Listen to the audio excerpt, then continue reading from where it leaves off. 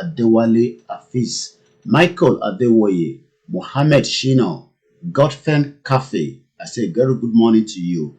Akmode Moruf Adio. I'm also an Adio, so I say good morning to you. I say good morning to Felix Muiwa, watching all the way from Port Harcourt. A very good morning to you. We have those that are listening to us. They can't see us, but I will be sometime have to explain what we are doing as I tell them, because they cannot see what we are doing, but they can hear me clear and crystal. I also like to congratulate ourselves that we've been able to upgrade the Mix LR yesterday, but I think I was overexcited after the late night broadcast. I did left it running until this morning. I realized that it was not turned off, but that is fine. We still have a few hours on it and it will activate itself back again. It gives us 12 hours every day, so we should be okay this morning as well.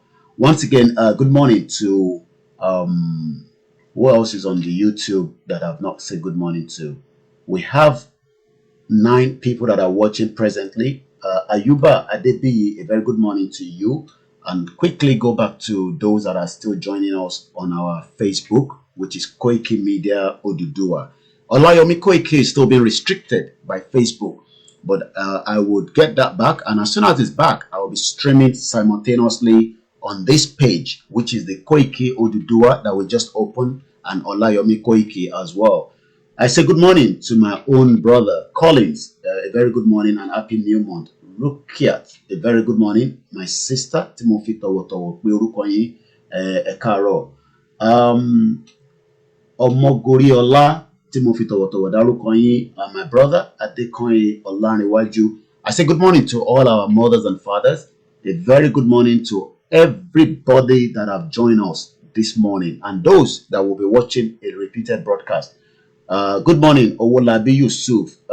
Good morning, Ismail Adewale, Mamawa Kemisola Omotoyinbo, Akorede Adekunle Temilade, good morning. Shola Michael Ade, good morning. Olayemi, good luck.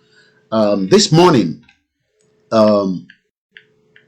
I will let our back end team, and I'll repeat this as we go along until the end of this broadcast.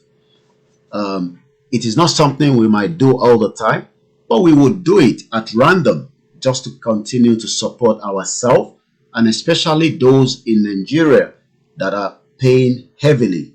And I use the word paying heavily to, I'm just going to put the laptop to continue to be fully charged so that we don't lose the power surge in between this broadcast. I will continue as we also get a good morning to Obash Olamutiu is watching all the way from UAE. I say good morning, my brother. And also Abdurazak Husseini Idiagbon. Your name is very sweet. Idiagbon. Are you the family of Idiagbon? Mufitawotawa ni Mufi Porukoya. Ademola J. Afolabi Babawa. Mo ti rí bá fún gbogbo ẹ̀yin bàbá mi tí ẹ ń wò mí ní ojoojúmọ́ níbikíbi tẹ́ ti ń wò wá. Ọlásùnkànmí Ọ̀nàsànyà, mo fi tọ̀wọ̀tọ̀wọ̀ ni mo fi ń pe orúkọ yẹn. Tí bá ti ń pe orúkọ màmá mi yìí gbogbo ìgbà làwọn èèyàn máa ń bi mí pé orúkọ yìí ṣe wá dùn mọ́ lẹ́nu. Tọ̀wọ̀tọ̀wọ̀ ni mo fi ń pè màmá mi Ọmọlára Ìyábọ̀ Àjàlá. Mo fi tọ̀wọ̀tọ̀wọ̀ ni mo fi pe orúkọ náà. Káyọ̀dé Mash, mo fi tọ̀wọ̀tọ̀wọ̀ kí bàbá wa náà, mo mọ orúkọ yẹn dáadáa. Mo kí gbogbo ẹ̀yin tí ẹ ń wò wá ní Nàìjíríà, wọ́n ti ń wò ní Sokoto. Yes, I got a call from Sokoto. Àwọn ọmọ káàrọ̀ òjíire tó wà ní Sokoto. We have people that are watching us in Kano, in Kaduna, Nasarawa. We have people that are watching us already in Kogi State, Kwara, Osun. We have a lot of people watching in Osun State. We have a lot of people watching in Ondo State. Mo kí gbogbo ẹ̀yin coordinator tí ẹ ṣiṣẹ́ takuntakun round the clock to make sure that while we are outside, the message continue to filter through. It's like we are trying to break a barrier, and we must understand that this barrier is a very tough one. And sometimes, we receive messages that people sometimes will leave, and it might kind of, especially in a WhatsApp group. Good morning. Let me quickly know how many people are already on our Mix LR. I say good morning to Felix Omidiji. About mix LR here because it's cheaper for those that want to really listen to it. Felix Muiwa says, good morning, sir. Please warn anyone that want to stand as enemy of our freedom. Let them stop now before it is too late, because God have not created someone he can't conquer over. And this battle is of the Lord. God bless you. I love you, sir. Muiwa Felix was the one that gave us the first fasting that we started. We are going to embark. I know there's another one that our mother mentioned, that anyone that can do the 7 days, which I believe started today. But the one Tiatin Soro Lelori, it was Muiwa that sent me a message.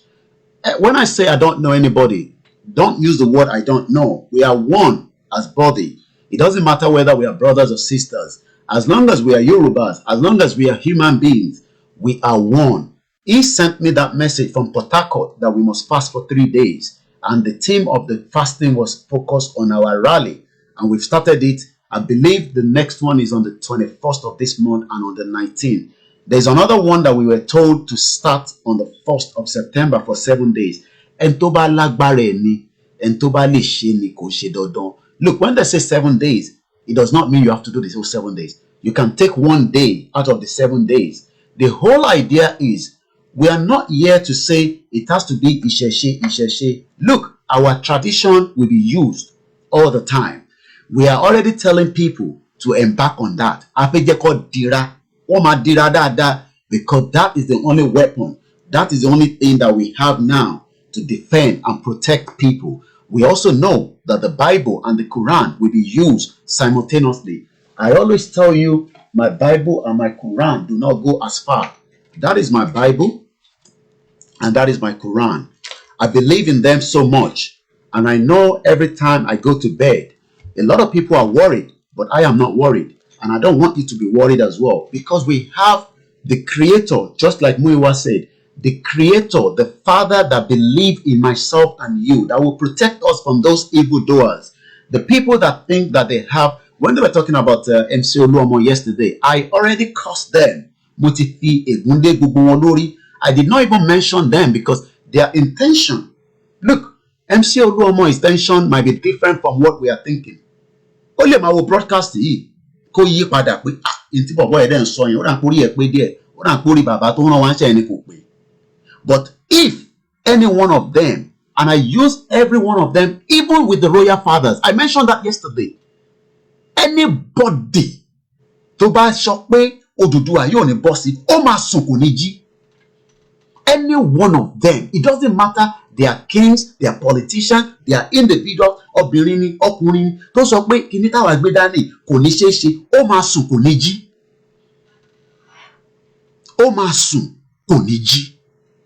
It doesn't matter whatever it is. Ó wà níta ni, ó wà l'Amẹ́ríkà ni, ó wà ní Canada ni, even if it's my family, ó máa sùn kò ní jí.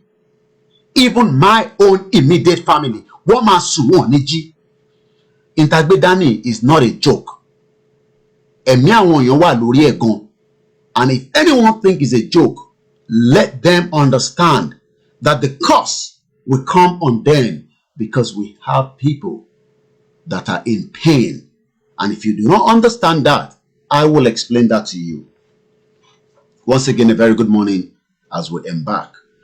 I'm going to go into a group that I would like to appreciate this morning. And I'm going to type their website. And I want everybody to save this website. I'm going to send the website around. They are very important that we understand. I want to send the link out. Those on our Facebook page and other view can see it already. But I'm about to send it to those listening to us on the Mix LR. This is an organization based in the United States of America. I will tell you about them. We will see if maybe we get somebody to speak to us. Someone have spoken to us before from this organization. It is called the Yoruba National Fund. I will explain to you what I know so far about them. And also you can go back and also review and see how you can engage them as time goes. Once again, mo fi gbogbo ẹnu sọ ni, ẹnikẹ́ni tó bá sọ pé ọ̀rọ̀ Oduduwa yóò ní ṣeé ṣe, wọ́n máa sùn wọn ní jí àlè rọ́nà kọjá láṣẹ Èdùmàrè bó dẹ̀ ṣe máa rí nìyẹn. Lẹ́ẹ̀kan sí, mo fi tọ̀wọ̀tọ̀wọ̀ kí màmá wa Mary Olúbùsùn. I hope I'm pronouncing your name very well, ma. A very good morning to you, mommy. Olayomi, good luck. A very good morning. Once again, gbogbo ẹni tó bá ní ọ̀rọ̀ Oòduà yìí. Mo rí màmá mi, màmá tàtà. Àwọn màmá tí wọ́n dúró, tí wọ́n pọnmọ sẹ́yìn pé sẹ́ ò ní jábọ́. Gbogbo ìgbà ní bá ti ń jí tí mo bá ń jí, ẹlòmíà máa ní á sùn kò ní jí ni. Ìwọ ló máa sùn tó ò ní jí. Wàá máa wùn ẹ́ lọ́kàn ni. Olayomi Koiki bó ṣe ń lọ sórí bẹ́ẹ̀dì ò ní dìde. Á máa wùn ẹ́ lọ́kàn ni nítorí pé iṣẹ́ ta gbé dání wọ́n ń fẹnu tiwa sọ̀rọ̀ ni. Mo fi tọ̀wọ̀tọ̀wọ̀ kí màmá wa Esther Adétóhun Ewútúgà JP. Gbogbo ẹnu ni mo fi ń kí yín, gbogbo ara ni mo fi kí yín. I have now posted this website across to every one of us on this first thread. Take time, save it. They are called the Yoruba National Fund. Promote the culture and tradition of the Yoruba nation. The Yoruba National Fund was founded in United States of America in 2018.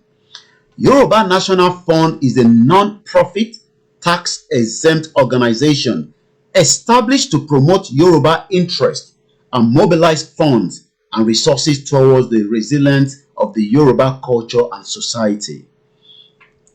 Orisun Yoruba history. They have a lot, but I will talk about what we know about them. We've had one of our brothers that have spoken to us before on this platform so many times. I know it is late in America. I'm not sure whether I can get hold of him. I'm not sure what part of the state he is. These are people that traveled different places. But I would expect them one day to give us their time to come and talk to us properly. Let us know or say something about them based on what they have. And like I said, they have engaged us before. Mo fi tọ̀wọ̀tọ̀wọ̀ kí gbogbo ẹ̀yin tí ẹ ṣe ń darapọ̀ mọ́ wa. Mo kí àwọn àfáà wa Alhaji Imam tí wọ́n ń gbọ́ wa lójoojúmọ́ tí wọ́n dẹ̀ ń pè. Mo kí gbogbo àwọn prophet, reverend, archbishop. Yes, these are people that watch this broadcast and they will always come back and say, thank you very much. Mo kí Eniyi Olalekan. The Yoruba National Fund is a non-partisan, non-political entity. Is the brainchild of 4 Yoruba professionals in diaspora resident in the US and Canada who felt the need to mobilize funds among Yoruba nationals in the diaspora to support the development of the Yoruba nation.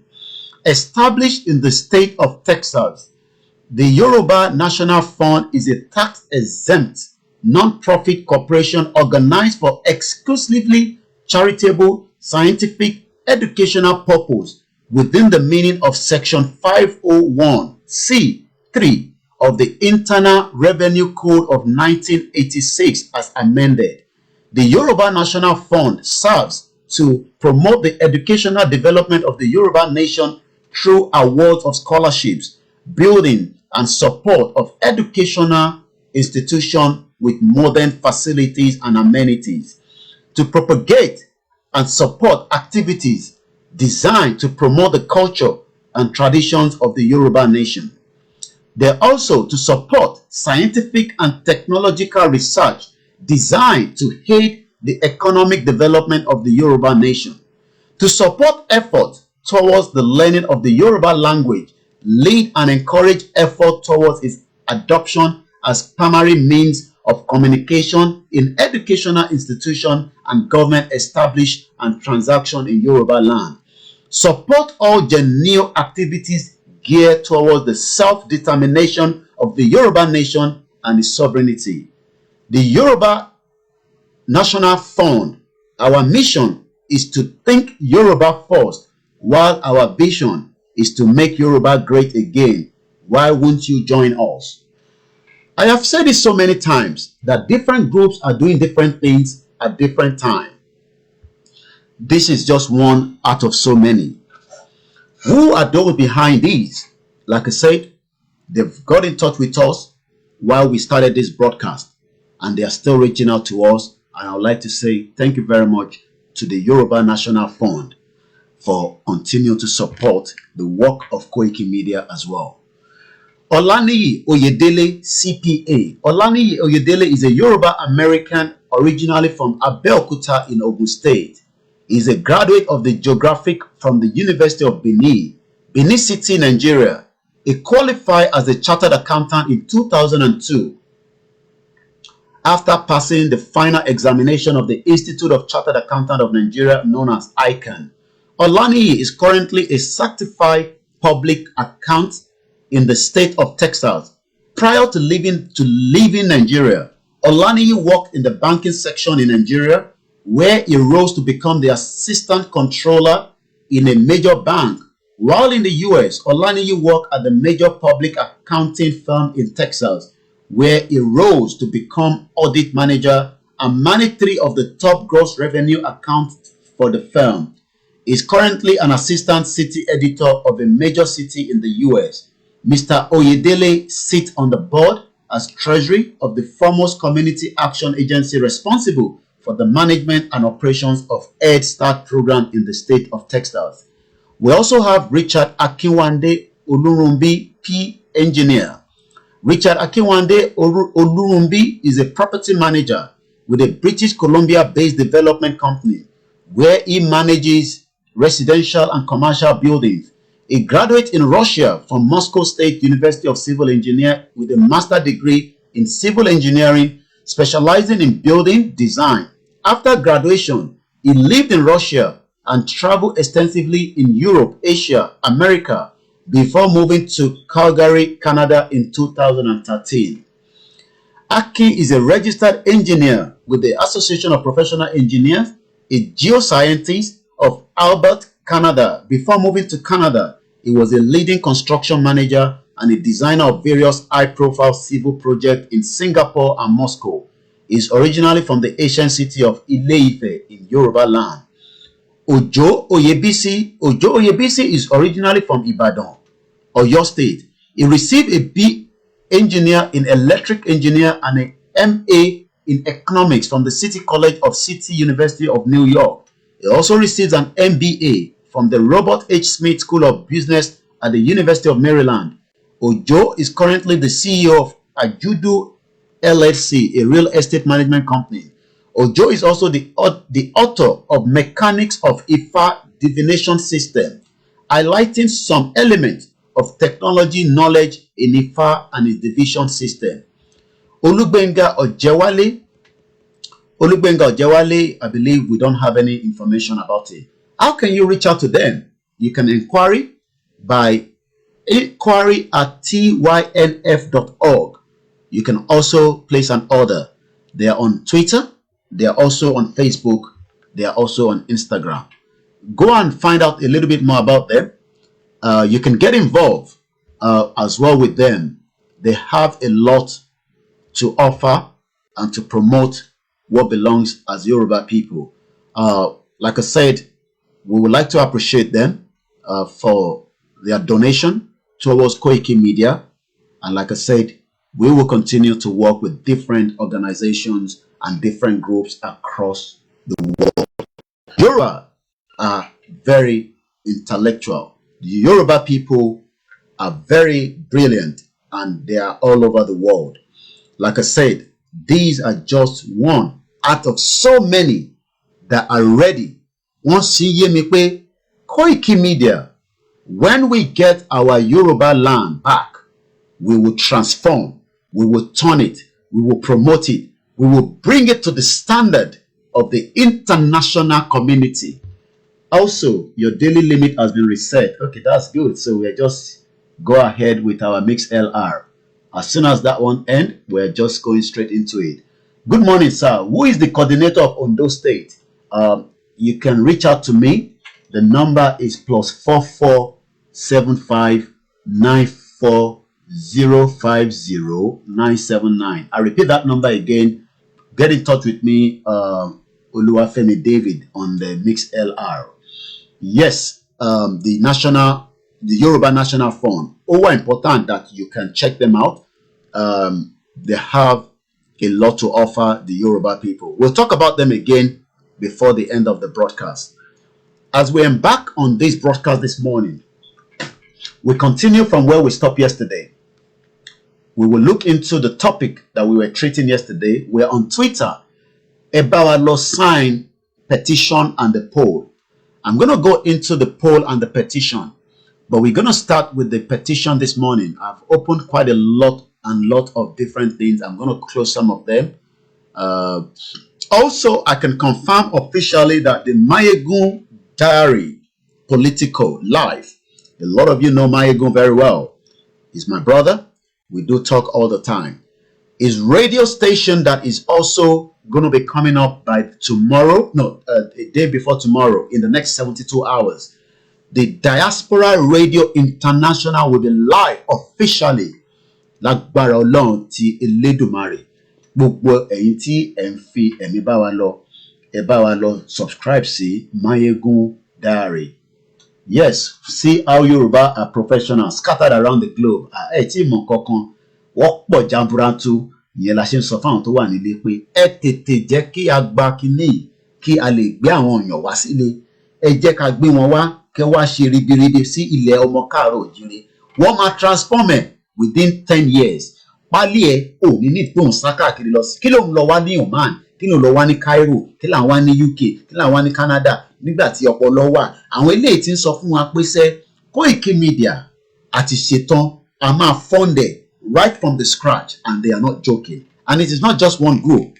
We have them scattered all over the place. Wọ́n fi yé mi lẹ́ǹkan sí, ẹ jẹ́ kí n lọ sórí website fún ẹ̀gẹ́ lẹ́ǹkan sí. The Yoruba National Fund. Wọ́n sọ pé a nídìí láti máa tanra wa.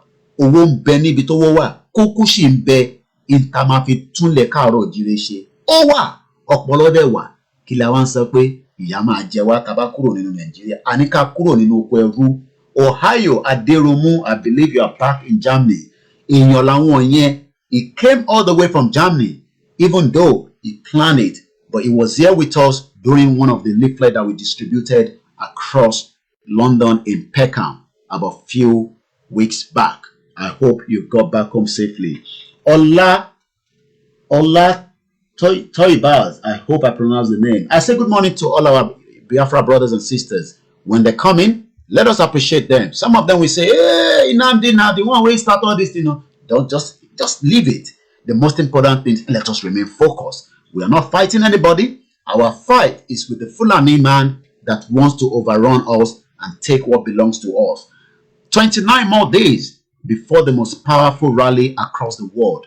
What role are you going to be playing? What part is yours? I've started mine. I have 2 different audio I'm going to play this morning that I picked up from the different. One was sent to me directly. I also saw it in a group, but the other one I also saw it in a different group as well. I won't mention the name of the group, but I will play that that audio this morning. It will tell you that people will say different things. I will always say, let us remain focused as usual. No going back, there won't be election. Like Barodon, forget about it. If anybody deceived themselves that we have this federal government might that will bring this election and Nigeria will have gone to pieces. Physically, spiritually, Nigeria is dead. I can assure anybody, I can bet my life that Nigeria is gone on the spiritual realm. God, Eledumare, Jesus, whatever name you want to call it, have already broken Nigeria to pieces. Just like Soviet Union break up in December 26, 1991, almost 29 years ago. Nigeria will break up and it will become an history that we will be teaching our new generation of our youth that country is never a country that is a dream killer. Mokiba Bawa Michael Ogutoyibo. Once again, let's look at our poll this morning again. Oh, what have I done? Okay, let me close this. Okay, I'll move that. I'm going to close this. Okay, I'm just going to use this one. The beauty of technology. Remember one of the brother, I'm going to go into his details again. One of the leadership of the Yoruba National Fund is already doing something different. And I'm going to, is Ojo is also the author. Remember, the author of Mechanics of Ifa Divination System, highlighting some element of technology knowledge in Ifa and its division. I'll be looking into that further. Let me see if I can find anything on Google on that. Okay, we have the book already. The majority of the native Yoruba speakers view Ifa divination system as a form of dark magic, inconsequential, shamness, or ritualist. I will be looking into that. So this is the book. I will have to order one myself from eBay so that I can read further. So that is the book, The Mechanics of Ifa Divination System. Highlight. Quite an interesting time we are living. The Oli Oduduwa, a collection of verses from the 256 Ifa Odu with commentary. The Mechanics of Ifa Divination, highlighting some element of technology knowledge in Ifa and its division. This is by Ojo Oludare Oyebisi. Amazing. Okay, I'm going to leave that as well. So if you go on Amazon, you can also order some of this book as well. So let me look at the summary. The majority of the native Yoruba speakers view Ifa divination system as a form of dark magic, inconsequential, shamness or ritualist fetish. Even some scholars of Ifa and its divination system have conveyed the impression that it is simply a primitive oracular instrument of narrative art that should be appreciated only for its poetic sublimity. The Ifa divination system has been greatly misconceived as a mere historic system devoid of any form of technological information. This book, therefore, seeks to describe what the Ifa divination system truly is and to illustrate its pertinence to modern information. Tabasokwe up Oduduwa, yes. Ismail Adewale, a very good morning to you. Let's go back to our poll. At the moment, we have 12,975 people that have signed this poll. We need more people to get into it. If we continue to say we have 60 million, we must then find, okay, Omodualoke. All right, I'm going to pop up in a minute. But before I go up, I will change my scene. These are the new flyers that were sent to me from Nigeria. We have a lot of people that are very, very, powerful. I want us to go back to one of the video we played yesterday with our sisters that are stranded in Lebanon. Ẹ jẹ́ kí a fi àdúrà máa tì wọ́n lẹ́yìn nítorí pé kí ni. Ẹjọ́ sísè àánú wa make me a down foundation ẹjọ́ abẹ́ni ni ẹjọ́. Project Ferry, please, we are pleading, we are begging you, please have mercy on us. Ẹ wọ́n bá ṣe pọ̀ tó kó sórúkọ wà lórí list, àná list tún jáde lálẹ́ ìbá ìtọ́ ní wọ́n lọ Nàìjíríà. Àwọn bíbá ìkọsẹ́ tó máa ràn wá lọ́wọ́ ìṣàánú fún wa. Ẹ má yẹ ká gbé sáájú ẹjọ́ bàbá wọ̀ ní ọ̀fíìsì ẹjọ́, bàbá ẹjọ́ ẹṣíjú àánú wa. Àwọn ọmọ tí náà máa ránù, ẹjọ́ lórúkọ lọ́wọ́ ìṣàánú fún ẹ má yẹ ká gbé sáájú ẹwọ́ tá à ń fẹ́ wọ ẹni báyìí tẹ̀ báyìí ò tiẹ̀ yá. Wọ́n ti lò ògùn fún wíwú tẹ̀ ti yá wèrè lọ ní báyìí àwọn. Àti jẹ́ tábàyè ti sùn tí ò tí ì jí ẹjọ́ ìṣàánú fún wa. Ẹ má yẹ ká tó kò wá jẹ ká. Nǹkan tó máa jẹ la wá wá sí ibà ẹ má yẹ ká pàdé kan tó máa jẹ wá. Ó lè dá fún gbogbo wa lágbàá yìí. Gírádùétì wà nínú wa. Ẹ tó kọ́ṣẹ́ wà nínú wa. Ẹ ṣàánú fún wa. Ẹ má yẹ ká gbé sáájú ẹjọ́ ìṣàánú fún wa. First Lady of Ekiti State, First Lady of Kwara State, Prince ẹjọ́ ìṣàánú fún wa. President Buhari ẹjọ́ ìṣàánú fún wa. Ẹjọ́ ìṣàánú fún wa. Bàbá wa Adébóyè ẹjọ́ ìṣàánú fún wa. Dangote ìṣàánú fún wa. Àmọ́ pé lè ràn wá lọ́wọ́. Ó là ṣe ń pè é tàṣe ń porúkọ yẹn nìkan náà lè ràn wá lọ́wọ́ bí dáa wáyé. Àti ṣiṣẹ́ ọlọ́dún kan wà nínú wa àrùwò ṣùgbà. Olóṣù mẹ́fà owó olóṣù mẹ́jọ wà wọ́n lé wa síta. Ìwọ tó bá tún múra máa fún ẹ ní pọ́ìsì jẹ́ ẹ̀wọ̀n tó wà lẹ́yìn báyìí. Àtijẹ́ta ló ti sùn, ó ti ya wèrè alọ́lẹ̀ múlẹ̀gbẹ̀ títì ni. Àtijẹ́ta ló ti sùn báyìí tí ó ti jì, ó ti ya wèrè ẹjọ́ ìṣàánú fún wa. Àbẹ́kí tí wọn náà rí bẹ́ẹ̀ la ṣe ń ké pè ẹjọ́ ìṣàánú fún wa, ìṣíjú àánú wò wá. Project Ferry, please, we are begging you, we are pleading you. Make me elegant foundation, please. Have mercy on us. We are begging you, we are pleading. That is some of our girls stuck in Lebanon. Very sad. A country that you would think would be able to take care of its people. But unfortunately, Nigeria is not a country. Let us shut it down and save lives as quickly as we can. When we say Nigeria is dead, people will say Nigeria is alive. Is Nigeria alive? Nigeria is gone. And that is why a lot of us are now asking you to let us finish this job once and for all, so that the next generation would not have to travel to Lebanon and think that they were going to be going to UK. So we know that individuals trick them. And I don't want anybody to blame anybody. If Nigeria was a country that is working in the first place, anyone should not have left the location 9 into another country. But because Nigeria is a failed country and it has never worked, and it's not going to work, so why do we then have to blame all these young, beautiful sisters of ours for making that trip or that journey? And if you say Nigeria is working, please rephrase from saying that. There's something I want to play. There's a video that was sent to me. I've not verified the video, but when somebody make a video, they have something to share. Just like I am here every day, I am trying to deliver a message, and that message will be delivered without any interruption. Sometimes there will be people who say they flag you, they do that. No, forget about all that. That will be natural. Any message, the message is already there. It is just to bring people together, unite us, and then we finish this job once and for all. This video came through as I received tons and tons of messages every day, and I try to quickly, view them, read them, and communicate with them, and then bring them to you as well.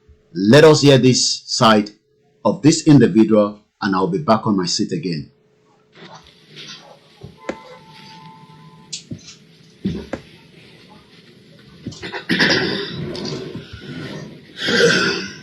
I greet every one of you see me, and every one of you watching this video. You may ask, why do I dress like this? Yes, I'm an insider. I want to tell you about what is about to happen in this country. You call Nigeria. They want to finish South and the Southeast, even West. But thanks be to God that the West have discovered it. The West have discovered it, and today they are buckling up by creating self-defense security on Teku. Somebody listening. South and Southeast, what is wrong with you? And you know who you are before.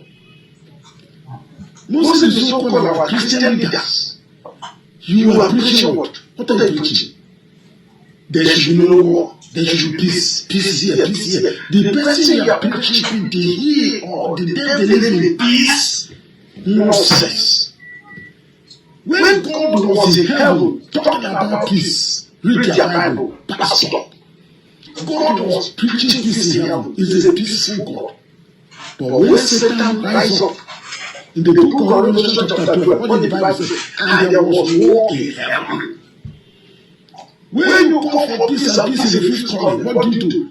Take a step. What is the best defense? The best defense is attack. The best defense is attack. Listen to me, pastors. Listen to me, South leaders and Southeast leaders. Fulani herdsmen or jihad, or whatever you call them. The Islamic war mongers has confronted South and Southeast. Let me show you that. Today you are seeing young men, young able-bodied men carrying tinker boss, shoemaker boss, carry what do you call it? Earrings, boss here and there, moving 2 by 2. Didn't you look at them? Those guys are trained missionaries for war. Psychologically, look at the way they carve their hair. Psychologically, look at how fresh they are. Psychologically, look at their step. There are 3 ways to know a trained officer. Number 1 is his step. The step tells you, so to review this one to you. Number 2 is his body movement. Number 3, their hair carving. These are threatened to detect them with. Many of them are fought in places like Libya, some are fought in Boko Haram, some are fought in many places. And today they are being shifted here to come and get ready for you. Listen, in the book of Chronicles, God said to Moses and Joshua, He said, get the children of Israel, those who are able to go to war, prepare them for war. My dear, it is a foolish thing for you to fold your hand, pastors. They are coming to kill your members and kill yourself. How many pastors have they killed in the Kano, in Kaduna, in Zaria? How their church food? Chris Ayekele, what are people doing? David Ayekele, all these mighty men of God that is everywhere in Nigeria, we have mighty men of God. How much are we preparing to face this battle? We are not going to face soldiers or police. No. Even their own soldiers. Today they are shooting their soldiers out and bringing their own soldiers around you. Southern Kaduna, do they have soldiers in the army? What is happening? You want to tell me how somebody that can guide you? Abi? Listen to me carefully. Everyone of you hear my voice. Get yourself ready. South leaders, Southeast leaders. Stop talking about 2023 election. There's the election 2023. So to tell you this one. Because by 2022, they will start killing prominent South and Southeast. In one way or the other, they'll start killing them. Both in Abuja, where they had, start killing them. And they come 2022, between the month of May to June, there's going to be a great massacre all over. By then you start running interstate. The earlier the better. Everyone will make another teaching. And then you are buying teaching. Omo Yoruba nini. Shoye Omo Yoruba nini. Before you learn, every time when you push behave, the way it goes and behaving is making me to think. I'm not a Christian, I'm a Muslim. But it's paining me.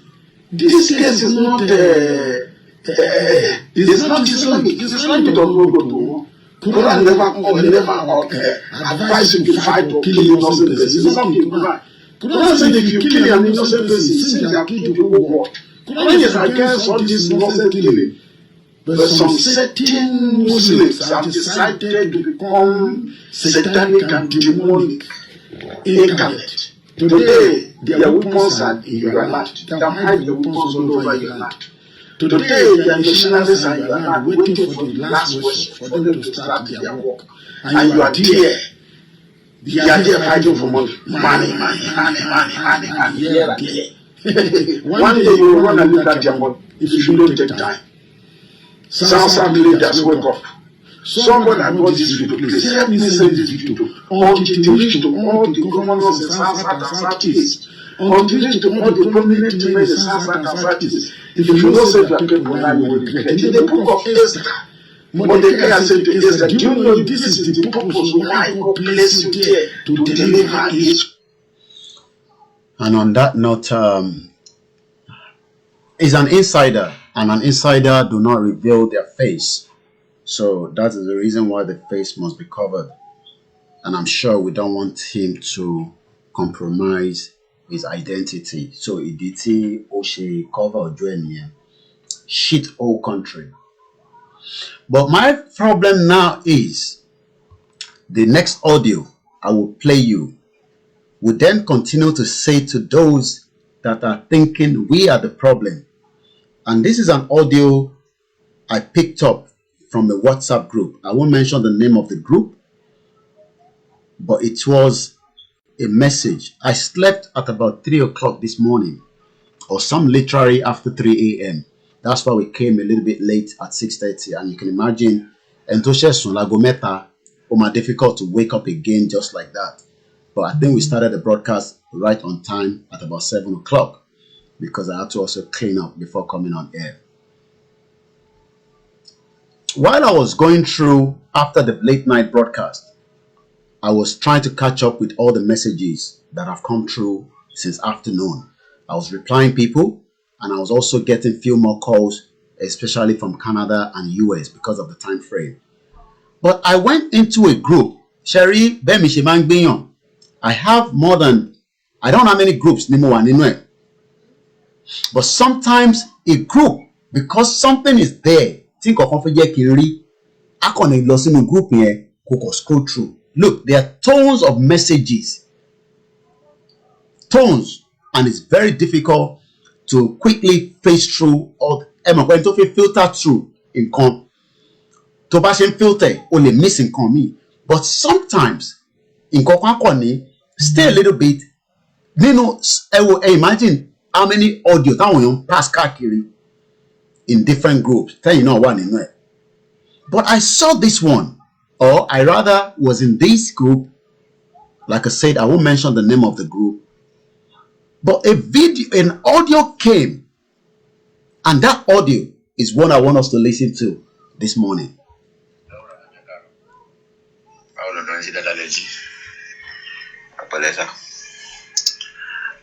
Koiki listen this me. Koiki media. Me is about do lot on Facebook. My way. I want to answer Oduduwa yi.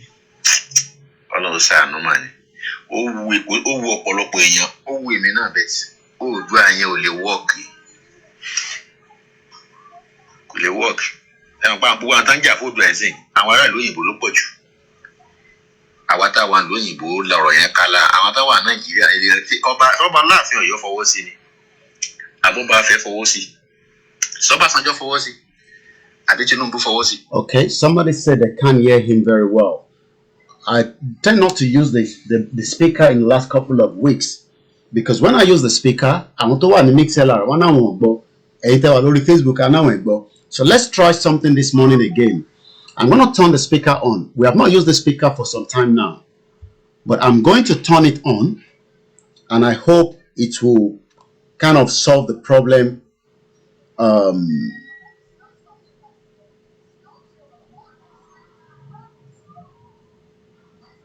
Let me see if it picks on the speaker.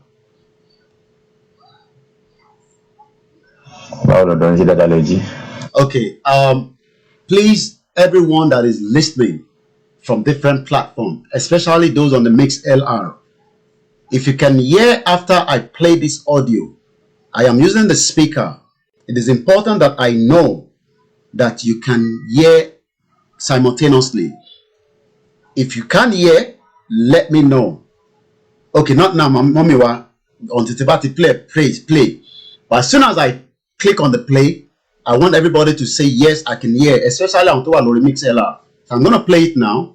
It's going on the speaker so that everybody knows that we are live on the speaker. So I'm just gonna go back onto it, and I'm gonna play that now again.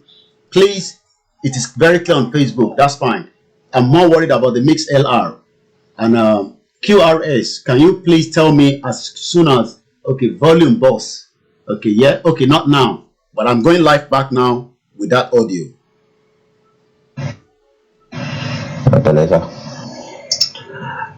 Koiki listen this me. Koiki media. Me is about do lot on Facebook. My way. àwọn tá ń sọ̀rọ̀ Oduduwa yìí Ọlọ́run ṣàánú mà ni ó wu ọ̀pọ̀lọpọ̀ èèyàn ó wu èmi náà bẹ́ẹ̀ Oduduwa yẹn ò lè wọ́ọ̀kì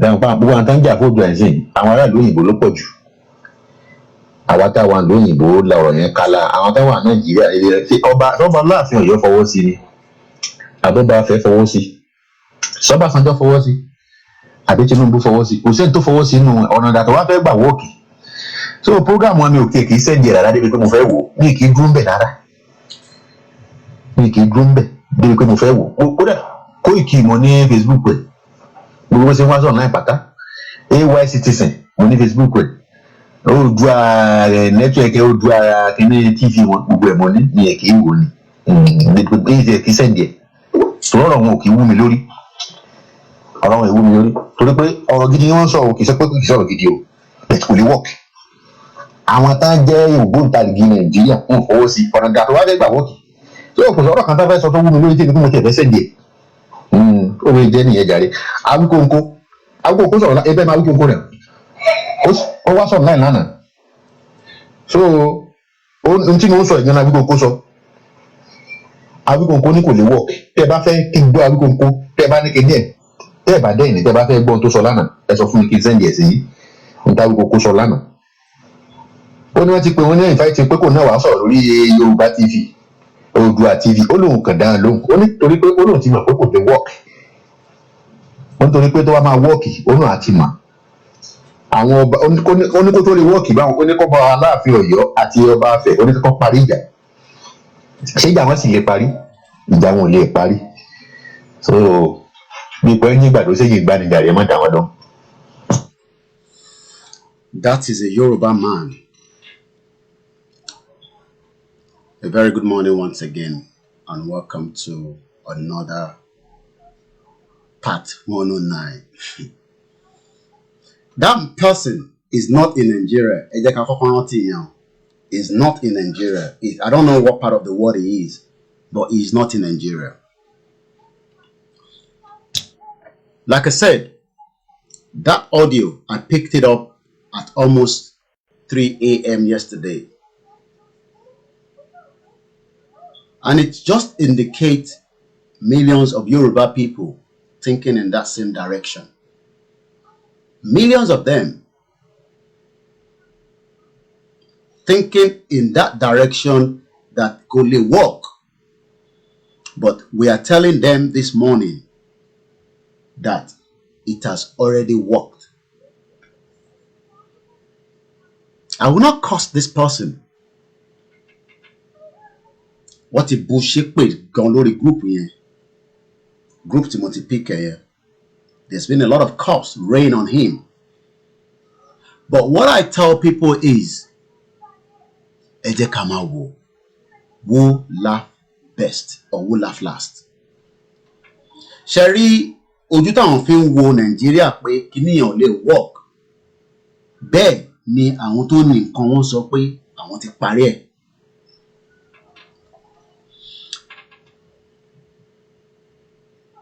The man is a big fool. Let's play another audio. This particular one, I have said it so many times. Don't think by speaking, we speaking to you. Àwọn alamasi gbogbo ṣe ẹ sùn nìyẹn.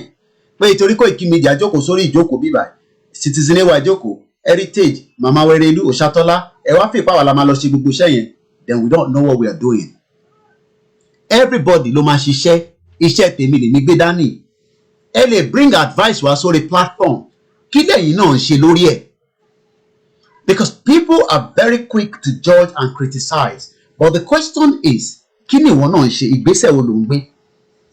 Èèyàn kan sọ níbí báyìí lórí platform ní ti Olayomi Koiki pé, and I read, Olayomi, good morning to you. Where do you draw your power and inspiration from? On the program early this morning, you are on again. Àkàndá èèyàn òun nìyẹn. Nítorí pé èmi ti fi ẹ̀mí mi connect pé n tẹ́mi gbé dání n tó ti parí ni. Bọ̀ ṣé wọ́n náà ti fi ẹ̀mí ẹ̀ ṣó ti fi sí lórí pé n tó gbé dání yìí o ṣó fi ẹ̀mí ẹ̀ connect àbí o kàn wá sí bíbẹ̀ o sọ di talk show. I am not your talk show. Tó bá ń wá ibi tó ti ń jó ní obìnrin jó tó ń jòdì máa lọ sórí page àwọn kan. Tó bá wá bí tí a naked woman, I don't want to be using that word because I respect all our women, but all ti wá sọ obìnrin di ìtọ́ fi ń jó gógó tó jẹ́ pé tọkùnrin ò báyìí tí rí ibi tí obìnrin ti ń jó tó ń jùdí kò lè dúró sínú ibẹ̀ yẹn o torí pé ẹ̀mí ẹ̀ kò sí nínú nǹkan tó fẹ́ sọ, ẹ̀mí ẹ̀ wà nínú ìdí yẹn àti ọyàn. Ìyẹn lẹ́lòmíì ṣe máa ń láìkè ibi tó ti ń sọ̀rọ̀ ọyàn àti ìdí, nítorí pé n tó máa ń dùn mọ́ nìyẹn, tó ń ṣe yùmùyùmù sí nìyẹn, n táwa dẹ̀ gbé dání ó ti jù yẹn lọ. So when you all come here, and I use the word you all, including myself, tẹ́ bá fún wa ní advice, ẹ̀yin náà kí ni tẹ́yin náà ń ṣe lórí advice yẹn? Ìgbésẹ̀ wo lẹ̀ ń gbé? Torí pé ó yí sì fún yín kẹ́ wá sórí platform, ẹ ṣe báyìí o, ẹ gbé lọ báyìí o, ẹ ṣe báyìí o. Ṣé ìwọ náà gbé ìgbésẹ̀ yẹn? Ó ṣe jẹ́ mi lèmi máa gbé ìgbésẹ̀ yẹn, ìwọ náà ṣe gbé. Ṣèbí bọ́ ṣe dáwọ́ lọ́dẹ̀ mi náà. Kí ni ìyàtọ̀ wa? Èmi ti gbójú tèmi síta, ìwọ tó ń pè tá àrójú ẹ, ó gbọ́dọ̀ tún gbé ìgbésẹ̀. This will then link me to the next audio. I'm just going to pick it up quickly. And the audio goes like this. Hello, ẹ káàárọ̀ ní gbogbo ibi tí ẹ bá ti ń gbọ́ mi. Ẹ káàsán, ẹ káalẹ́, ẹ kú ìyálẹ̀ta. Orúkọ tèmi ni Lateef Gbàdàmọ́sí láti US níbí. Mo lérò pé mo máa ń gbọ́ tí wọ́n máa ń dárúkọ Lateef kan náà. Mi lérò pé US nìyẹn wà. Tẹ́ bá ti fẹ́ máa dárúkọ Lateef, ẹ máa dárúkọ ìlú tó wà or state tó wà. A lè máa mọ Lateef yẹ because ó dàbí pé Lateef pé méjì or mẹ́ta lórí gúrùpù yìí. Èyí àkọ́kọ́. Ẹ̀kejì ni wípé ọ̀rọ̀ tí wọ́n ń sọ lórí ọ̀rọ̀ lẹ́tà yìí ti pẹ́ tí wọ́n ti ń sọ̀rọ̀ ẹ̀. Àmọ́ mo suspect lórí àwọn tó jẹ́ leaders látorí AY, Koiki media, gbogbo àwọn media sí àwọn tó pera wọn ní olórí. Ẹ tó understand, mo suspect wọn yí pé nǹkan tí wọn ò bá ní rí income kan lórí ẹ̀, wọn ń so turn up lórí ẹ̀. Okay, AY sọ̀rọ̀ tó ní gbọ́ láàárọ̀ yìí sí because èmi ṣe gbọ́ mo ṣe ń gbọ́ gbogbo àwọn voice ni. Ṣá AY sọ̀rọ̀ kò sọ̀rọ̀ lọ sí gbogbo àwọn nǹkan yẹn. Ó sọ̀rọ̀ lórí ọ̀rọ̀ kí ni wọ́n fẹ́ benefit, ó sọ̀rọ̀ lórí ọ̀rọ̀ aṣọ yìí pé income fẹ́ wá lórí ẹ̀. Income tó fẹ́ wá lórí ẹ̀ làwọn dúró lé lórí. Oye, wọn ò sọ̀rọ̀ lórí ìyẹn. Wọn ò sọ̀rọ̀ lórí pé bí wọ́n ṣe fẹ́ kọ́lá bí gbogbo wọn ṣe fẹ́ forí korí. Ṣàmọ̀ wípé ọ̀rọ̀ kan jáde punch lèmi máa ń wò. Punch tó jáde lákọ̀ọ́kọ́, punch jáde wípé ẹ sọ fún bàbá Akíntóyè wípé ọ̀rọ̀ petition bàbá yẹn dẹ̀ gbé ègé sí ẹ̀ wípé wọ́n dẹ̀ fọwọ́ sí ọ̀rọ̀ yẹn ṣẹlẹ̀ lọ́jọ́ tí wọ́n ṣe rántí ọjọ́ yẹn. Ọ̀rọ̀ ẹlẹ́ẹ̀kejì ni wípé ẹ̀yin UK àbí tẹ wà ní London ẹ fẹ́ máa fi sọ́dọ̀ ara yín pé bóyá ẹ̀yin olùdásílẹ̀ gbogbo nǹkan bẹ́ẹ̀ dẹ̀ kọ́ ọ̀rọ̀ yìí tí ń ṣẹlẹ̀ bọ̀ látọjọ́ tó ti pẹ́ ṣá àsìkò ìgbà tẹ́jẹ tí ẹ̀yin náà dá sí o tí gbogbo bóyá UK everything dá sí ó lè jẹ́ pé bóyá àsìkò yẹn ó rise up. Bàbá jẹ́ kó yẹ yín ní gẹ́tẹ̀ sọ̀rọ̀ yẹn yín pé kò ń ṣẹ̀yìn nìkan o àwọn èèyàn pọ̀ àwọn gúùpù pọ̀. Ṣá ẹ má máa ṣe nǹkan tó jẹ́ pé bóyá àwa ni ẹ má máa ṣe. Ẹ ṣe nǹkan tó jẹ́ pé ẹ jẹ́ kí everybody wà unite. Ẹ jẹ́ kí everybody wà unite. Kí everybody ò bá wà unite. Òun sì wà láàrin ara wa tá máa jà. A ní láti wà unite, a ní láti wà sincere. Ẹ kò lè má ṣe nǹkan wípé bọ́díkàlùkù máa dùn sáàyè ara rẹ̀. No!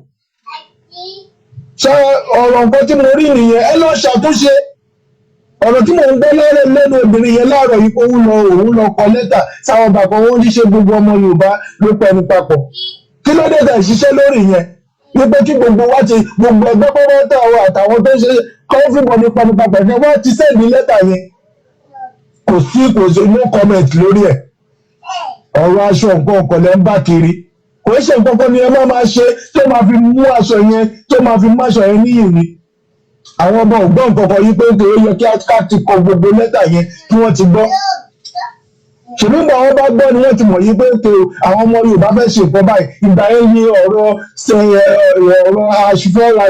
àfẹ́raṣọ ṣẹ̀ṣẹlẹ̀ ọjọ́ tá a fẹ́ fi lu aṣọ tẹ́ẹ̀mí dárúkọ yìí gan náà kò ṣọjọ́ yẹn náà ni wọ́n ní kẹ́kọ̀ọ́ lẹ́tà lé lórí ni wípé gbogbo ọmọ Yorùbá fẹ́ ṣe nǹkan báyìí àtẹni ó ti gbọ́ àtẹni tí ò tí gbọ́ ẹ wá ṣiṣẹ́ lórí ẹ ń sọ̀rọ̀ aṣọ ẹ ń sọ̀rọ̀ kìíní kan ẹ jẹ́ forí korí ọlọ́run á gbà fún wa o odò àgbè wa dẹ̀ délẹ̀ lérí nǹkan tó ní kálukú bá ṣe ló máa gbà èèyàn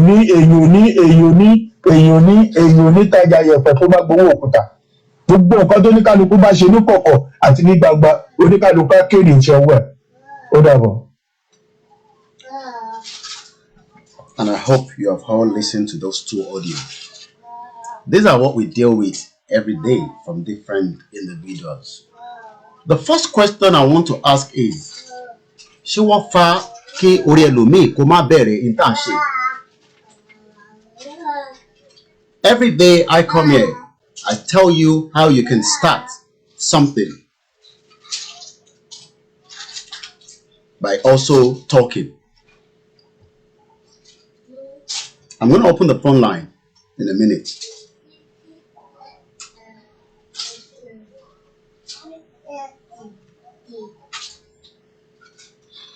It is easy to write.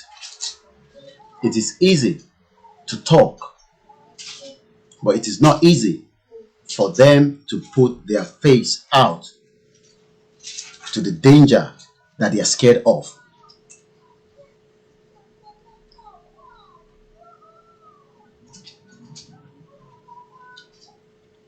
And we have millions of people like that.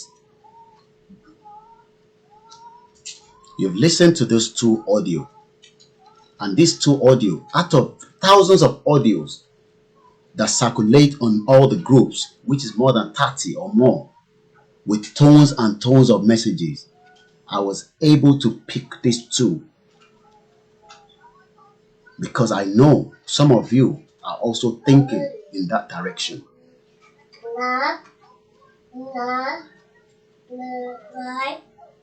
Let's first break the first audio.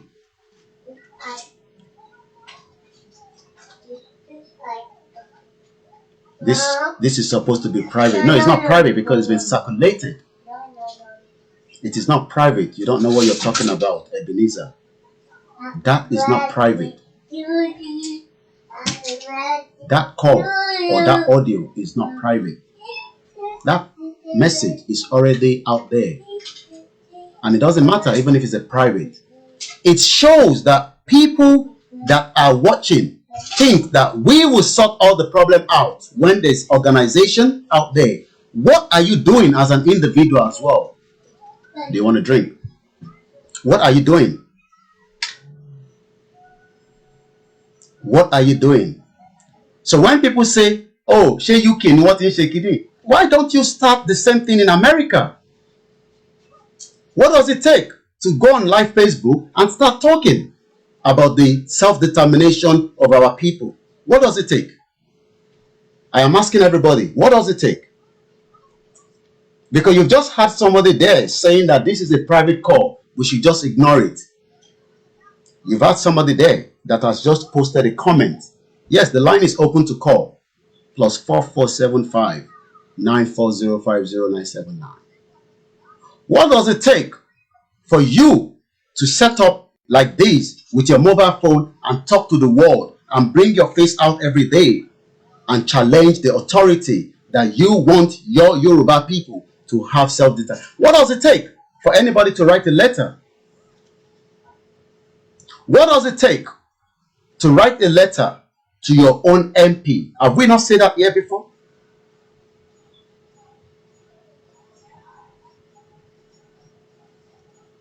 I can't do anything with my children at the background. If you're not happy with that, you might as well leave the broadcast. Those children in the background, this guy needs to stay focused.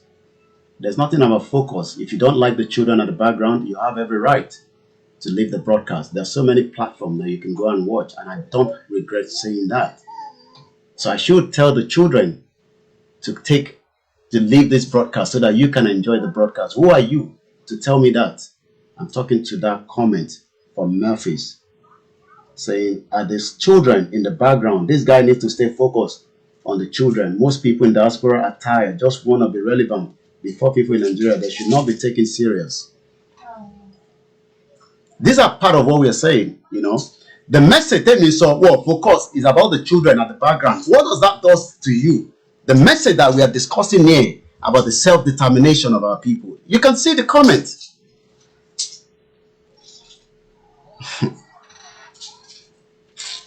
I laugh in Japanese.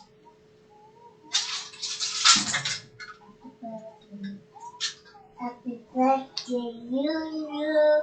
Happy birthday. Okay, I'm gonna pick the call from here, but I'm not sure whether it will go straight to the speaker or not. But yeah, good morning, Beranle. How are you?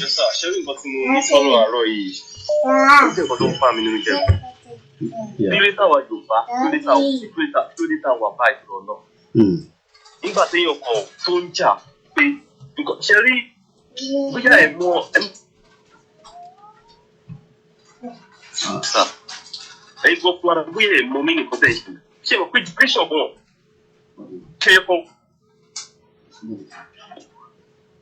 Years of generation because I'm going to why a question generation which is about him. He should have told me no, he was set up a program. He people wanted to freedom one. President of also work against work against freedom. In fact, you have Burugon. You have Burugon. Kilo share, kilo just to long. Sherry, audio méjì tẹ play láàárọ̀ yìí. Occasion is okun nìyẹn. That second audio, occasion advice ẹni yẹn give. To me, you got to fọwọ́ agbo ara ẹ̀ padà sẹ́yìn occasion wa. You are talking about those people that were in UK. You were in America. If America ló wà, kí ló dé ni o set up business ibi àti òun tó lè fi set up program there. Ẹ̀gbọ́n, àdúrà méjì kan máa fọ́ gbà fún yín ní agbára Ọlọ́run. Ọlọ́run bá mi máa fún yín ní agbára. Kò dẹ̀ ní rẹ̀ yín ní agbára Ọlọ́run. Tí agbára gba freedom yìí, mi ò ní wá yín. Ọ̀dẹ̀ ní wẹ́nì kankan wá. Ẹ ṣé gan-an sá. Thank you very much. +447594050979. Somebody wants us to remove the children out of the background so that they can hear the message clearly. What an interesting people that we're living with. They want me to take away my children so that the broadcast will be smooth, but they cannot listen to the message. Let's go straight to the next caller. Hello, good morning. Ekaro, good morning. Ekaro. Ekabo Sorieto. Happy New Month to everyone. I just want to say my views on the audio that was played. Go ahead. The audio that was played, I call it negative energy. It's simply negative energy being broadcasted. If that energy has been channeled the right way, you are talking about the audio had been circulating to so many places. And the man was talking about the Obas, talking about so many people, and talking about how the Oduduwa will not be actualized. What if that energy had been channeled in the positive way of how the Oduduwa is going to be actualized? Don't you think that positivity would have made a lot of change? It should have made a lot of change. But as far as I'm concerned, they are all distractors. Okay. They are distractors and they are negative energy, which we don't need to associate ourselves with. That's just my own take. All right. Thank you very much. Taking the audio that has been broadcasting. I've had it on so many platforms as well, but I'm not for things like that. We should be positive in our thoughts and we should be positive in our thinking and take actions. People are just talking rubbish online. You were talking about people using their data to go and watch BP Niger. Those are part of the people we don't want in our system anymore. We should be positive in our thoughts, please. Okay. Thank you. Thank you very much.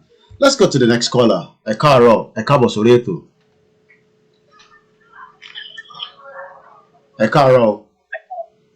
Ekaro. Ekabo Sorieto. Ẹkúṣẹ́ o, Mr. Koiki, ẹkúṣẹ́ o. Ọlọ́run á wà pẹ̀lú yín o. Àṣẹ Èdùmàrè. Mo ń pè láti Ọ̀yọ́ State. káàbọ̀ sórí Ọ̀yọ́ ètò. Aláàfin mo ti Ọ̀yọ́ pè é ní Aláàfin. jòní náà Ẹ ṣé gan ni. ojoojúmọ́ à ń bẹ́tò yẹn lọ ṣùgbọ́n nǹkan tẹ́mi kàn ń wò lórí nǹkan yẹn torí àwa ń tẹ̀lé bó ṣe ń lọ ní Nàìjíríà ń bíbà so because àwọn tí a tún gbọ́ pé wọ́n láwọn máa jáde àwọn ò ní jẹ́ ká ṣe rálì yẹn ó wá surprise fún mi so àwa ti mọ̀ pé àwọn ọ̀pọ̀lọpọ̀ àwọn aṣíwájú yẹn wọn ò fẹ́ kí nǹkan yẹn ó ṣeé ṣe látàrí ọ̀rọ̀ Nàìjíríà tí wọ́n ń kó lọ́wọ́lọ́wọ́ báyìí. Àgbáyé. Ṣùgbọ́n èmi mọ̀ yìí pé ọjọ́ ọ̀la ọmọ wọn lọ́pọ̀lọpọ̀ wọn ni wọ́n fi ń ta káìtì yẹn. Torí nǹkan tá à ń jà fún yìí míì pé ẹlòmíì tó bímọ fúnra ẹ̀ gan tẹ́gbọ̀n ló bímọ fúnra ẹ̀ kò bẹ́ẹ̀ lọ́n kọjá pé ọmọ yẹn òun ló máa jogún òun gan kóun ṣáà jẹ gbogbo ẹ̀ tán kó dẹ̀ lọ.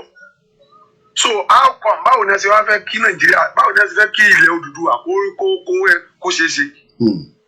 Nǹkan yẹn ń kọ mí lóminú gan torí bí nǹkan yẹn ṣe máa ṣe é ṣe gan lọ́dọ̀ Ọlọ́run ọba àlekè ọlá tí ó bá wa jẹ́ kó ṣe é ṣe gan òun ní nǹkan ẹyọ kan tó wà ní gbáyà mi.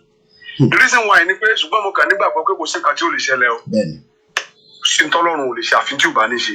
Torí pé lánàá níjẹta ní gbogbo bàtà tí ń rẹwà jẹbọ kò sẹ́ni tó ronú irú nǹkan tá à ń ṣe lọ́wọ́ yìí rí o. Àwọn Ìgbò tán dẹ̀ ronú ẹ̀ tán láwọn fẹ́ ṣe irú ẹ̀ ọ̀nà tán gbégbà ẹ̀rí kó tó di ọ̀nà sí wọn lọ́rùn ní táìmù yẹn. Ọ̀nà tí Yorùbá gbégbà yìí ó ti ń ba àwọn àgbàlagbà yẹn lẹ́rù káàkiri. Ṣùgbọ́n eré tó ń sá because n tó ń kọ́ mi lóminú náà nìyẹn pé a ní agbára tó wọn. Àwọn ní ẹni sọ́jà àwọn ní ẹni gbé àwọn ní ẹni làwọn ní ẹni gbọ́ àwọn pààyàn tó ń pààyàn káàkiri yẹn. Ṣùgbọ́n ẹni tọ́lọ́run ò lè mú kò tí ì dáa. Ìgbà tí a sọ pé ààrẹ òjò láti bí oṣù kan àbọ̀ nílẹ̀ yìí òjò ọ̀rọ̀ rárá káàkiri gbogbo nǹkan oko tí kálukú ń gbé èmi tí mo sọ̀rọ̀ yìí agriculture kìíní ni mò ń ṣe so mo dẹ̀ ń ṣiṣẹ́ mo ń ra ìgbàdo mo ń supply káàkiri òjò yẹn ó tight débi pé gbogbo ẹwà àwa náà ń dá oko bí mo ṣe wà ààrẹ òjò tó máa mú nǹkan wa dà òjò ọ̀rọ̀ rárá sí àwọn nǹkan tá a tún gbé so láti bí mí ìyẹn òjò ti ṣe dáadáa mọ́ wọ́n wá lọ bẹ̀ Ọlọ́run lánàá pé kí òjò rọ̀ wọ́n lọ sí yídì wọ́n lọ bẹ̀ Ọlọ́run wàláì a ti ń wá òjò ní ìsìn ó ti lérò sùn káàbọ̀ tó mi ò rò rárá mọ́ tí ò kán ilẹ̀ gbẹ bí bàbá wà ní dry season ni òjò rọ̀ láti àná o òjò rọ̀ o ìkẹ́ Ọlọ́run sọ̀kalẹ̀ o Ọlọ́run wa wọlá òjò tó rọ̀ yẹn yóò wọlá yìí pé bí Nàìjíríà wọ́n ń rẹwà jẹ́mẹ̀ kó sì pé jẹ́ ìpínlẹ ọgbà àwọn ọmọ Yorùbá fẹ́ jà ṣé mo pé tí wọ́n fẹ́ jíjẹ bí èèyàn ò lè pọ Ọlọ́run lé lórí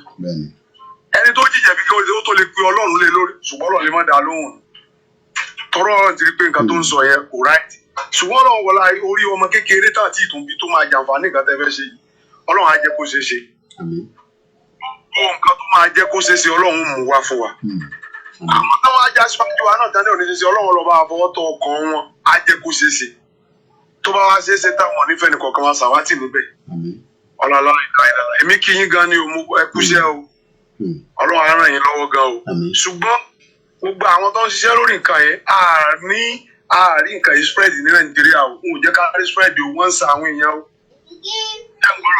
Àgbọ́yé mo ń gbọ́ yín. Wọ́n ń sa àwọn èèyàn o wọ́n kálukú yí ọṣẹ ni o wọ́n ń sọ àwọn èèyàn gbogbo ẹni tó bá ti rí pé even tó bá share program tó share rẹ̀ jù wọ́n lè máa tọpinpin yín kiri. ẹ understand mi. Àgbọ́yé. Ṣùgbọ́n àwa ń fi tọkàntọkàn sí ọmọ akínníwá ní sojú nǹkan yìí máa ṣe sí. So ẹ wá máa ẹ jẹ́ kí yàtọ̀ kódà kó jẹ́ abẹ́ aṣọ ẹ tètè máa fún wa ní way out àwọn nǹkan tó bá kàn àwọn ọ̀nà àbáyọ tó yẹ ká tó máa gbéṣẹ̀ àwa tá à ń bẹ ní Nàìjíríà bíbá ẹ ti understand mi. So nọ́mbà mi ni mo fi pè é nọ́mbà mi lélẹ́yìí ẹ̀ ní WhatsApp. So ẹ jọ ẹ dákun mo fẹ́ kẹ́ bá mi hàdẹ so ẹ máa bá mi lé nítorí mo ṣe wà yìí mo ti ṣe oríṣiríṣi aṣáájú òṣèlú káàkiri fún APC tí mo ti ṣe adarí tó pọ̀ lóríṣiríṣi káàkiri ìgbà tí ò sí nǹkan kan kálukú wa padà sẹ́nu iṣẹ́ wa ni wọ́n máa ti lò àwọn kan dọ́ọ̀pù wa ni so ọ̀nà bí nǹkan ṣe máa spread táwọn ọkàn àwọn èèyàn tá máa jèrè ọkàn àwọn èèyàn but ẹ̀rù ló bá àwọn èèyàn gẹ́gẹ́ ti rẹ́dí but ẹ̀rù ní problem ta ni.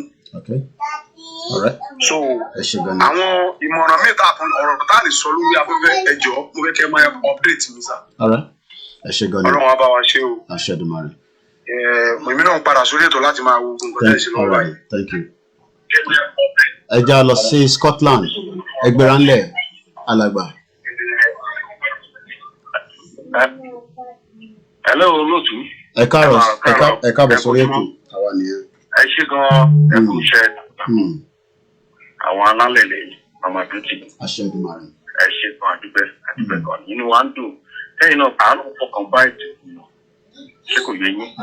Ẹ bá rí bí ìgbà tí ètò yẹn kọ́kọ́ bẹ̀rẹ̀ àwọn èèyàn olùkọ́ eré ni ẹni sọ pé fún táyàtáyà lẹ́ fẹ́ mi ò tí ìfẹ́ kankan ṣé kò yẹ yín báyìí. So ọjọ́ tí bọ̀bọ̀ yẹn sọ yẹn ẹ̀ mọ̀ pé kíní yẹn ti ń kàn wọ́n lára so lọ́nà àbáyọ ẹ̀ ṣé bọ̀bọ̀ yẹn sọ̀rọ̀ kan ó ní pé òòdù àgbèwá o ṣẹyọ sáàdì báyìí òun sọ̀rọ̀ ní ọ̀dà sáà nípa lẹ́tà ó sọ̀rọ̀ nípa vẹ́ẹ̀sì kó lè complete àwọn èèyàn nípa ọ̀rọ̀ lówó dé báwọn fẹ́ra ẹni tó bá fẹ́ra vẹ́ẹ̀sì fẹ́ra vẹ́ẹ̀sì wọn ò fi tipa méyìn kó ra vẹ́ẹ̀sì ṣé kò yẹ yín báyìí. So nǹkan tí mo fẹ́ jẹ́ kí ẹ mọ̀ ni pé ọ̀rọ̀ tó yẹ ní ẹ̀sọ́ yẹn ẹ má rò pé ọ̀rọ̀ tí ò dáa ni ó yẹ kí ẹ understand pé kíní yẹn ti ń bà wọ́n títí kan kábíyèsí gangan fúnra wọn ṣe understand báyìí. So wọ́n lè kiri pé ó ti ń bọ̀ ó ń kan lẹ̀kùn wọn ò rí ibi sáṣí mọ́. So mo fẹ́ kí yín and it's another one ẹni kankan tó send message kan sí nípa ọ̀rọ̀ àwọn Oòduà tó sọ̀rọ̀ lábẹ́lẹ̀ táà bá ti gbọ́ ọmọ yẹn gan ètò gan ò tí ì dùn. Ìgbà míì gan tẹ́mi gan bá ti gbọ́ màmá sáà ọmọ yóò ti sọ̀rọ̀ lábẹ́lẹ̀ ni wọ́n ń ṣàánú sọ̀rọ̀ yín ni ṣé kò yẹ yín ṣe ẹgbàgbẹ́ tó ń sọ̀rọ̀ nípa ọ̀rọ̀ ọmọ ẹ má jẹ́ ká tún lọ sí ibòmíì.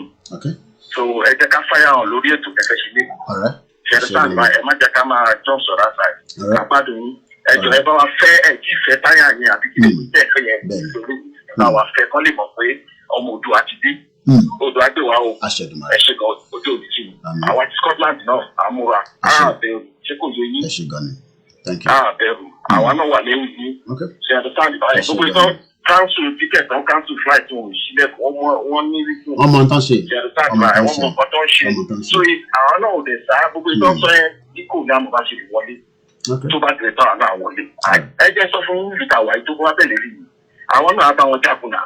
bẹ́ẹ̀ni. àwọn ọmọ ẹgbẹ́ títí sọ̀rọ̀ tó ọ̀rọ̀ kan fún bí nǹkan yìí ṣe àwọn british ní wọ́n wò ó wọ́n rẹ́dí àwọn bọ́ọ̀sì wọn lẹ̀ nígbà àwọn ọmọ kan máa lọ jẹ́ peacekeeping ókè tí wàhálà bá délé nìta a máa pe british kan bá wà dá kó wá help wa nígbà àwọn ọmọ kan ní ẹlòmíì òyìnbó mi bímọ kan a lè fọmọ yẹn lè kó ṣe pé tálákà ni wọn olówó ni wọn àti ìgbà tó máa ń gbókò ọmọ yẹn wá láti ayé láti Afghanistan láti Iraq àwọn náà fẹ́ bẹ́ẹ̀ni so àwọn akọwò bẹ̀rù káwọn náà kọ rẹdì àwọn náà mọ nǹkan tó bá dé iṣẹ́ ń lọ bàbá iṣẹ́ mo dé kí gbogbo àwọn tó ń gbẹ̀tù mo dẹ̀ tún kí gbogbo àwọn títí mo kí wọn káàkiri ẹ kò ṣe takuntakun onílẹ̀ yìí o ilé àtọ̀nà yẹn àdá ẹ ṣe gan. ẹ já lọ bá sísítà wa Hamzat Rukayat ẹgbẹ́ránlẹ̀. Hello. Hello, Karisa. Ẹ káàbọ̀ sórí ètò. Eku ẹ̀pọ̀ mẹ́ta lójú ẹ̀ta. Ayé ò ní mú yín láṣẹ Ọlọ́run. Àmín. Wọ́n gbìyànjú ni gbogbo àgbègbè lè mú kí ẹ kàrọ̀. Wọ́n gbìyànjú ni àwa ti lọ. Àwa ti lọ. Pẹ̀lú ògùn Ọlọ́run àti lọ. Inú bí wọn ní. Ẹ mọ̀ pé tábẹ́rẹ́ bá kànyàn lára. Ó dàbí ọgbẹ́ ni. Ó ń dùn wọn ni. Ayé wọn lè máa bàjẹ́ ni àwa fẹ́ lọ ìnira ètò a fẹ́ lọ ọ̀nà ti là Ọlọ́run ti ṣí ọ̀nà kò dẹ̀ ní dìbò. Òde ọ̀run yóò bá wa pa wọn náà wọlé pẹ̀lú ògùn Ọlọ́run ẹ̀jẹ̀ wọ́n mọ̀ pé lójijì ni ọ̀gbìn ẹnikẹ́ni ìdákẹ́dá tó bá lọ́wọ́ ìpè ká mọ̀ lọ tó bá lọ́wọ́ pé ká mọ̀ lọ ìṣẹ́dùn wọn bá wọn jà. Pẹ̀lú ògùn náà ẹ̀jẹ̀ ọmọ tuntun tó ń ta sílẹ̀ ẹ̀jẹ̀ àgbà tó ń ta sílẹ̀ omi ara obìnrin ẹ̀jẹ̀ ara obìnrin tó ń dà ní wọn lórí pẹ̀lú àyà obìnrin méjèèjì tó yóò mọ bèrè lọ́wọ́ wọn yóò mọ fara ní wọn tó bá ṣe ń tẹ̀lé báyìí yóò mọ gbóná wọn tó bá ṣe ń jẹ báyìí yóò mọ pa wọn lórí tó bá ṣe ń mọmi báyìí yóò mọ jù lára wọn pẹ̀lú ògùn náà ó bí a máa yẹ bí a mọ̀ ń sọ̀kalẹ̀ ó jẹ wọ́n níyà n ò ní níkàpá lórí yín tá a ṣọ̀rọ̀ gbogbo yín tẹ̀ ń ṣètò ìpátá wò ní níkà. Àpò ní borí yín láṣẹ ọ̀rọ̀ ọlọ́wọ́lá gbogbo orí tẹ́ fẹ́ gbà lẹ́yìn inú oko ìyá pẹ̀lú ògùn lọ́wọ́ òní ní kápá lórí yín ẹ̀yin lẹ́ máa jagun lájàyè pẹ̀lú ògùn lọ́wọ́ náà gbogbo ẹ̀yin tẹ̀ ń ṣètò ṣàtọ́lá ní 63 wà ní ọmọọba gbogbo yẹn pátápátá ẹ̀ẹ́ní rásọ́nà ẹ̀ẹ́ní kú sọ́nà bíi ìfẹ́ ọ̀tọ̀ òní yọ̀yìn pẹ̀lú ògùn náà ẹ̀yin ògùn náà jàkàrà ẹ̀yin wọn náà máa jàkàrà wọn ní pẹ̀lú ògùn lọ́wọ́ náà èyí tó sì wà lórí kiri tó kó rádaràdà olórí burúkú ọmọ olè kó mọ gbọ́ ọmọ olè àwọn ajẹnìdí ìbàjẹ́ olórí burúkú ayé rẹ ò ní jèrè gbogbo ọmọ tó bá ní gbogbo oorun lójú ẹ̀mí rẹ ní pẹ̀lú ògùn lọ́wọ́ náà mọ nǹkan tó wọ̀ bísbẹ̀ olórí burúkú gbogbo èyí tá fi gbọ̀gùn nù gbogbo èyí tá tì mọ̀ túbú olórí burúkú bọ́dá mi mọ bẹ́ẹ̀ tó dọ̀jà rí ẹ̀ẹ́nira ṣáájú gbogbo ẹni tó bá sọ ọ̀fẹ́ bá láàmú òní ọ̀la la máa mú pẹ̀lú ọ̀pọ̀lọpọ̀ òní rí yín ẹbí yá òní rásọ wọn láṣẹ ọlọ ẹ ṣe àdúpẹ́ o. At 9 o'clock, I will stop the call, but for now, we'll continue with a few more calls so that we can continue with the broadcast. Once again, Happy New Month. Tí mo fi kí gbogbo ẹ̀yin tí ẹ̀ ń darapọ̀ mọ́ wa. Let's go straight to another caller that is already with us. Ẹgbẹ́ránlẹ̀. Ẹ káàbọ̀ sórí ètò. Hello. À ń gbọ́ yín kétékété, ẹ káàbọ̀ sórí ètò. Ó dára fún yín sá o. Àṣẹ Èdùmàrè. Ẹ gbọ́ ẹ̀rín ẹ̀rù Odùduwà lọ́wọ́lọ́wọ́ lórúkọ Jésù ọ̀run ní wọ̀nyí lórúkọ Jésù. Àmín Jésù. Mo sọ̀rọ̀ àṣẹ gẹ́gẹ́ bí wòlíì Ọlọ́run alààyè. Gbọ́ Ọláyọmí ẹni bá náwó ogun sáyé rẹ̀ ogun Ọlọ́run á jà fún ọ lórí wọn. Àmín Jésù. Èmi sọ̀rọ̀ àṣẹ ní gẹ́gẹ́ bí wòlíì Ọlọ́run alààyè. Gbogbo ẹnikẹ́ni tó wáyé pé Odùduwà yóò ní ṣeṣe pé kò ní ṣeé ṣe. Irú ìṣẹ̀dá bẹ́ẹ̀ àjọ àti ìran rẹ̀ lórúkọ Jésù ilẹ̀ alànà á gbé wọn. Àmín Jésù.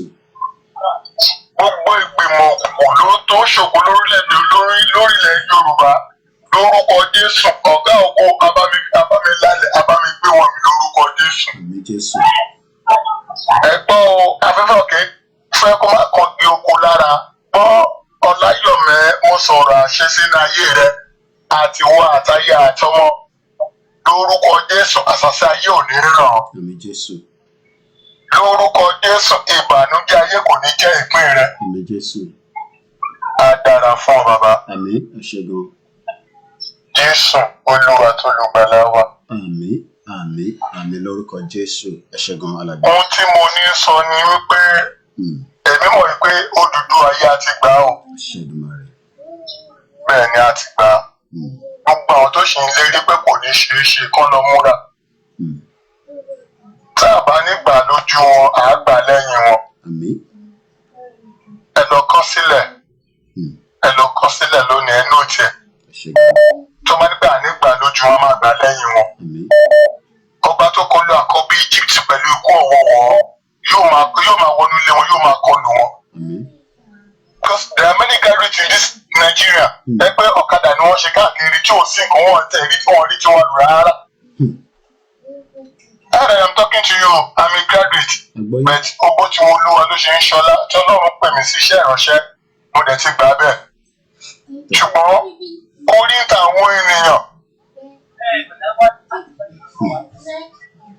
ìtàwọn ènìyàn lórílẹ̀‐èdè Nàìjíríà especially South West tí ò sí nǹkan kan fún wọn tí ò sí anything wọn ò rí tiwa rò ṣùgbọ́n ẹ mọ̀ pé Oduduwa Republic Ọlọ́run ti gbà fún wa náà ẹ mọ̀ pé Ọlọ́run ti gbà ayọ̀ àti ìdúnlá dẹ̀ máa fi jójó ògo náà.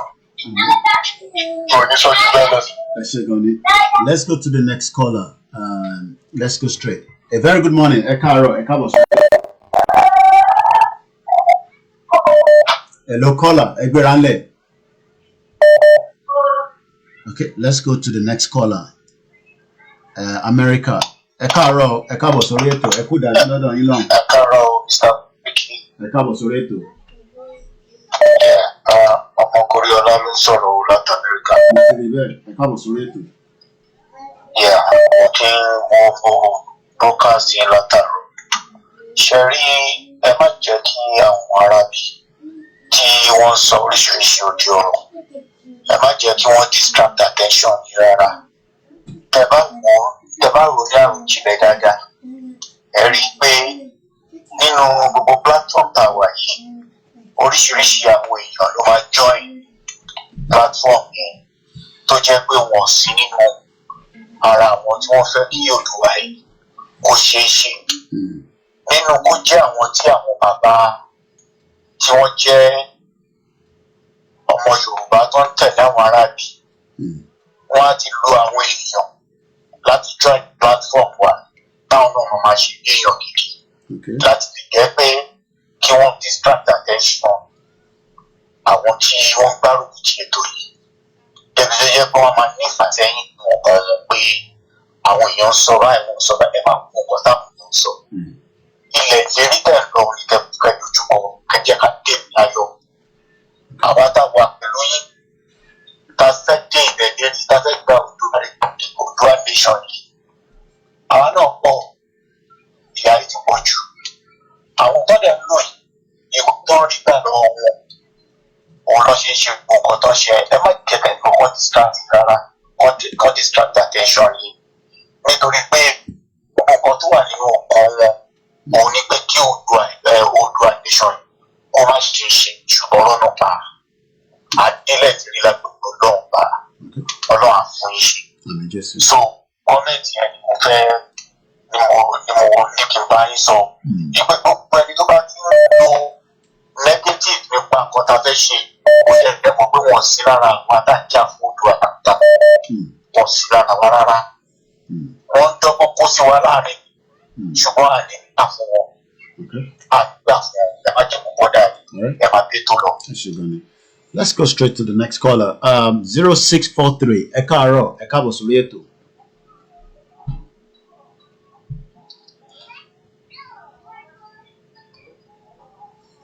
Hello, caller. All right, let's go straight to our mother here in London. I know this next caller. Quite a lot of calls coming through on his own jam. So, but we know there's another caller that is here with us. I'm trying to bring them to the speaker.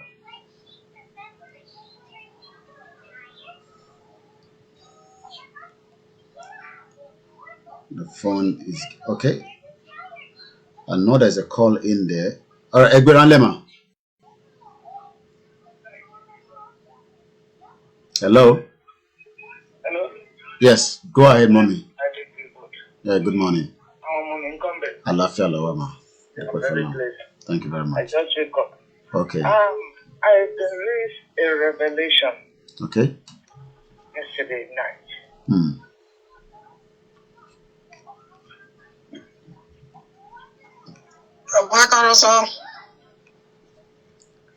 Oh. Hello. Okay, ẹni sùúrù, there's so many calls. Ẹ ṣe sùúrù, ẹ jẹ́ kí a parí kan ká tó gbé kan. Let's go back to our mother that says she had a revelation. I think she's trying to either call me back as well. Okay, she's calling back.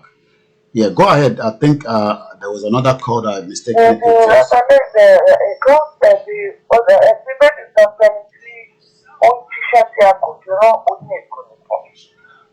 The word of God says that we should know people should know men. Anybody, hello, are you hearing me? Loud and clear. Loud and clear. Anybody, èmi ni Òrìṣàtọ́lá, èmi ni Koiki, èmi ni Top Show, èmi ni whatever they can call, that Kema should be body for that. Nobody should take money. That he will fight the battle to the end. That you should not, as soon as Kema ti ara yín ṣe ẹni tí ó wà pẹ̀lú àwọn ọmọ Ísírẹ́lì nígbà tí ogun náà lọ lọ́wọ́ tí wọ́n lọ ó lọ kó ohun nígbà tí wọ́n pa gbogbo ẹ̀ tán ó lọ kó ohun ìjà kan ó di fáwọn ọmọ Ísírẹ́lì bẹ̀rẹ̀ sí ní kú wọ́n wá wádìí wọ́n wá rí pé ilé Ákánì òun ló gba àbọ̀dé irú ẹni bẹ́ẹ̀ tó bá lù bá àbọ̀dé ọ̀rọ̀ Ọlọ́run sọ pé wọ́n á sọ lókùúta pa ní ẹ̀yìn gbogbo rẹ̀ ó ní ẹ má ṣe gba àbọ̀dé nítorí pé kí ni ó dàbí ejò tí a ti gé lórí tó wá ń jàpòrò òun ní Nàìjíríà jẹ́ níwájú yín òun síwájú òun ti wà lẹ́yìn yín ṣùgbọ́n mo àbọ̀dé ó bọ́ Ọlọ́run ni kì í ṣogun ti yín ó fi yín síwájú gẹ́gẹ́ bí ènìyàn ṣùgbọ́n òun ṣiṣẹ́ mu lọ òun ṣiṣẹ́ mu lọ nítorí ibi tí à ń lọ ilẹ̀ ìlérí àti ilẹ̀ àlàáfíà ni ilẹ̀ àlàáfíà dẹ̀ ní lẹ́yìn rẹ̀ ó bẹ̀rẹ̀ ni wọ́n bẹ̀rẹ̀ sí ní jókòó òun wá bèrè Olúwa wọ̀ ó ní ibi tí ẹ kò fẹ́ wà tí kò sí ná ipe bí tó ti yẹ kẹ́ ti mọ̀ pé nǹkan ń lọ kì í ṣe àwọn tó ń sọ̀rọ̀ ni wọ́n ń sọ̀rọ̀ owó tó ń fún wọn ló ń sọ̀rọ̀ nítorí wọ́n ti fi owó pe àwọn kan wọn ò gbà á tó wọ́n wá ń wẹ́ni tó máa ẹ má jẹ́ kí ọ̀rọ̀ wọn kó dàbí kankan létí yín ẹ má tẹ̀síwájú ẹ ṣe ìṣe yìí lọ. ó sọ pé ẹni tó ń ta jẹnẹrétọ̀ ní Nàìjíríà nísìnyí ó ti mọ̀ pé tó dùdù àbàdàn jẹnẹrétọ̀ ò ní tà níbẹ̀ mọ́. ẹni tó gbẹ́ bọ́ọ̀ tí Nàìjíríà bá lọ ní ilẹ̀ Odùduwà bọ́ọ̀ kò ní láyè bẹ́ẹ̀ mọ́. ọjọ́ ọ̀nà tí ènìyàn sùn láti bojú àwọn apànìyàn wọn ò ní ráyè níbẹ̀ mọ́ báwo lẹ wá ṣe fẹ́ kí ọ̀nà wọn kó má ronú inú mi táwọn ará bí yìí máa lọ gbogbo business wọn ò máa dájúrú òun dẹ̀ lòun ṣiṣẹ́ kì í ṣe ẹ̀yin nígbà ṣùgbọ́n òun bẹ̀ yín ẹ má gba àbọ̀dé fúnra yín ẹ jọ̀ọ́ ní orúkọ ti Ọlọ́run ẹ má gba àbọ̀dé nítorí ọ̀pọ̀lọpọ̀ ni Ọlọ́run channel sójú ọ̀nà yìí láti máa wò láti máa bẹ̀ nípa yín lọ àdájọ́ Ọlọ́run á wà pẹ̀lú yín o. Thank you very much. Let's go straight to D-Next George. Your life is ẹ ti wọlé sórí afẹ́fẹ́. Àkókò tó sọ. Ẹ káàbọ̀ sórí afẹ́fẹ́. Ọmọdé yìí ṣe kàn. Pé kan ló kàn wọ́n sọ ní pé agbára ọ̀tún tọ́lọ̀ gbogbo wa náà ṣe iṣẹ́ ìlágbára Ọlọ́run agbára náà ní kíbàjẹ́. Sẹ́rí àwọn tó ń ṣẹ̀dọ̀ fẹ́ mẹ́sẹ̀jì bẹ́ẹ̀ wọ̀n rẹ̀ ẹnìkan ṣe olúgbó ìfáìtì ẹnìkan sórí gúrùpù àgbàgbà ẹ̀sà gbogbo yẹn tá a ti ń ṣe ọ̀hún fáyẹ̀ mọ́tò ó fẹ́ fi ọjọ́ kan pa gbogbo ẹ̀já búlọ̀kì lẹ́sẹ̀kẹsẹ̀ ní ayé ọ̀dànù ni so wọ́n pọ̀ bẹ́ẹ̀ káàkiri gbogbo iṣẹ́ tó dẹ̀ ń ṣe ó máa kó lérí wọn bí fọlọ́run ṣe parun gbogbo wọn náà máa parun káàlì kábàárọ̀ máa lè ọmọ ọkọ ni wá ẹ fi ọmọ àlè lẹ̀ ṣé gbogbo agbóhùn tó máa ṣe bóyá ọba lórí wọn ṣẹ́ ni o bóyá politician kan lórí wọn ṣẹ́ ni o àdéhùn òkìkí o máa kó lé wọn lórí ẹ mọ̀ pé Nàìjíríà ti pín sí orí location náà ti pín ẹ wọ wọn bá association sì wọn máa create ti wọn Nàìjíríà ti location náà ti pín tán so kankan official láàrin retí agbára Ọlọ́run tó dẹ̀ máa ṣe wọ́n tá a máa official pín finally ó máa ṣe wọ́n àgbàdúrà fún wọn mọ́ kí àṣìṣe kó máa dé bá wọn kó máa ṣiṣẹ́ lójoojúmọ́ lóògùn báyìí tó ká lè rọ́nà lọ ẹ kú ètò sọ. Few calls have come in. Let's go to Germany and take another call. At 9 o'clock, which is just almost 9 exactly, we're going to continue with the broadcast from where we stopped yesterday. Once again, a very good morning to those that have joined us. We're calling Germany, but it seems... Okay. Hello. Agberanle. Ẹ wò ó ìgbà tí tọ́pẹ̀rẹ̀ sùn lọ́wọ́ ibi tí pàṣínà àti níkórìtì wà 109 ọmọ Oduduwa ṣe ìgbà tó ń bẹ̀rẹ̀ lóṣù mẹ́fà ìpolówó àwọn ìgbà tó ń sọ̀rọ̀ yìí ṣe gbọ́ ẹ jẹ́ ká máa bá lọ kọ́wọ́ ni aláàbí wọn ni orí ti ń fọ́ wọn ó sì máa fọ́ wọn padà ni àwọn ò ní dákẹ́ ẹ máa ṣètò lọ́ni orí ti fọ aláde máa ní wọn lágbára Ọlọ́run ni ẹ jọ ẹ tó sọ láti Amẹ́ríkà ó dà pé gba àwọn ìlúmọ̀tò wọn Amẹ́ríkà dà pé orí ti fọ ọbẹ̀ yẹn ó wà ó ń bá àwọn tó wà ní UK kú ẹ ṣe ti ní Amẹ́ríkà ṣé dandan ní. ẹni bá wà jábá ní wọn lẹ́pẹ̀ t-shirt ẹgbẹ́ t-shirt yìí kó wọ́n wá ní kò kí ṣe pẹ́ ní kọ́ ẹjọ́ tó lọ náà ní mo báwọn ṣe ń ronú ikú tó wà kó wọ́n wá ní kò ṣe pẹ́ nìkan if you can create èmi náà create èmi ṣe tèmi náà iṣẹ́ kí wọ́n ṣe tó ń wò lọ iṣẹ́ kí wọ́n wà iṣẹ́ kí wọ́n ṣe òṣèlú bẹ́ẹ̀ kan máa sọ̀rọ̀ mo ṣe dáná ètò kan lánàá ọ̀rọ̀ lọ́kàn ṣe mo rí àlejò ọ̀rọ̀ kí ni tata ó fẹ́ ṣe kọ́ ẹjọ́ mi kò fẹ́ máa tó àwọn ọ̀rọ̀ mi wà orí ètò kan mo ní ẹgbẹ́ wọn lẹ́yìn tẹ́gbà mọ̀ sí dọ́gbọ́rọ̀ sí àbí àkọlẹ́dẹ́ wọlé lọ́pàá ọ̀sẹ̀ kan wọ́n fèsì máa design gbogbo tó tẹ̀sán ti ṣe tó láti sọ ní oṣù mẹ́fà àwọn Yorùbá olùkẹ́ ẹjọ́ ọlọ́wà tó ti ẹni gbogbo ẹgbẹ́ ìṣètò ni àwọn tẹ̀ ìpínlẹ̀ ọba yóò ṣọ̀pá tèmi o èyí tẹ̀ ṣe ìtọ́jú àwọn ọmọ yẹn bá gbọ́ àwọn ọba lẹ́ kárí wọn bí pé èèyàn lásìkò ní ẹgbẹ́ ọ̀jẹ̀ ní àwọn ọba nílé yìí ó ti pé ọkùnrin tó ọmọdé ẹ̀ ọdọ́ ọ̀jì ẹ̀ ọmọdé ẹ̀ ọdẹ́mọdé ọmọdé ẹ̀ ọpọlọjọ àwọn tó fi láì wọn sílẹ̀ lójú ọba tẹ́kẹ̀ gbàgbá yìí ẹ̀ sọ́gbà yẹn o ọmọ Oduduwa ẹ̀rọ ẹjọ́ kò wọ́n tẹ́lẹ̀ tó bá sọ̀rọ̀ náà ẹ̀rọ ẹjọ́ kò tẹ́lẹ̀ tó bá sọ̀rọ̀ mídíà ay láàárọ̀ ẹgbẹ́ tẹ̀lé sọ pé òun ṣe láìtì òun alágbó mẹ́ta òun agbá ní 7 o'clock láàárọ̀ ọ̀dọ̀ ẹ̀ tuntun náà let's take the ball report. Let's go straight to Lagos, Nigeria, where we have another caller on standby. Ẹgbẹ̀ránlẹ̀. Mo kí ẹ náà káàárọ̀. Ìkọ́ni fẹ́ sọ sí ọ̀rọ̀ yìí ní sà. Ṣé ẹ gbọ́ mi sà?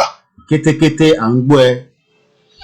À ń gbọ́ ẹ kétékété. Ìpè distraction náà ni Ṣé tí kì í ṣe ilé ayé ló ti kọ́kọ́ wá kù? Ó wá kó bẹ́ẹ̀ náà nígbà kan nínú Báíbù. Nínú ìwé ẹkún Nehemiah, Sanballat àti Tobiah. Ṣé ẹ gbọ́ mi? À ń gbọ́ kétékété. Ìgbà tí Nehemiah lórí pọ́ ti kó àwọn ọmọ Israel ẹ̀rú tó ti jagun tó ti wọ́ Israel kalẹ̀. Ìgbà tó gbọ́ ó bẹ̀rẹ̀ sí sunkún. Ó ké owó ojú rere Ọlọ́run kò lọ tún kọ́. Ìgbà tó bẹ̀rẹ̀ iṣẹ́ lórí ọ̀rọ̀ yẹn, àwọn kan wá bá wọn sọ pé ògiri tó kọ̀ ẹ̀ ògiri tó lè strong ògiri tó wọ kò lè achieve ẹ̀. Pété wúrẹ́ bá gorí ẹ̀ lásán pé gbogbo ẹ̀ ló máa ti ṣubú. Ṣé o pé mi máa sọ pé ọ̀rọ̀ wa dàbí ọ̀rọ̀ Israel? Bí ọ̀rọ̀ wa ṣe rí náà yẹn, irú àwọn èèyàn bẹ́ẹ̀ la máa fi ní Sanballat àti Tobiah táì títí wá sí. Àwọn tó ever rí pé èkó dáadáa lè come out of it. And àwa là nígbà fún ó dàbí ọ̀rọ̀ tẹ́yìn náà máa ń sọ sá. Ṣé ẹ gbọ́ mi sá? Àgbọ́yé.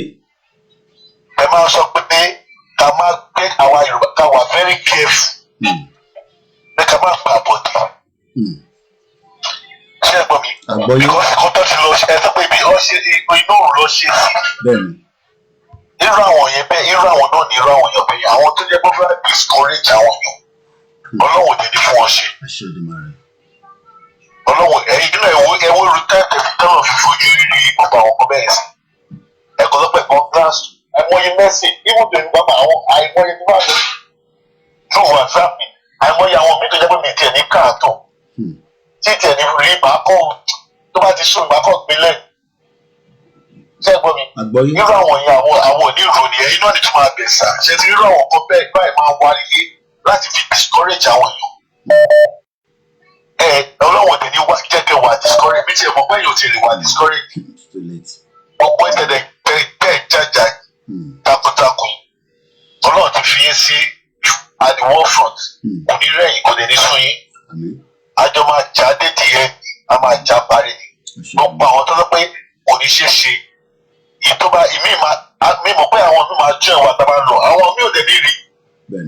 Tábà fúnra tọ́ra wa o bọ̀dé mi àtàwọn ẹbí mi àtàwọn tá a nífẹ̀ẹ́ Odùduwà tá a gbé tọkàntọkàn gbogbo la máa rí lágbára Ọlọ́run. Ní fi pìtàn fún ọ ní pìtàn yẹn lẹ́yìn àwa. Ẹ ṣé gan. Thank you very much. Let's go straight to one more call, then I would. Hello, caller 0643. Ẹ ti wọlé. Hello, brother. Ẹ káàárọ̀. Ẹ káàbọ̀ sórí ètò. Mo ń pè láti France. Ẹgbẹ̀ránlẹ̀. Olúwa wà pẹ̀lú yín o. Àbí Jésù. Àwọn ọmọ ọkùnrin ó wà pẹ̀lú yín o.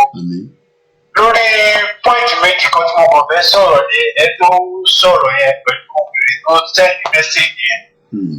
Ṣe rí gbogbo orú nǹkan báyẹn a lè má rí nínú orú nǹkan tá à ń ṣe. At the same time nínú ẹ̀yin náà tún sọ ọ́ sí ṣe rí gbogbo wa ò lè jẹ́ driver. Ẹni tọ́lọ̀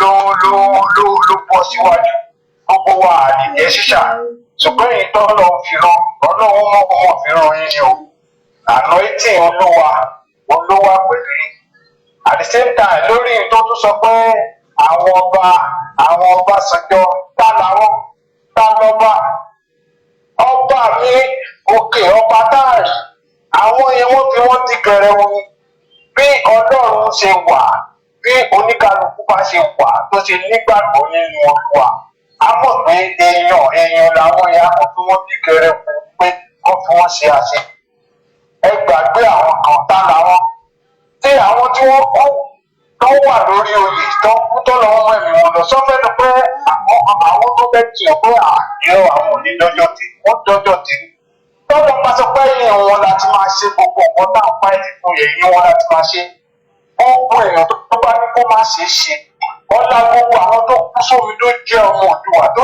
jẹ́ ẹ̀yìn òdúdú tó kú sórí omi Mediterranean Sea wàhálà gbogbo wàhálà wọn ní nísìnyí wọn ní ìsinmi àtúwèrè tó sọ pé àwọn ọmọ sọ̀rọ̀ ní abẹ́lẹ̀ ẹ má dá yẹn lò ara àwọn òkú. Àti to connect my love me. That's fine. Ọ̀rọ̀ tẹ́ni yẹn fẹ́ sọ̀rọ̀ yìí ló sá. Okay.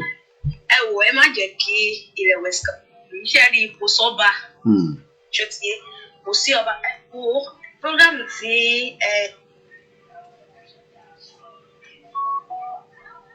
ló wá ẹni yẹn ti sọ pé ìlú Libya ló wà. Ó ní.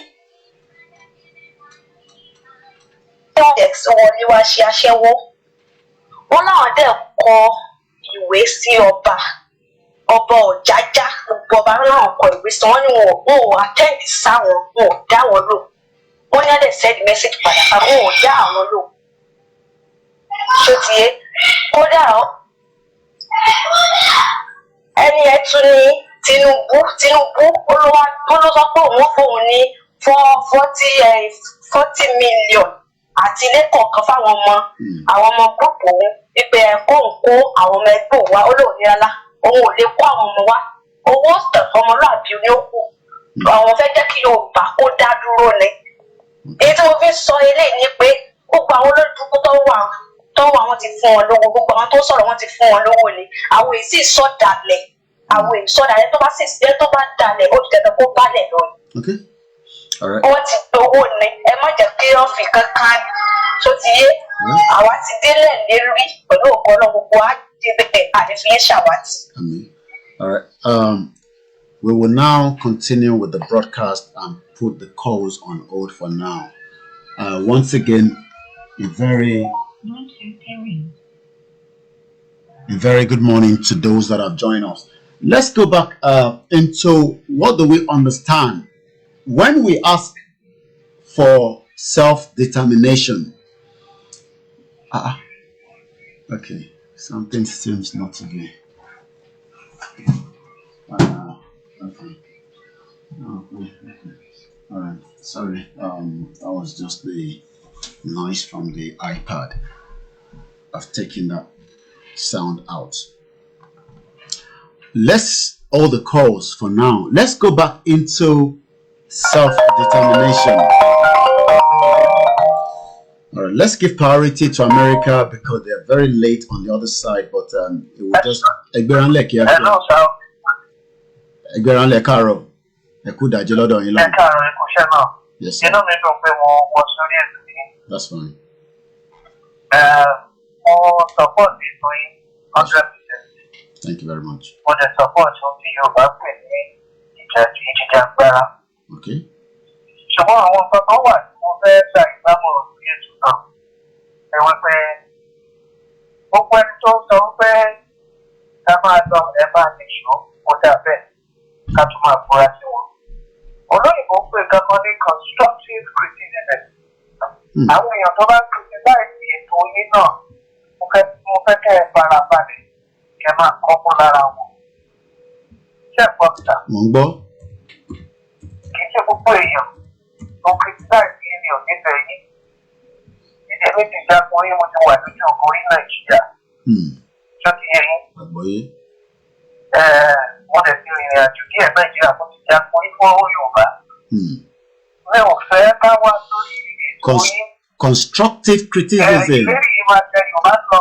only is the constructive criticism ni mo fẹ́ sọ is the process of offering a valid and well-reasoned opinion about the work of others, usually involving both positive and negative comment in a friendly manner rather than an oppositional one. Egberanle. No, ìyẹn ò dáa. Mo fẹ́ kẹ́ ẹ káàtó ọmọ nílẹ̀. Ìtọ́jọ́ ní igbó yóò jọ tí wọ́n gbé bí ní ọ̀dọ̀ yóò jọ tí wọ́n gbé wò mí dàgbà. Ó ní bá a bá kò ìbò tí bá a bá pàdé ọ̀rẹ́ wọn máa yá ju ẹni àmì ìlérí mi lọ. Ifá tó ló sọ bẹ́ẹ̀. Yóò bá lágbára púpọ̀. Ẹ má ṣiṣẹ́ pè fún ní ìmọ̀ àwọn ọmọ ìyàwó kan ṣiṣẹ́ pé o.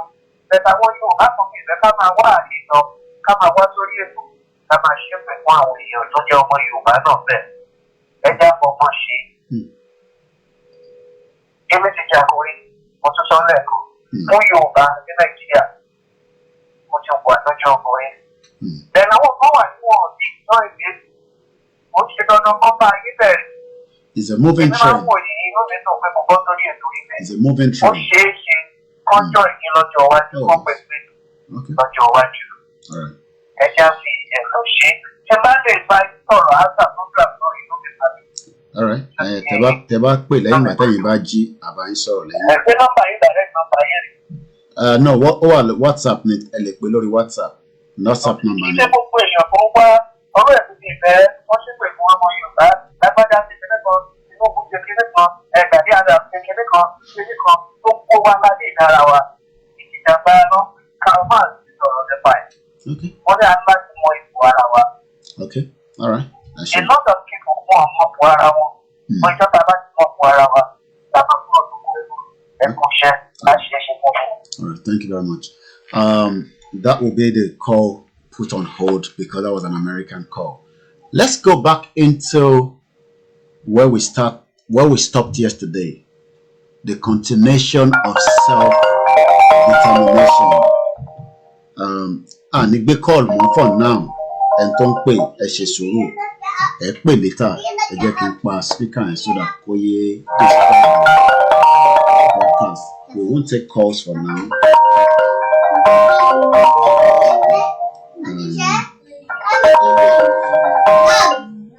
I've taken off the speaker so that it will not be distracting us. For now, put the calls on hold until we resume back on the calls. Let's go back to the amalgamation of Nigeria in 1914 by Lord Lugard. When we open the phone line, we have now moved into a different conversation from where we started yesterday.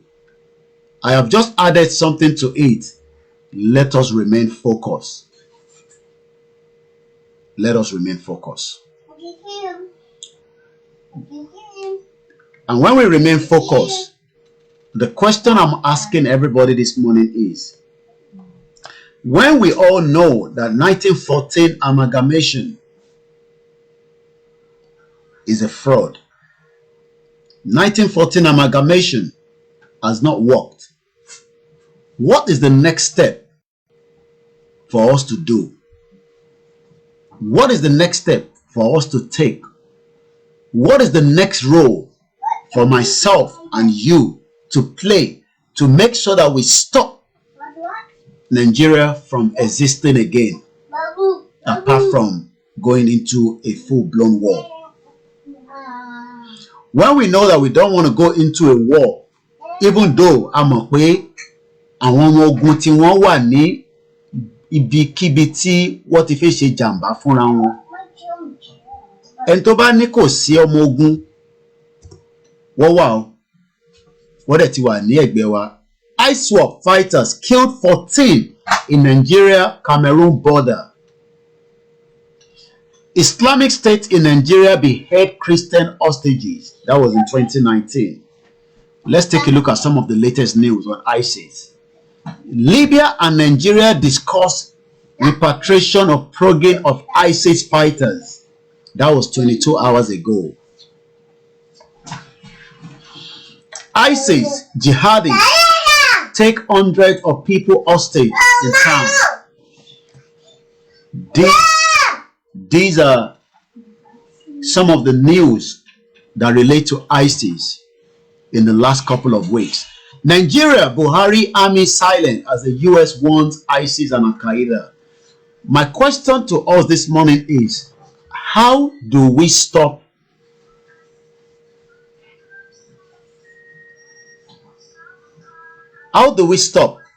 Nigeria from existing again? Ìgbésẹ̀ wo gan ni aláti gbé ní kíákíá tá lè fi end location 9 tí gbogbo wa mọ̀ sí Nàìjíríà? Ìgbésẹ̀ wo gan ló jẹ́ ká máa gbé nísìn? Torí pé tí a bá mọ àwọn ìgbésẹ̀ tó yẹ ká máa gbé. This is very clear. Just testing the mix LR. Okay, thank you very much. It is very clear. Yes, extremely clear. I can assure you that we are working around the clock to make sure that all our platforms, people can watch and listen and enjoy it, and we can learn and then move forward. The picture you are looking in front of you, I believe, is Lord Lugard and the girlfriend that eventually gave us the name Niger area, the Royal Niger. Initially, he arrived in the northern Nigeria in 1895 from Uganda. We've read all these. We know all these. We have now know that, okay, àti mọ̀ pé Lord Lugard Salusha wà pẹ̀lú ìtàn pè ní bọ̀bọ̀ kan tán pè ní George Goldie. Gbogbo àwọn méjèèjì ò lè ṣiṣẹ́ tí àwọn tó rán wọn tí a mọ̀ ní colonial masters.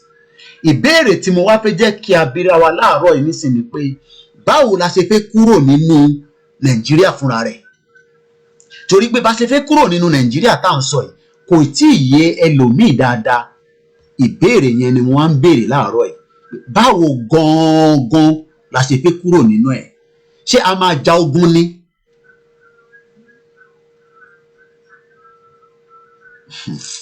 This object view repeat the same messages every now and then. I just that's fine. I read your comments. I don't know who is behind it, but I read those comments and it's quite very good. Object view says we should try to desist from engaging in politics game. We have no business in interfering into their election, either now or future. We should separate independent from political. How do we separate? That's the question. It is easy to put all these comments. How do we separate ourselves from Nigeria? Okay, we talked about no election. People will say, don't talk about that. We have nothing to do with politics. Then the question I am asking everybody this morning is, how do we stop being part of Nigeria if we do not talk about they won't have election? Okay, it's a political talk. We don't want to go into the war. We don't want to start bombing anywhere. We want to do rally. What more can we do? No discouragement, negative brings inspiration to those who can utilize it to champion a good cause. It keeps us going. There's always two sides to every coin. Olodumare created issue who does good and bad. That is destiny. Allah subhanahu wa ta'ala says, trial will come, but all we need to do is perseverance, keep going with faith. Job in the Bible was tried, but he overcome it. Here we don't entertain negative. Please keep your negative thoughts to yourself. Good morning, Mamawa Ayo Brown. No, that's fine. We're not taking any calls, so do not attempt to call because that call is not going to come true. I won't take calls now until we open the phone line again. I want you to put this at the back of your mind. When the phone line open. We now understand all these Nigeria, the situation, the problem, everything we have discussed. Let all of us go back to read the UN website to read the requirements. Okay? Let's open the requirement. How do you come out of a country? Let me put. How do you come out of a country? How do you come out of a country? Let's see. How do we or how do you? Òyìnbó tá bá fẹ́ lò. My question is, now that we know when Nigeria Yoshishe, who do we put pressure on? Is it the media that is talking? Is it the organization that are working around the clock? First, we go official diplomatic with the UNPO agenda. Akioloye. Good morning, my big brother. Daily Michael. A very good morning to you as well.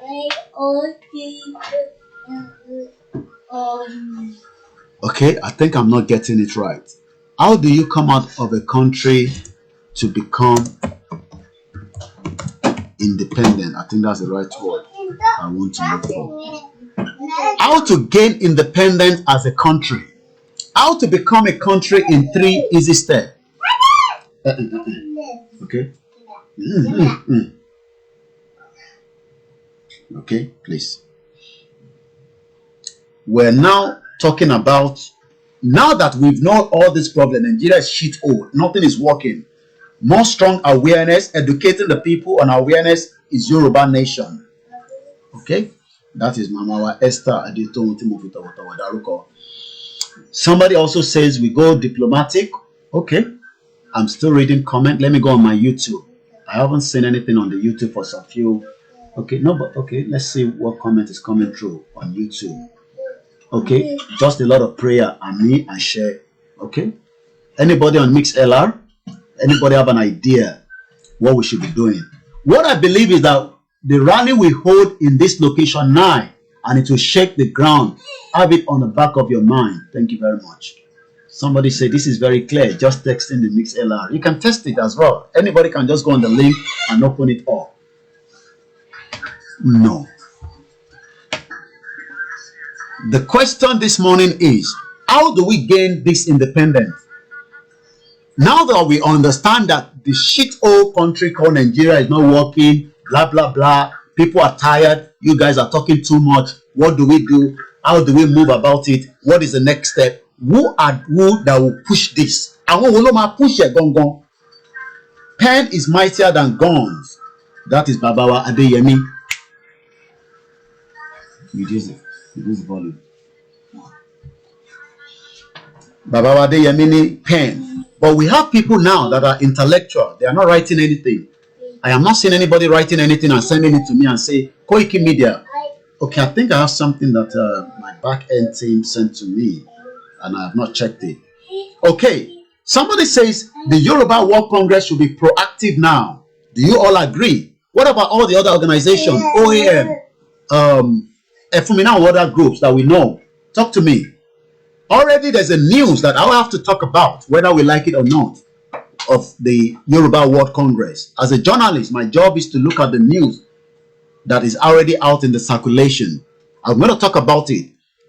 There's a kind of problem already. Somebody keeps saying, I don't know who's behind the object field, whether it's a male or female. I'll just say the person. The prominent way to gain independence in Africa continent is by civil war. We should start thinking in that direction. Does anybody agree with that?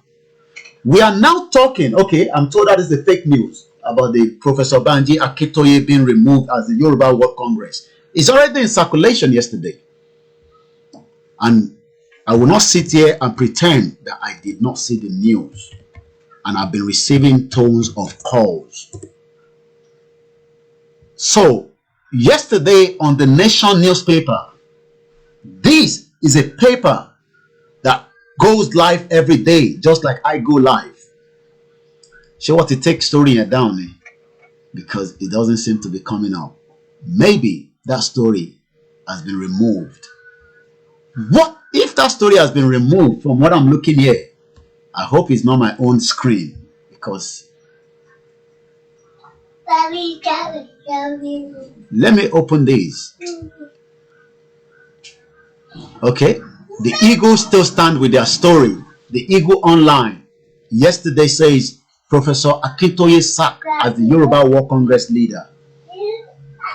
Okay, I will not go into that conversation on Professor Banji Akintoye. Let's focus on where is that article that we were looking at.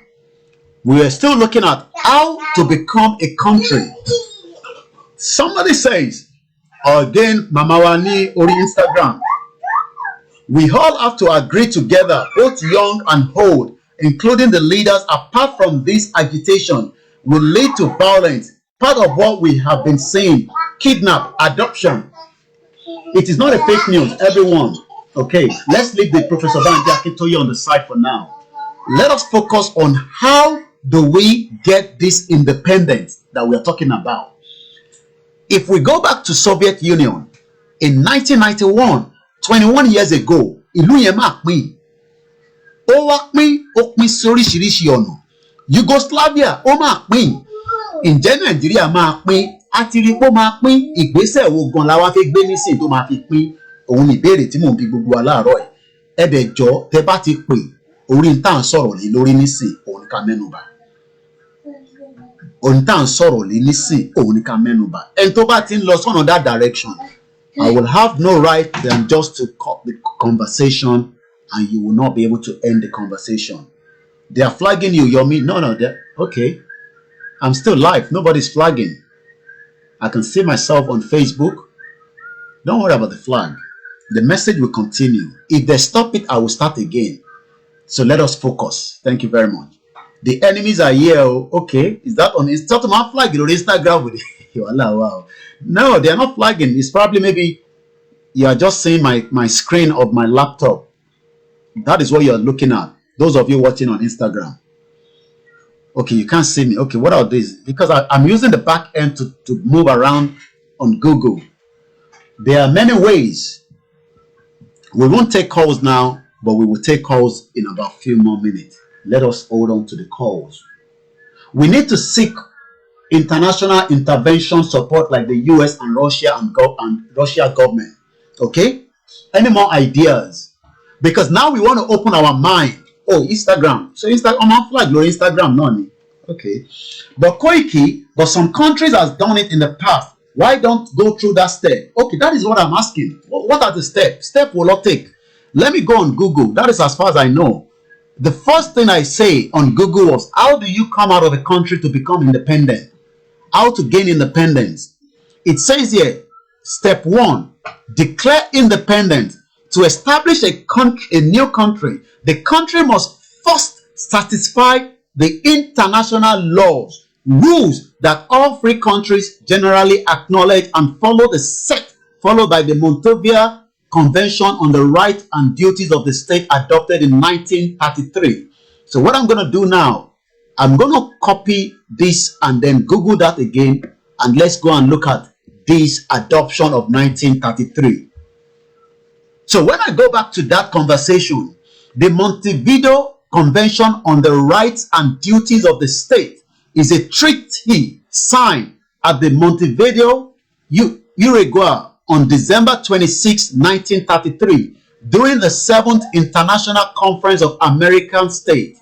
The convention became operative on December 26, 1934. It was registered in the League of Nations Treaty series on January 8, 1936. So now okay, ọ̀rọ̀ yìí ti ń lójú tù díẹ̀ báyìí. Ọ̀rọ̀ yìí ó mà ti ń lójú tù díẹ̀. Kó má jẹ́ pé ọ̀rọ̀ tó ń lójú tù yìí kí ló wá ń fa ìdí tí àwọn tó mọ̀ nípa ẹ̀ tí wọ́n ti tètè máa gbé ìgbésẹ̀ kíákíá nísìn. Àbí ìgbésẹ̀ yẹn wọ́n ń gbé létòlétò ni. Now let me open this convention. I am learning just the same way everybody is learning. I don't know everything, and that is why we use IFA. The last 2 African countries that gained independence in Africa are South Sudan, Eritrea, South Sudan, and the fought for 20 years, and Eritrea fight for 30 years. So are we saying now that we should wait and start a war in Nigeria, and the next 20 years, our split officially? Because that is the message I'm getting from the Instagram. How many people agree with that? We are intelligent and wise black race. We will go for all options, but we must leave Nigeria at all costs. Freedom is not as easy, but we shall prevail. Okay. League of Nations, outdated. We now have United Nations. Okay, I'm told this is outdated. Now, you see, you're learning every day. I'm told this is outdated. This is where we need our lawyers. I am not a lawyer. I am just a media person, and I'm also doing a lot of research. And I do research with every one of you. So now that we have shown the UN created South Sudan, somebody is saying the UN created the South Sudan. Let me go back into set to gain recognition. Step 3, join the United Nations. Let me put United Nations next to this and see if it brings anything more. I need anybody to buy any link that you want to send me now that can also direct me to this United Nations. Let's leave the Yoruba World Congress. Let us focus on this. Be UN membership. Can UN take over a country? Is it possible to create your own country? How does a country become a member of the United Nations? I think that's what we need. So I'm not the only one asking all these questions. The moment I put it on Google, no one will give you freedom for free. We must get ready to fight for freedom. How many of us are now ready to fight? Taught the unity of the majority of the Yoruba. No, we can go in that. No, we can't go in that way again. That is obsolete. Somebody is disagreeing with you, object view. I think tomorrow I'm going to set up a Zoom where when I'm live tomorrow, we can have people that will join and that we can be more kind of, we can bring everybody together. We will continue with the live broadcast as well. United Kingdom is our major problem in Nigeria. They won't allow integration to happen between Nigeria because of the selfish interest. Let us go for Russia negotiation for support or Tumba Luka. Who agree with that? Do you think Russia will support us? Do you think America will support us? Should we go into a full-blown war? Since we know that the Fulani people, the ISIS, the Al-Qaeda, they want to fight us, and we prepare, we already, some of us will travel down, and some of us will be trained to fight. How many people agree with that? I will open the phone line, but I'm still gaining the momentum on different platforms. I can't see anything coming up on the YouTube. Nobody's typing anything, and we have 26 people. They're just enjoying the broadcast. That's fine. It is getting interesting here. Let us now go into, we don't want to go into, can UN take over the country? Because we don't want UN to take over our country.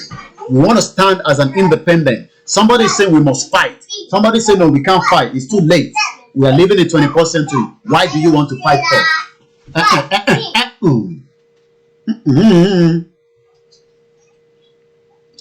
So, are we going to fight? Are we going to negotiate with Russia and America? America is going into an election. Until the next president comes in, they will not have time for the situation in location 9. Somebody said, I am ready to fight. Okay. I hope everybody is ready to fight. Or if you're not ready to fight, how do we come out of Nigeria? That is the topic this morning. How does a country become a member of the United Nations? Is it possible to create your own country? This caller is calling direct from Nigeria, not even on a WhatsApp.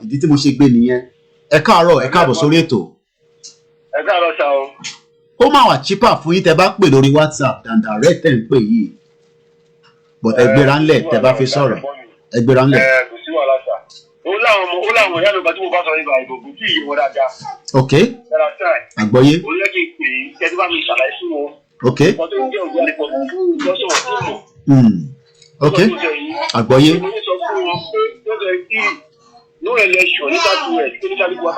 Bẹ́ẹ̀ni. Okay. Intema bá ń bi wọ́n, ẹ ṣe gan alàgbà. Intema bi wọ́n ni pé ṣé Nàìjíríà ti wà kó tó di pé Yorùbá wà? Àbí Yorùbá ló ti wà kó tó di pé Nàìjíríà wà? Tá bá tẹ́ wá fẹ́ lo Yorùbá, ṣé Oòduà ti ń bẹ kó tó di pé Nàìjíríà wà? Nítorí tí ó fi yé wa nínú ìwé ni pé Yorùbá má ti ń bẹ, àwọn ọmọ Oduduwa má ti ń bẹ more than Nàìjíríà. Ìyẹn àkọ́kọ́. Ẹ wá bi wọ́n pé ṣé Nàìjíríà tó wà yìí nísìnyí tó ń ṣiṣẹ́ fún wọn? Ìyẹn ẹlẹ́ẹ̀kejì. A fẹ́ dá dúró, a fẹ́ gbòmìnira, ó má yàtọ̀ sí a fẹ́ wà nínú ìlú tí wọ́n ti ń ṣe politics, tí wọ́n fi ń ṣe politics alámàlà àti ẹlẹ́bà tó ń kó fún wọn lójoojúmọ́ lẹ́yìn ọdún 4. A fẹ́ dá dúró mìíní pé a máa níjọba tiwa tó ní kankan ṣe pẹ̀lú ní Nàìjíríà. Ẹ bá ń ṣàlàyé fún wọn bẹ́ẹ̀. Ìdí tá dẹ̀ ṣe fẹ́ dá dúró ni pé ó wà nínú òfin, òun náà la máa ń ṣàlàyé nísìnyí. Báwo la ṣe fẹ́ dá dúró?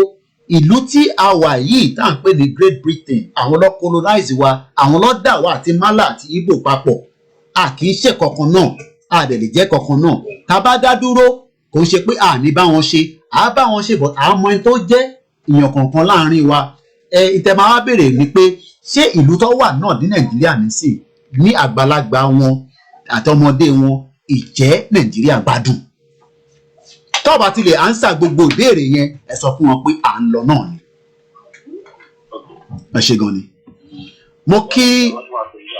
mo kí obìnrin wa takuntakun Òṣàtọ́lá welcome on board àwọn èèyàn máa ń sọ pé a máa jà ní irú ìjà wo la máa wá jà ṣé ìjà ọlọ́pọlọ la fẹ́ jà nígbà tá a bá fẹ́ jà ìjà ọlọ́pọlọ àwọn òun ló ń gbé ìgbésẹ̀ I think the US and Russia will be the best bet. UK is working with the Hausa Fulani because of their selfish interest. Everybody knows that UK will not allow us to go. How do we then move forward? This is another call again. It's a direct call from Nigeria. Ẹ bá wa mute tẹ̀yìn yẹn jọ̀ọ́. Ẹ gbéra ńlẹ̀, ẹ káàbọ̀ sórí ètò. Orúkọ yín. Ẹ káàárọ̀, orúkọ mi ni Adékúnlé Ẹlẹ́gbẹ́lẹ́ ọmọ ló pè mọ́ látàbújá. Látàbújá lẹ ti ń pè. Ǹbá máa sọ pé WhatsApp call ló máa dáa àmọ́ ẹ̀yin náà lẹ fẹ́ bá wa sọ̀rọ̀. Ohun ilẹ̀ ṣe pé direct yẹn kò mí nẹ́ni ti fẹ́ yín torí pé ọ̀rọ̀ Oòduà là ń sọ. Ẹ gbéra ńlẹ̀ kí n má jó yín ná kíákíá. Ó rí kí nǹkan tó wà ń lẹ̀ yìí a ní láti jà. Kò sí bá a ti fẹ́ ṣe ẹ má jẹ́ ẹ̀jẹ̀ kí a bèrè fún ìtùnú ìjà máa ṣẹlẹ̀. Because àwọn olórí wa ò gbà. Àwọn olórí ò fẹ́ ká lọ. Àwa yóòtù àwa alábẹ́jà yìí gbogbo ọ̀nà lèmi ti múra gbogbo ọ̀nà.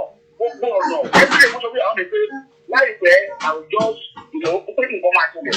Because ní January nígbà tí mo ti lé ìyàwó mi dé gbogbo travel tí mo dé mo rí ìran mo ní kí nǹkan máa ṣẹlẹ̀ nínú ọdún yìí pé a ní agbára. Ìyá mi wá sọ pé èyí mo lè rí ọ̀bá yìí pé ó máa ṣẹlẹ̀ o. Ó wá di March mo tún gbọ́ pé mo dé ní end of February mo tún gbọ́ pé nǹkan ṣẹlẹ̀. Ìyá mi wá sọ pé I said it. Now ní ìjẹrin nígbà tí ẹ ṣe program mo rí ìran ìdè ní oṣù lójú ọ̀sán mo rí pé àwọn obìnrin jubilate pé we thank God to Oduduwa nation ojú tó nínú mo rí pé àwọn obìnrin di wọ́n yọ̀ fáwọn ilé ọ̀bẹ pé look at it o see what I saw now à ń sọ̀rọ̀ ní o ìran ẹ̀bọ̀ wọ́n ti mo ní Oduduwa yóò ti ṣe é ṣe ọ̀rẹ́dì ẹ wo àwọn another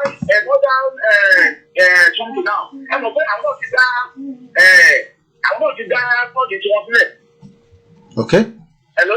Mo ń gbọ́ yín kétékété. Àwọn náà ti dá ṣé Nigeria Association of Executive Committee àwọn náà ti dá tí wọ́n sílẹ̀. Wọ́n mọ̀ pé nígbà tí Yorùbá ti dá ọ̀pọ̀ tẹ́tẹ̀ sílẹ̀ wọ́n mọ̀ pé Yorùbá ló ní agbára ní Nàìjíríà nígbà tó dá ọ̀pọ̀ tẹ́tẹ̀ sílẹ̀ wọ́n mọ̀ pé Nàìjíríà ti tán ọ̀rẹ́dì wọ́n mọ̀ gbogbo nǹkan tó ń ṣe náà wọ́n dúró wọ́n fẹ́ wo ibi tí kìnìún àti wá ẹni tí sọ̀rọ̀ sọ fún yín ní last week nígbà tí wọ́n pa àwọn Ìgbò ọjọ́ pa over 21 ẹ̀ẹ́dẹ̀wọ̀n nǹkan tó ṣẹlẹ̀ ní ọjọ́ kejì Ìgbò jáde pẹ̀lú agbára kì í ṣe wọ́n jáde pẹ̀lú agbára nìkan o wọ́n sọ pé kò ní kì í sọ. Àwọn ọlọ́pàá àwọn tó jáde wọ́n ti dàbí ẹ̀wọ̀n rí wọn wọ́n ní alágbára kan ló wà nílẹ̀ ẹ̀fọ́ ó jáde pẹ̀lú agbára ó wá sí yẹ wọn pé àwọn máa ṣe fún ọ àwọn ọlọ́pàá wọ́n ti sílẹ̀ àwọn ọlọ́pàá ti dàbí ẹ̀wọ̀n rí wọn báyìí wọ́n ti dàbí ẹ̀wà pé òun ní ó lè dàbí ẹ̀rọ láti gba ẹ̀wọ̀n rí máa yẹn òun ló ti kí àwọn dàbí máa sùn pé ẹnìbọ̀dù òkú ọ̀wọ́ sọ àtàrí o àti pòlíṣ o ẹnìbọ̀dù òkú ọ̀wọ́ sọ wọ́n ti ní ilẹ̀ àwọn bìrẹ́bà ti ní ilẹ̀ ẹtí káwa náà ní ilẹ̀ ẹ̀fà pẹ́pẹ́ àdìgbò ọ̀hún tó kú nínú fún orí ìdè orí ó kú ọgbà mọ́ ìgbọ̀rọ̀ náà tó ló wọ́n àti àwọn ọmọ fún ẹ̀ àgbà òṣèlú wọn àti káàbẹ̀ àwọn ọmọ kọjá jẹrẹ̀ wọ́n gbọ́ wọn náà olóòmọ tó ń ṣe olóòmọdà ìṣe agbára wà nínú yìí agbára wà èmi ló sọ akẹ́kọ̀ọ́ lórúkọ mi ọmọ ẹlẹ́kọ̀ọ́ rẹ̀ nílé àkókò tó ń jáde agbára wà nínú yìí ẹgbàá tó mọ ẹ̀wọ̀n kẹ̀ nílé ní gbogbo agbára ó kó ọ̀nà mọ́ mi tọ́ ó kó ọ̀nà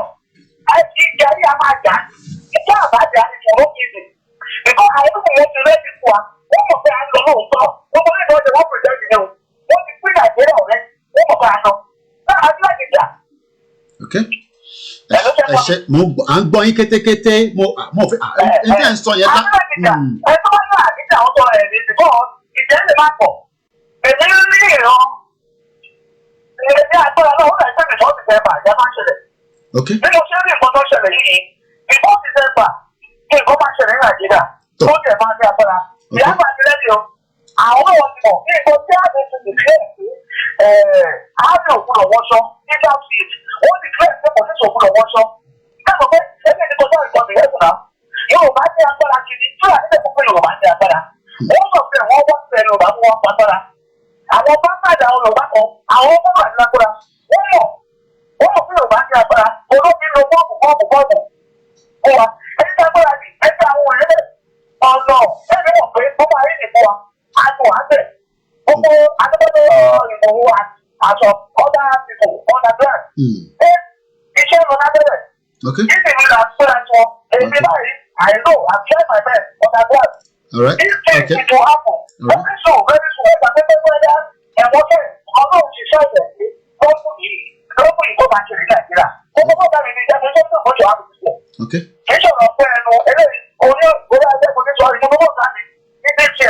Something was to happen.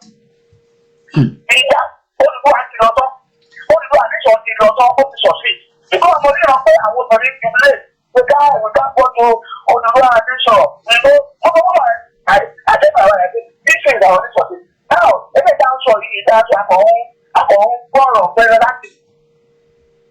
Okay.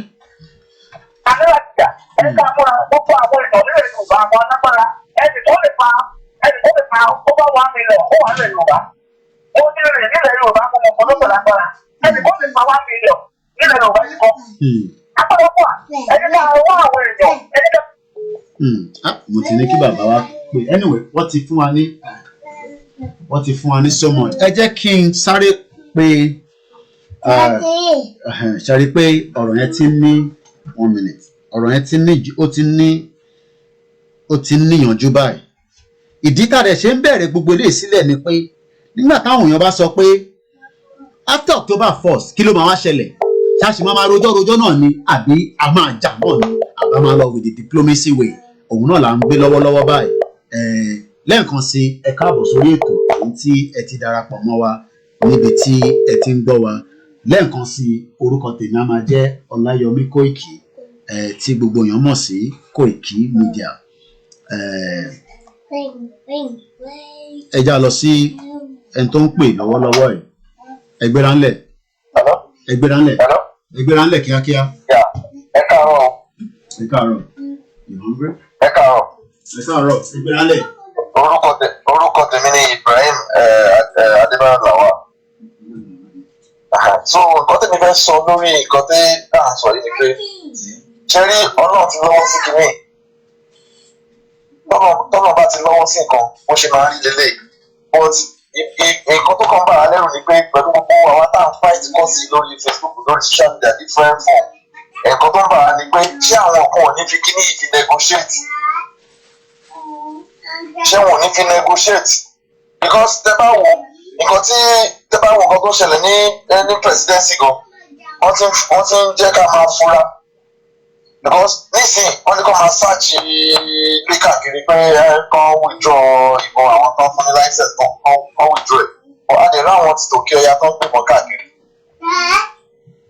and nísìnyí àwa ara wa gan-an tó fẹ́ máa jẹ́ ká tún fẹ́ máa kojú ìjà sí ara ní south west nísìnyí torí poverty level kí nìkan tó lè máa fà á èmi ò tí ì rí àfáà tàbí pásọ kan tó jáde tó sọ̀rọ̀ pa Oduduwa republic yìí ọkọ̀ ọkọ̀ bíi dàrá ni mo ṣe àtijà yẹn bá fẹ́ ṣẹlẹ̀ àwọn tó lè sáré tírígà pé kí nǹkan tètè yanjú òun náà ni àwọn religion organization yìí because wọ́n ti Nàìjíríà wà tó lébo nípa ẹ̀sìn tó wọ́n tá bá gbọ́ bẹ́ẹ̀ ni tẹ́ bá dé mọ́ọ̀sì sìn wọ́n máa sọ fún mi pé ẹ̀sìn ní sùúrù ẹni sùúrù á sì dá tẹ́ bá dé church náà àwọn náà máa so torí ẹ̀ àwọn náà máa ń wọ́nà láti make sure wọ́n ya owó kan sílẹ̀ tó ń fún àwọn religion organization. Wọ́n ní sìn ó ti súnkàn wọ́n sìn wọ́n ti gbé kámà kan jáde sí pé àwọn amójútó owó tán fà bẹ̀. Tẹ́mi náà lè mọ̀ pé ìyẹn náà máa tírígì àwọn tó máa fẹ́ jẹ́ káwọn náà sọ pé ó ti kọ́ sí. Kọ́mọ́ sọ pé ṣe lábẹ́lẹ̀ ká mọ ẹni tó wà pẹ̀lú wa. Kọ́mọ́ máa sọ pé wọ́n ṣe lábẹ́lẹ̀ ṣé rí Yorùbá tí Yorùbá máa sọ pé ó ṣe nǹkan lábẹ́lẹ̀ àbòsí ló wà ń bẹ̀ o. Àbòsí ni o tó bá ṣẹlẹ̀ tán kọ́ máa yí sí fún láti dìnnà pé àwọn rí o apasọ́kò gbọ́ o. Àbòsí ló wà ń bẹ̀. Àbòsí ló wà ń bẹ̀ jẹ́ ká mọ ibi tó ń lọ ààrẹ sì ààrẹ ọ̀nà kakanfò ó jáde tán ó jẹ́ kí gbogbo èèyàn mọ̀ pé ibi tó ń lọ lélẹ́yìí. tẹ bá lọ gbogbo interview rẹ̀ látòkè délẹ̀ ó kọ́ wọ́n sọ̀rọ̀ restructuring ìgbà tó yá sọ pé tí Yorùbá Oduduwa nation ẹ bá ṣe tán mo ṣe tán wọ́n ń ṣọ̀rọ̀ ẹnu ẹ̀ ní tó máa fi gbé pamọ́ wọ́n ń ṣọ ni so ní gbogbo àwọn tá a rí kó jáde àti wọn program yẹn ló fi ń dùn gan pé báwọn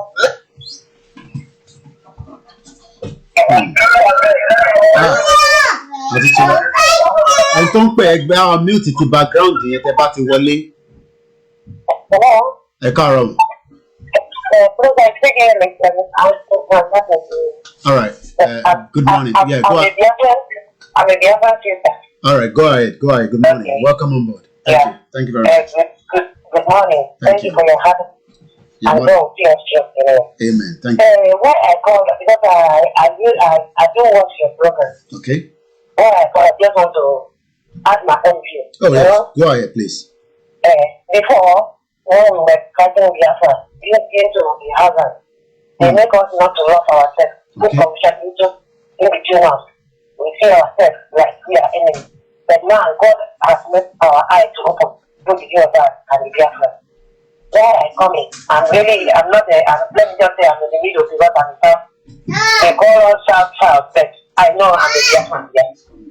Because I refuse to accept that. So why I come in here is they say together we win. This for I need to answer. They don't have power.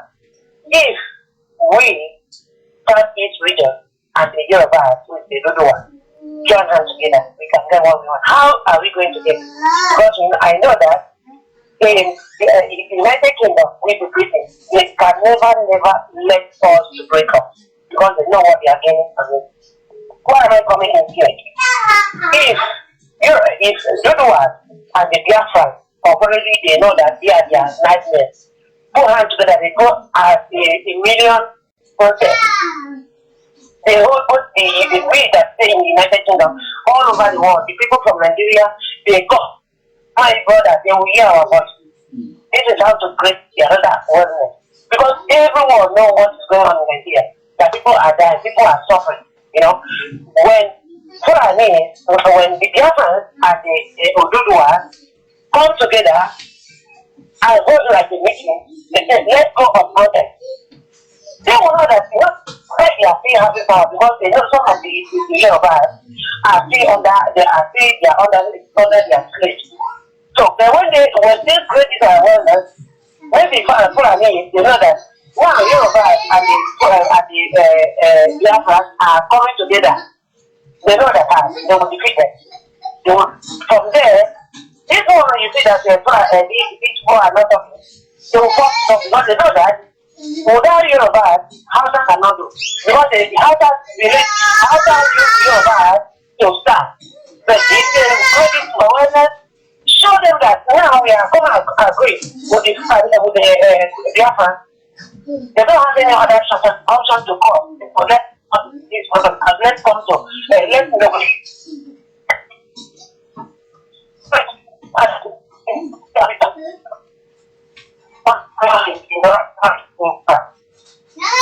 Academia of North. If you look at it, it's just like it's a northern part. In short, they have already taken care of that. I'm just watching the one that happened in Kwara, in Lori. Yes. For past 3 days now. But they over there. They don't even do all of them other they are taking over Yoruba. Guys, we should not keep quiet anymore. Together we won this war. Okay. Thank you. This is my own opinion. Thank you very much, my sister. Let's go straight to another caller, and we appreciate our sister from the Biafra side as well. Good morning, Chris.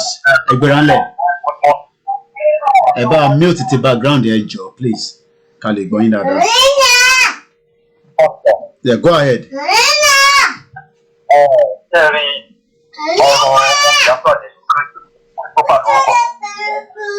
Lẹ́ẹ̀rí pé bóyá kò ní ogun yẹn irọ́ ni ẹja máa so ọkùn ara wa ẹja máa ṣòótọ́ fún ara wa wípé kò ní ogun yẹn irọ́ nígbà tí àníjà yẹn irọ́ ni. Okay, let's for instance ẹja let's compare this èèyàn méjì ó dá gọ́ọ̀mẹ̀ntì sílẹ̀ èèyàn kan ó ń bring everything just to let the company go grow but the second person kò ní ìkọ̀kùn àti ìsílẹ̀ tí company àti grow at the long run wọ́n decide pé ó kí kí company yẹn kó break up èyí tí ó máa ń fi everything sí ó ní òun fẹ́ pé òun fẹ́ pín company yẹn òun fẹ́ pín sí ọ̀nà méjì ṣe rò bóyá èyí tí òun ti kọ́kọ́ sílẹ̀ fún company àti grow ṣe rò bóyá ó máa fẹ́ yẹ kí company yẹn kó break up ni first and foremost afẹ́ béèrè pé kí ló dé tí ó fẹ́ fi pín company yẹn but say the other person tó bá ṣe insist pé company yẹn kò ń fẹ́ break ẹ̀ up ṣe ni pé after ẹ̀fẹ̀ wọ́n máa fẹ́ ti agídí bọ̀ wọ́n máa fẹ́ ta agídí bọ̀ torí pé kò ní ìkọ̀kọ̀ tó ń gbélé fún company yẹn they have nothing to give out for that company to grow bí ọ̀rọ̀ àwọn Fúlàní ṣe rí nìyẹn they have nothing tó wọ́n ní fẹ́ kí company yẹn kó ní Nàìjíríà kó pín wọ́n máa fẹ́ ta agídí bọ̀ ni wọ́n máa ti agídí bọ̀ they won't the Fulani people they won't ẹjẹ́ sòótọ́ fúnra ara àpapọ̀ ẹjẹ́ let us tell ourselves the truth kò sígbà tí ò ní dògún kò sígbà tá a ti jà. Okay, all right. Because of time constraint. Hello, caller. Hello. Okay. Please, when you call, remember to turn off the background noise. It's also interfering a lot. Let's go back to. I know Comrade on the other number is calling, but I'm trying to see if I can bring you using a different number to call you. Number 10, sorry. So I'm gonna try and find you on this number and then bring you in.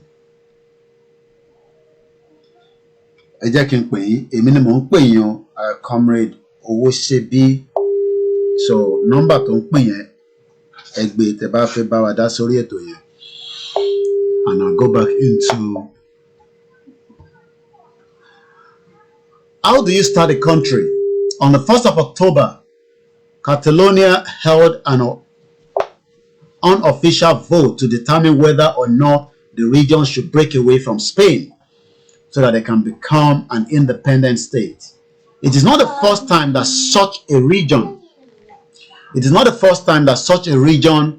has sought independence. But what things do you need to become an independent state? This is according to the BBC World Service.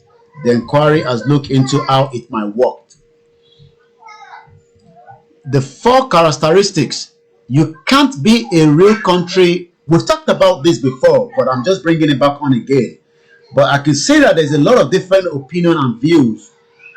Somebody says we need more prominent personalities in the Yoruba to start engaging and negotiating with these foreign allies. Some people say we should take it easy. Some people say we should go the diplomacy way. Some people say, look, it's not just going to happen. But we know that it's already done from the spiritual realm. But what we are thinking now is, how do we come out officially out of the country called Nigeria, location 419? Once again, we are moving into the final half an hour. Yes. Hello? Yes, come here.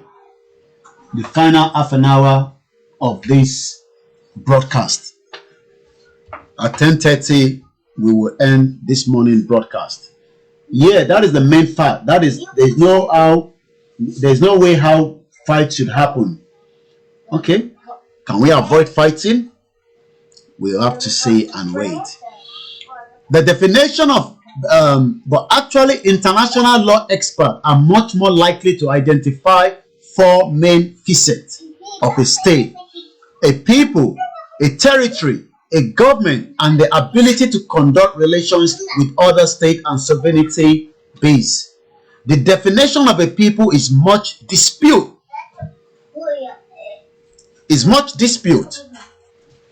And I guess we have another caller.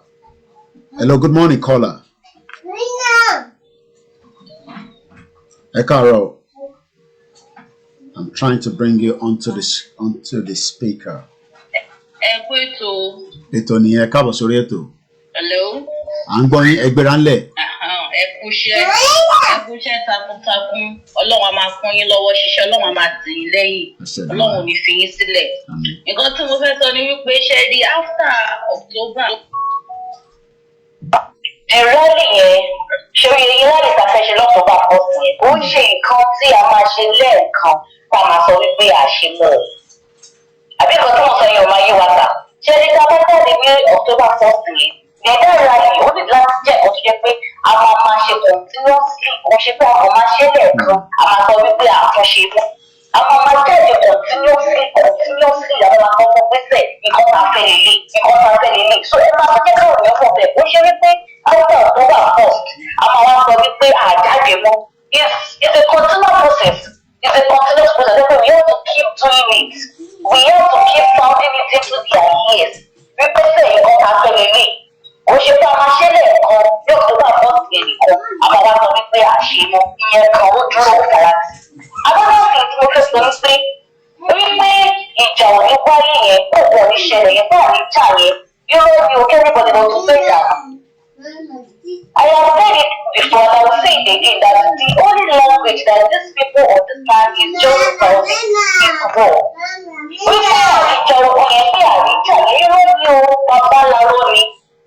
Ẹ lè máa sọ diplomatic way kìíní kan wé native way tó wípé ìjà ò ní ṣẹlẹ̀ yẹn irọ́ ni. So n fẹ́ ní everybody wọn ká mọ̀ yìí kàlẹ́ lọ ṣe kíni ká lọ gbéra jì. Gẹ́gẹ́ bí nǹkan tó sípò wa kan tí wọ́n pè kọ́kọ́ sọ, I think there was a particular lady that called, she's a Biafra. Nǹkan tó sọ tó ní pé Biafra àti Oduduwa they need to come together. Òótọ́ nǹkan tó sọ yẹn. Biafra and Oduduwa, there's a need for us to come together. Let us join our forces together and fight for our common enemy. Àwọn common enemy ni wọ́n tàgé ní ìdí àdìfúlàní. ISIS, Akeda, àwọn tó wọ́n ti wà lẹ́yìn àwọn enemy wa. We need to join our forces together. We need to come together to fight these people. Tí Oduduwa àti Biafra tó bá parapọ̀, wọ́n ò ní ṣẹ́gun wọn kò possible. Ogun yóò rẹ̀ bí ogun tó náà ti ṣe ni, ṣe understand? Ogun tó náà ti ṣe ni tó àdídì láti bẹ̀rù. Àwọn pípọ̀ yìí mọ̀ nípa àwọn ìgbàgbọ́ wọn kò lè ṣe kankan fún àwọn ọ̀gbìn Yorùbá ní agbára lórí ẹ̀rọ ṣe lọ ìfáìsì gbogbo wa ní oríṣiríṣi. Ṣé o tún ọ̀gá Yorùbá? Tó wọ́n ṣe wọ́n yẹ Biafra àti Oduduwa. We are fighting for a common cause. For the same thing wọ́n ti gbogbo wa tó wà ní ìdíyẹn jọ ní Biafra fẹ́ dá wà, Oduduwa fẹ́ dá wà. Now let us come together. Kí o bọ́ ká ṣe ọmọ náà àti Oduduwa àti Biafra. Can face our people in. Let's face them one by one. Anytime, kind of Biafra tó máa fẹ́ jáde, káwọn ìlú ọ̀dọ́ tẹ̀lé wọn. Anytime, káwọn ìlú ọ̀dọ́ máa fẹ́ jáde. Kí ló ọ̀rẹ́ Biafra náà tẹ̀lé wọn? Ọ̀rọ̀ tó lè dé ìgbà tá a máa tètè fi ṣá àwọn people ìtẹ́kùn ẹ̀yìn nìyẹn. Ṣé kò tó sọ yìí wá sá? So ẹjọ́ ọkọ̀ ọ̀rọ̀ rẹ̀ káwọn èèyàn wá. Oduduwa àti Biafra ti àwọn àkíṣe mímì. Divide our goal. Táwọn people ìtẹ́kùn bá bọ̀ ọ̀pọ̀ ló gbogbo pé àti ìlú òdìdí náà. Nǹkan tó ń ṣe fún alábòókè ìbọn nìyẹn ti fẹ́ ìdáwó lọ ṣe. Àbí ọlọ́pàá àjẹwà yìí bí ọmọ ọ̀tọ̀ ẹ̀yìn ni àwọn ẹni wíṣà àti Fúlàní, Akeda àti ICT. So àwọn púpọ̀ yìí ẹ jẹ́ káwọn méjèèjì yẹn wọ́n gbọ́ àwọn Biafra sábà tó wọ́n ní Biafra that are listening to us right now. I'm appealing. Let us come together. Ẹ jẹ́ ká ṣe ọba lọ́wọ́ and fight these people. Nǹkan tí mo ní kí n sọ nìyẹn sá. All right, thank you very much. Anyone that calls the show, if there's another noise at the background, then I will have to disconnect your call as quickly as possible. It's not just interfering, it's also affecting other people that are watching around the world. A very good morning, Ekaro, comrade. Okay, that line is not going through. I say, please, we have said it, not on this show. Tebakpe is already the other show, no. Tebatikpe, ní láti tún gbọ́ra yín mọ́ lórí another device. A mute yẹn come, even if the call has not come through yet. I've put it back there. So, ẹjọ́ à ń bẹ̀ yín ni. Tẹ́ bá ti pè, ẹ bá wa mute device tẹ́ fi ń gbọ́ wa. Is the best option that you can do for us. We have another caller and it's a direct call again. Hello, ẹ káàárọ̀. Ó wà cheaper fún yín tẹ́ bá pè wá lórí WhatsApp, but tẹ́ bá fẹ́ continue, that is fine. Okay. So what when you first saw that, we shut up in that bench like long duty. I said the man. Oduduwa, I get it from him. I got to prepare for one content. Even gone Abuja ni mo about our boys in prepare. Yes, John Adelutu. So if you want to let ọ̀rọ̀ ilé ìfẹ́ la máa fún wọn ó ti yé yín bẹ́ẹ̀ kò ń sọ̀rọ̀ àdá àbíkan ilé ó ti yé yín a máa da confusion sáré wọn máa bẹ̀rẹ̀ sí ṣù sára wọn ó ti yé yín Yorùbá lágbára agbára tẹ̀tẹ̀ a máa fi hàn wọ́n pé ìyá láyà wọn wọn tó bẹ́ẹ̀ ṣé bẹ́ẹ̀ ni kò sí bá ṣe máa gbòmìnira tí kò ní sí òun níbẹ̀ kọ́ táwọn ilé wọn rẹ́dí láti kíkọ́ ó dẹ̀ ti yé yín wọ́n dẹ̀ máa ń pera wọn ní pọ́ǹtù pé kò sẹ́ni bọ́ọ̀dù. Ó ti bẹ́ẹ̀ imagine Jẹ́mi Ọ̀kanù tó lọ sí Kwara lánàá tó ń sọ pé òun wá sílẹ̀ bàbá o ó ti yẹ bẹ́ẹ̀ tí bẹ́ẹ̀ báyìí ti gbà wọn àti báyìí gbà wọn wọ́n ti wọlé sí wa lára dáadáa ó lóun òun ti dé sílé ilẹ̀ bàbá òun báyìí pé welcome o non welcome ẹ̀ imagine tí wọ́n gbọ́ àti wọn ti wọlé sí wa lára ọmọ lọ sọ ẹ̀ níyà ṣéko ó ti yẹ bẹ́ẹ̀ Yorùbá ti àti gbàgbọ́dé fúnra wa gan torí owó àti gbàgbọ́dé wọlé gan fúnra wa bọ̀ gbogbo yẹn ó máa dópin wọ́n máa pẹ̀jẹ̀ kú ni ẹgbẹ́ òjì October 1st. Alright, I should go in. 25 minutes more before the end of today's broadcast. Mo ti pè yín, comrade, gbé call ni so màá tún pè yín padà again. Maybe it's the network. A very good morning. The question is, how do we stop being a Nigerian? Kí ni ìgbésẹ̀ tá máa ní láti ṣe to stop being a Nigerian? That's what we are asking everybody. Ẹ bá wa ṣe ní kọ́mọ́kọ́mọ́ èyí tẹ́ bá ti ń pè wọlé. Ẹ káàárọ̀, ẹ bá wa lẹ̀. Tó bá jọ October 1st tí anybody bá attack wa a máa ka ìmọ̀lẹ́ ní kọ̀ọ̀kan ni o anybody tó bá attack wa ó máa rí jẹ́ iṣu o after October 1st a máa visit ìmọ̀lẹ́ ni o ó pọ̀ kọ́tà bá dé láyé la máa bàjẹ́ anybody tó bá fi lè attack wa Yorùbá lè attack o a máa ṣọ́ yín gbogbo kọ́tà bá dé la máa bàjẹ́ ó pọ̀ kọ́tà bá dé la máa juná sí tó bá fi lè attack wa anybody bá fi lè attack wa tó bá kó òun kọ́ bẹ́ẹ̀ kọ́ láì wá attack gbogbo kọ́tà bá dé nílẹ̀ Yorùbá la máa bàjẹ́ ẹ bá kọ́ sílẹ̀ a máa bá yín jà títí tó tó bá jẹ́ èdè yìí ni ẹ bá fi lè attack ṣe politician àjà ń bá ní kankan ìjọba ní ọ̀làwọ̀ àjà tó bá fi lè attack wa gbogbo kọ́tà bá ní ibi tó bá ní sí a máa bàjẹ́ gbogbo kọ́tà bá ní láyé a máa bàjẹ́ la máa touch ọ̀rẹ́ mi ò jí bẹ́ẹ̀ lọ because bá fi lè attack wa káàbà bá yín kọ́lé ànípadà ẹ̀ẹ́dẹ̀ pọ̀ tó wa ok bí sọ́jú ẹ lọ mo dẹ̀ confirm Professor Akintoye wọ́n ní wọ́n sack bàbá fake news ni. Thank you very much. Mo láti capture ohun yẹn ní agbára mo láti capture ẹ jẹ́ ká lọ bá bàbá wa Ayọ̀bámi ẹ ṣe sùúrù ẹ̀yin tẹ́ ń pè let's take it turn by turn ẹ gbéra ńlẹ̀ ẹ bá wa dá sétò náà àti disconnect Ayọ̀bámi o ó yẹ ẹ gbéra ńlẹ̀ ní kíákíá under a minute ẹ gbàgbọ́ ẹ káàbọ̀ sórí ètò sàn. ẹ̀dẹ̀ fún ètò nìyẹn. ọlọ́run fún wa ṣe o. ẹ ṣe Èdùmàrè o. orúkọ mi ni Ọláyíwájú Owólabí mo pè láti Luton. láti Luton ẹ káàbọ̀ sórí ètò sàn bàbá. olúwa ṣe wọn. You're welcome. mo kàn ní kí n bi akọ́kọ́ ni o nípa Oduduwa nation yìí náà ni. ẹ ṣe wọ̀ ká wò. báwo la ṣe lè mobilize àwa ti Luton. gbogbo àwọn tó wà ní Luton láti wá sísàlẹ̀ ní London ní gbogbo àmà ti kọ́mọ láti máa join together. lágbára Ọlọ́run Luton is just less than half an hour or 40 minutes maximum. àwọn èèyàn ń bọ̀ láti Scotland wọ́n ń bọ̀ láti Manchester èyí ti Luton ẹ wà very very close. train kan láti ọ̀dọ̀ yín dé Paddington ẹ̀dẹ̀ wọ any train tó máa gbé ní Trafalgar Square 11 títí di Paul ni ẹ jẹ́ kí gbogbo wa fàyè sílẹ̀ níjọ́ yẹn Ọlọ́run á fún wa láyè interfaith gbà in tó máa dé èyí tí a máa dunnú fún lọ́jọ́ iwájú ni tí gbogbo wa máa jàǹfààní ẹ̀ tẹ́mi máa gùn tálàáfíà máa wà ẹ jẹ́ kí gbogbo àwa tá wà ní outside London eléyìí ò ń ṣe ìjà ará London nìkan gbogbo yín pátápátá ni à ń pè.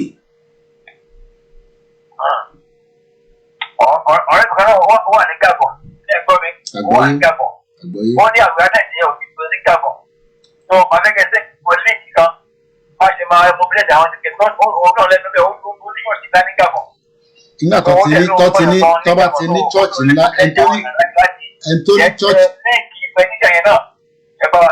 ẹ bá mi send nọ́mbà òun nígbà táwọn ti gbọ́ yẹn tẹ bá send nọ́mbà òun àwa send àwọn materials tí wọ́n máa bá wa nígbà tó ní church ní Gabon kọ́ bá wa sọ fún wọn ní church wọn tó bá announce pé a ṣe wọ́n Nàìjíríà mọ́ ìyẹn lásán kọ́kọ́ trigger àwọn ọmọ ìjọ pé èwo ni pastor tún sọ ẹ̀ pastor adé sọ fún wọn pé Oduduwa nation là ń bá lọ nísì a ṣe Nàìjíríà mọ́ ìtọ́dẹ̀ ní láti ṣe ni pé kọ́ sign petition kọ́ dẹ̀ create awareness kó ju bẹ́ẹ̀ lọ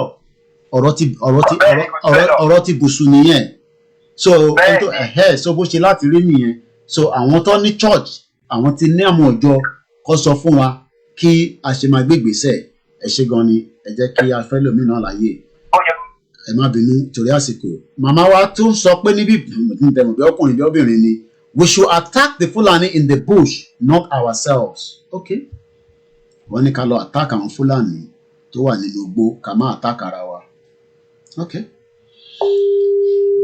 Fulani ṣá tí wọ́n fi ṣe jàǹbá fún wa kí la máa ṣe sọ̀rọ̀ wọn Prince tó pè lẹ́ǹkan ohun yẹn mo láti sáré capture torí ohun tó ń sọ pé tẹ bá attack wa ní October 1st MC Olúọmọ ni Kókó Zaria ni Kúnlé Poli ni ẹnikẹ́ni tó bá jẹ́nu yín a máa ṣe kí ni a máa attack padà o ẹ má rò pé a máa fọwọ́ mọ́rán wàá kó yín síta ẹ̀yàn ọmọ ọ̀tá kan kẹwàá dantí à ń jà fún lórí ẹgbẹ́ ránlẹ̀ bàbá Ayọ̀bámi.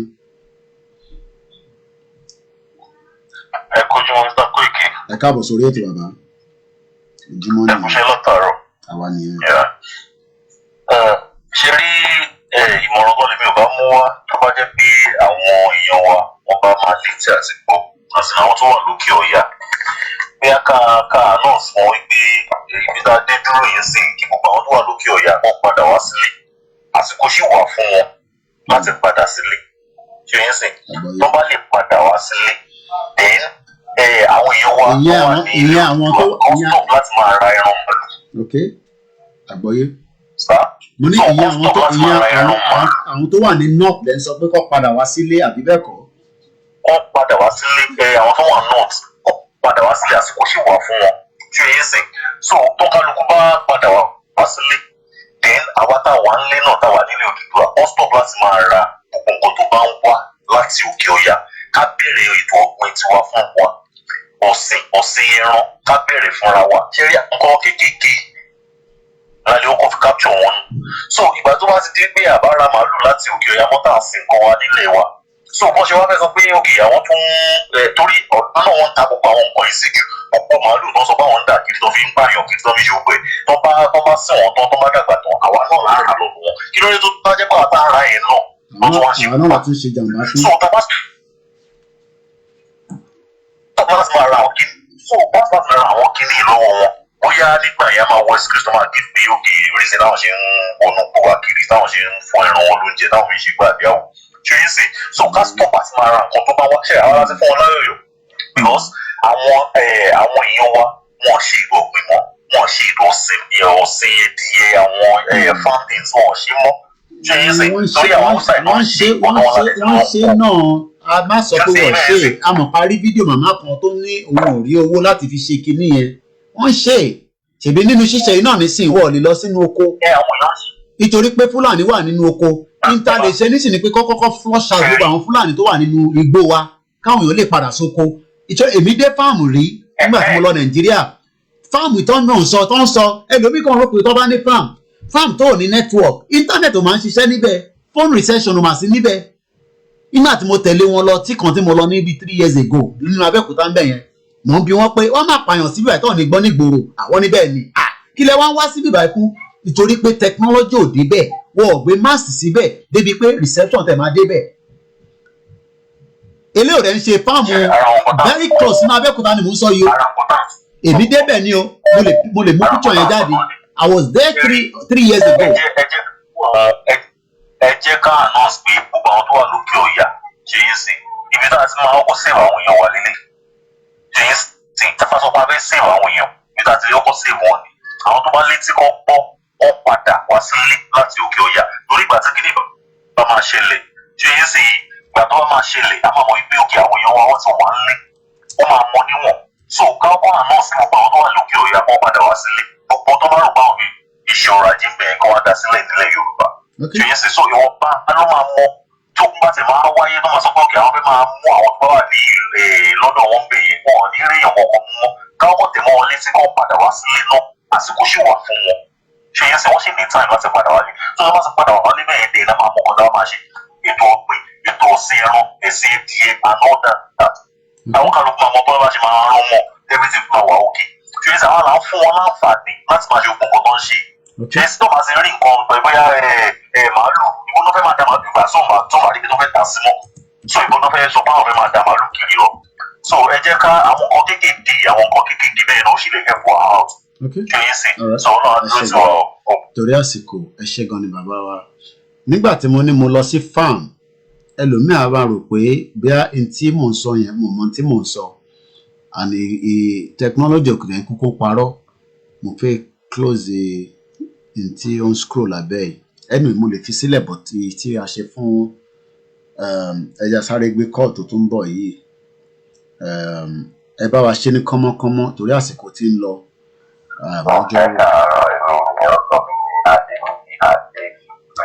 ẹ káàbọ̀ sórí ètò ẹ bá wa ṣe ní kánmọ́kánmọ́ ẹ gbọ́ yín. Àwọn ọlọ́pàá tí wọ́n máa ń gbé jáde ló ṣe àwọn ọlọ́pàá Fúlàní àwọn tó ń wá mẹ́sìn tó ń wá báyìí àwọn tó máa jáde nìyẹn tó máa wọ̀ sí pọ̀pì ọlọ́pàá tó ń jà. Àwọn tí ó tún sọ fún wa tó ti jọ tó jà ọmọ Yorùbá ká tó máa sọ fún ọ pé tí wọ́n bá jáde àwọn náà máa jáde. Tó o ta bá tó àwọn náà bá ń tẹ̀sí wọn àwọn náà máa tẹ̀sí wọn tó tó gbọ́ ọjọ́ yẹn bẹ́tà wọ́n dúró sẹ́yìn wọ́n tẹ̀lé wa tọ́ wọ́n pa fún wọn lóde lórí àwọn tó ń rún wọn mi ò tẹ̀rù bẹ́ni pé mẹ́rin ọ̀dẹ́ wà nàìjà mọ́ bàbá jẹ́gẹ̀dá nínú bẹ̀rẹ̀ tó ló kù wọ́n lè má sí nàìjà ní ti bí a ṣe sọ̀rọ̀ mẹ́rin ọ̀dẹ́ tó jẹ́ pé wọn ò fẹ́ ká jáde jọ yẹn mẹ́rin ọ̀dẹ́ tó lè má sí nàìjà tó láwọn náà fẹ́rù sí níbi ọjọ́ yẹn ìgboro máa dàrú tó mẹ́rin ọ̀dẹ́ tó jẹ́ pé wọ́n kọ́ olówó ẹja ti ẹ̀sìn many of them not in the country. So káwọn náà ká múra sí wọn torí ó dùn mí pé tó bá gbé mo wá sí ọjọ́ ẹlẹ́ta àbíkọ́ díẹ̀ wá dúró ìbò máa dúró sí. Lórí àwọn tá a wà ní ìlú ìbò tá a wà sí many of us are in it. Tí ilé bá da àmàgbàdà lọ sílé tó nǹkan tó pọ̀ wá bẹ́ẹ̀ ni pé ká mọ̀ pé àwọn Fúlàní ló máa jẹ́ àtijọ́ ọ̀dọ́gba ọ̀gbìnjà àtijọ́ yẹn tó nǹkan tó ní láti sọ́dọ̀ yẹn ẹ ṣé gan ni ẹ ṣe sùúrù bàbá wa tó ti ń pè màá try láti mọ̀ pé wọ́n fẹ́ dá sétò yẹn láti Nàìjíríà lọ ti ń pè so màá pè wọ́n direct ṣe sùúrù ẹni tó ń pè ẹ ṣe sùúrù fún mi nígbà tá a lọ sábẹ́òkúta ní I was in Abẹ́òkúta in 2017 Abẹ́òkúta ẹni tó bá mọ̀ pé farm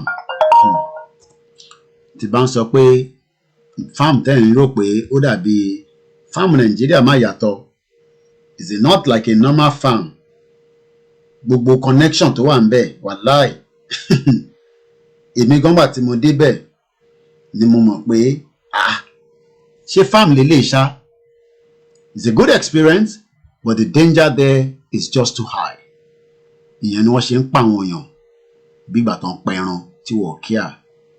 I'm trying to see if I have some videos. Let's see. Okay, nothing is.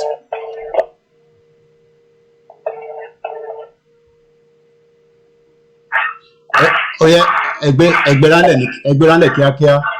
Ẹ bá wa dá sétò náà. Ẹ ṣe gan ẹ kú ètò náà ọlọ́run àbúrò yín. Mo ti ń gbọ́ ọ̀pọ̀ pàṣẹ papọ̀ látàárọ̀. Ìgbésẹ̀ àkọ́kọ́ tá a máa gbé fún òmìnira tá a fẹ́ gbà tí àwọn bàbá wa Akíntóyè ti gbá àwọn pípẹ̀ kan pẹ̀lú àwọn ọ̀dà ìdásò. Òun ni fọ́ọ̀tì láìta fẹ́ ṣe yẹn ẹ jẹ́ ká jáde ní yàtọ̀ gbogbo èèyàn kan sọ̀rọ̀ pé a máa kọ́ ọ́sá jáde máa kó ẹnu ẹ̀ tó wọ́n wọ̀ kọ́nà ọ̀pọ̀lọpọ̀ àmàlì wá. Ìlú wa ní tábà tí ń bẹ̀rù pé àwọn àwùjọ kan máa kó wá gbogbo yẹn ọ̀rọ̀ ojú nìyẹn. Ọwọ́ àti tábà ti jáde fọ́ọ̀tì ìtàṣírá nìyẹn àbúrádẹ́sì yẹn kan gbogbo ilé ìfiṣọ́gbọ̀ èèyàn ló ní àtẹ̀sílẹ̀. Bọ̀ tí a bá ti ṣe rálì yẹn ní ìtàṣírá rálì yẹn tí àwọn ẹgbẹ́ náà ṣe tó kọ̀m̀bí ẹ̀ àwọn tó yẹ kó lè tètè wá ní ti òkú tí ń jẹ́ ti ọlọ́run a máa gbà á àwa ní ọkàn akẹ́kẹ́ a máa gbà òmìnira ẹ̀ máa bọ́ àwọn abúlé ní ti yí wa káàkiri ọ̀rẹ́dì wọ́n ti ráàgbọ́ ọ̀rẹ́dì àwọn àtọ́ sọ̀rọ̀ pé ọmọ kò ní ọ̀kan ṣe eléyìí tó dẹ̀ jù ní pé àtẹ̀yìn lórúkọ ọlọ́run ẹ̀jọ́ ó máa dé pọ́ìntì kan kò sí ìkan tó ọ̀fìn ní láti wòye láàrin gbogbo ẹ̀tẹ́ ìjẹ̀jẹ̀ òmìnira yìí ẹ̀tẹ́ ìṣàfihàn gbogbo gbàgbé ẹgbàá orúkọ náà bẹ̀yìn ẹ má ṣe gbà bọ̀dẹ̀ ẹ̀sìn ìjà tó lọ́rùn sọ́tà wà àwọn àtàwọn nàìjíríà bí àdúró déédéé àti èèyàn ti pọ́n lẹ́ o ẹ̀ẹ́dì mọ àwọn èèyàn ti pọ́n lẹ̀ àwọn ẹ̀rẹ́ ti gbọ̀gbọ́ so níbi àbájé àdúgbò ẹ̀rọ pé ọlọ́dẹ̀ bá ajá sí ọlọ́ máa gbà fún wa láti tẹ̀lé kan ṣe o tó bá dìbò ìgbà ìgbì ọ̀tán a máa jẹ́ láṣẹ tọ́lọ́ ẹ̀kọ́ ètò náà. Ẹ ṣé gan ni. When I talk about a lot of my trip to Nigeria, sometimes people do not understand what I talk about. This was a visit to Abeokuta in 2017. Eripe Mowo Adire, I went to promote all these young boys. Pẹ̀lú bàbá wa tó dúró sáàrin wa, bàbá wa tó dúró láàrin wa yìí, àwọn ní farm tí a wà nínú ẹ̀ yẹn. Phone line kan ṣiṣẹ́ nínú oko tí a wà nínú ẹ̀ yìí. Not a phone call we can make outside the world. This was in 2017. Ẹgbẹ́ránlẹ̀ ní kíákíá. Okay, ẹ káàárọ̀ Yomi. Ẹ̀kọ́ tí mo kàn fẹ́ advice kan ti fẹ́ sọ ọmọ pé mo ní àwọn aṣáájú Yorùbá káàkiri petition and poll ní ẹni fẹ́ sọ̀rọ̀ ọ̀pá ẹ̀. Ṣé tí wọn ò bá tiẹ̀ lè tó bá tẹ̀ jẹ́ pé àwọn church níbà yìí bẹ̀rù because I want to tell you something. Ní ìjẹta èmi àti ọkọ ṣe jà church nítorí ọ̀rọ̀ Oduduwa I am telling you because èmi kàn ti notice àwọn èèyàn bẹ́ẹ̀ pé bẹ́ẹ̀ kọ́ tó dà but bóyá kò lè tí ìdè wọn ni kì í sọ ni. So mo fẹ́ sọ ọmọ pé ní London a ní churches àwọn Yoruba churches wà bẹ́ẹ̀ ní America a ní àwọn Yoruba churches níbẹ̀ a ní outside àwọn countries oríṣiríṣi. Ṣé àwọn èèyàn tó ń lọ sí church níbẹ̀ yẹn ṣé wọn ò lè gádà àwọn Yorùbá fún wa bẹ́ẹ̀ láti sign petition yẹn at least táwọn Yorùbá ti ń bẹ̀rù ní Nàìjíríà somehow tabatẹ̀lẹ̀ kọ́ máa bẹ̀rù kọ́ àwọn kan ṣì ń bẹ̀rù báyìí but díẹ̀ náà ni bẹ̀rù yẹn máa kúrò lára wọn yẹn. Ṣé a lè rí opportunities láti àwọn churches yẹn kò bá jẹ́ ní Congo lọ́wọ́ ni o kò bá jẹ́ Benin lọ́wọ́ ni o kò bá jẹ́ anywhere tó bá wà ṣá. That is what I want to say ṣá anyway. Okay, alright, ẹ ṣé gan ni. Lẹ́ẹ̀kan sí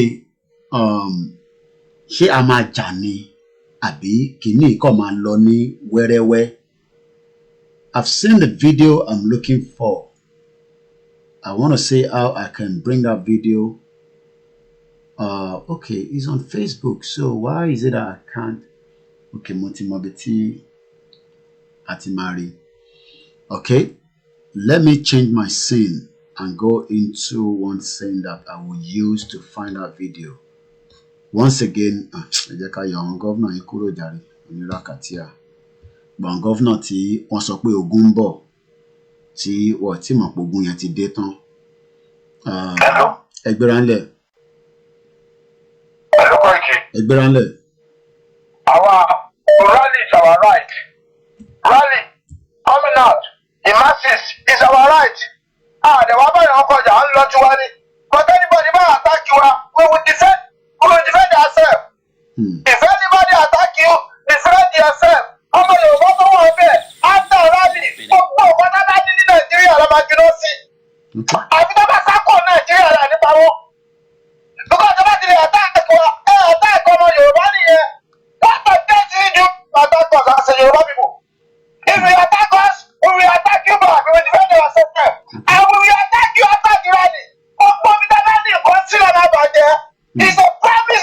threat. You try to attack us, I see what we're going to do. Okay. Anybody that attack us, defend yourself. And after the only, I'm a visit.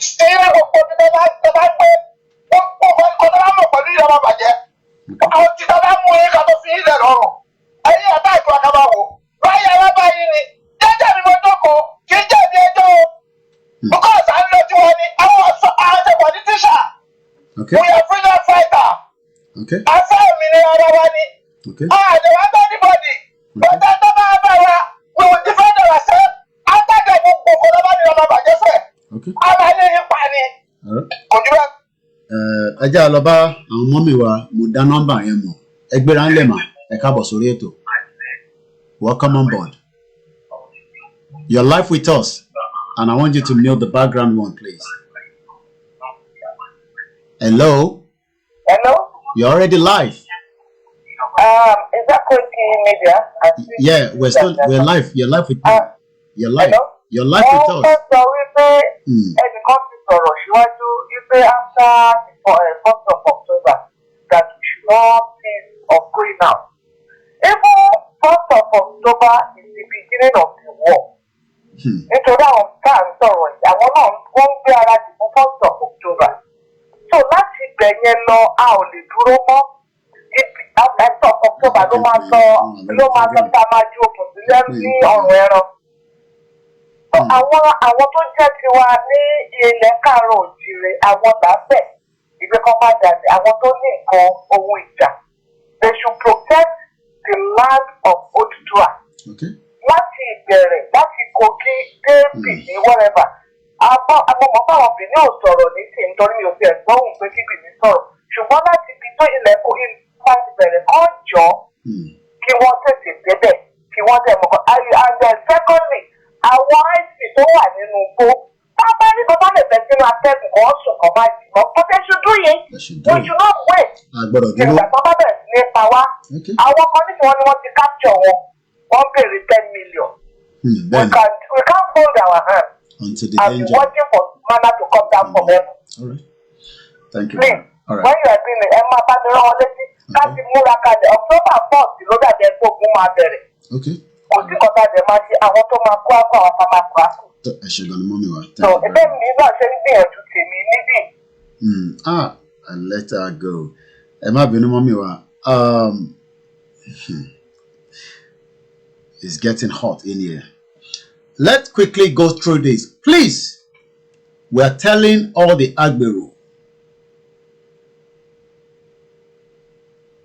I am advising gbogbo ẹ̀yin Agbero. Know that they should not allow any politician to use them. Màá sọ ní Yoruba. Gbogbo àwọn ọ̀tẹ̀ fi máa lo language yín pé Agbero ni yín. Àwọn politician yẹn ló ń pè ní Agbero. Ọmọlúàbí ni gbogbo yín jẹ́. Tàbá dẹ̀ ti gbọ́ Oduduwa tán. Gbogbo wa náà la máa gbádùn ẹ̀. Nǹkan bẹ́ẹ̀ ta máa ṣe. Tó yẹ pé òtẹ̀ ní rántí pé kò tẹ̀ ní sẹ́ni tó máa pè lágbèrò. Àwọn politician lọ sọ yín di Agbero. Ẹ kì í ṣe Agbero. Ọmọlúàbí ni gbogbo yín. Ẹ má yẹ kí gbogbo wa fi ojú wejú níjọ́ 1st of October. Ẹ lè ní ìbáyìí wà nílùú òyìnbó. Ẹ má sọ bẹ́ẹ̀ o. Ẹ jẹ́ ká ṣe rálì wa. Ìjọba la fẹ́ fi ẹ̀dùn ọkàn wa hàn àti international community. Bá Agbero jà o. Àìtí bá politician jà o. Àmọ́ in tó bá mú Agbero jáde ní October 1st àti mọ̀ pé politician ló ràn yín. It's as simple as that. Àpè gbọ́ pé wọ́n kọ̀ jáde wọ́n wá attack àwa náà nítorí àwọn jáde rálì wa tí à ń polówó ká dẹ̀ sọ pé kó wà peaceful. A máa dóògùn wò ní ara wa. So mo mọ̀ pé ẹ̀yin náà gbé kan sára o. Àmọ́ ẹni tó ní nǹkan ẹ̀ ó ti sọ pé à ń lọ. Kò sí Agbero nínú dictionary o. Àbí bí a ti bá lọ wò lórí Google ǹjẹ́ Agbero wà ó yẹ ká ti parí ètò yìí nísìn because I have to prepare for my radio show. But ẹ rí i pé okay Agbero kí ni meaning Agbero? Ó dárúkọ ẹ̀ ní Yoruba dictionary. Agbero borrow from a Yoruba Agbero labourer worker. Wọ́n wá sọ yín di labourer tó yẹ kó máa ṣiṣẹ́ nínú factory kẹ́ máa produce ẹ pé tó bá ṣe tán báyìí níjọ́ Friday kí wọ́n náà ti kí ìbọn náà àkáǹtẹ̀ báwọn náà ṣe máa ń ti bọ̀ ní London kó wà àkáǹtẹ̀ báyìí kí inú ẹ̀ dùn kó wo bí wọ́n fi lọ sí bíá palọ̀ ni kó jẹ pepper soup tó bá fẹ́ gbọ́mọ kó gbọ́mọ tó bá jẹ́ club ló fi lọ kó lè padà lọ́lé ẹ̀ kó sùn kó jí but agbèrò tó ń fẹ̀yìn ṣe agbèrò payanpayan wọ́n ní kinní kan kólé poli sniper ní kinní kan mo náà máa sùn wọ́n ní jí wọ́n máa sùn wọ́n ní jí so we are advising you now ẹ fi wá sílẹ̀ kàrọ̀rà máa bá eré àníyàn tiwa lọ. àyàn màmá tó wà nílé tẹ́ mọ̀ pé àwọn ọmọ yín agbèrò ni tẹ́ mọ̀ pé politician ń lò ẹ kó wọn mọ́nu ilé ẹ kó wọn sínú ilé o because peaceful rally là ń lọ fún o gbogbo àwọn tó dẹ̀ ń tẹ̀lé wa là ń sọ fún pé peaceful rally ni títí kan àwọn tá a wà níta àmọ́ tí wọ́n bá jáde níjọ́ yẹn tó di pé pàápàá kan ṣẹlẹ̀ ní tó bá máa ṣẹlẹ̀ lẹ́yìn yẹn àmọ́ wa máa fi wọ̀nyí lórí fídíò ni o so I think we understand the language that I have just talked about. Crazy story of Nigeria agbero. I will come off the broadcast before 11 because I have to be on the radio exactly at 11 o'clock. Again, they will lamp given to ẹrántí pé Ọbásanjọ́ bàbá wa gave Charles Taylor to ICC.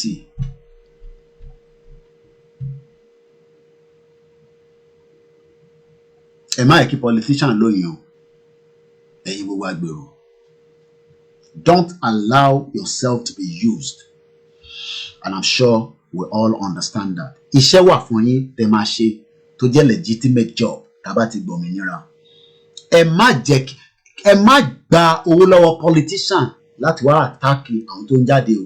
Ṣẹ́rẹ́ àwọn tó ń jáde Yorùbá jí má sùn làwọn náà. Kí ni mo sọ? Yorùbá jí má sùn. And as we are bringing this broadcast to an end, mo rí comment kan tó jáde látara màmá wa. Wọ́n ní Olayomi Koiki, why don't we write the Queen herself? Wọ́n ní ká write Her Royal Majesty the Queen of England. That there are a lot of genocide going on and a lot of insecurity, just to let her aware of our determination of leaving Nigeria, mentioning the expired contraction of 1914 and the fraudulent censor of 1959. Liberian president, sorry, not Liberian president. We have talked about what is the way forward. The way forward is we are going to fight. It might not sound something that you want to hear, but there will be fight. Because I know from the movement that is taking place in Ilorin by that emir and the Ilorin people, kó má jẹ́ pé yín Kwara ẹ̀ ń bá wọn lọ nìyẹn o.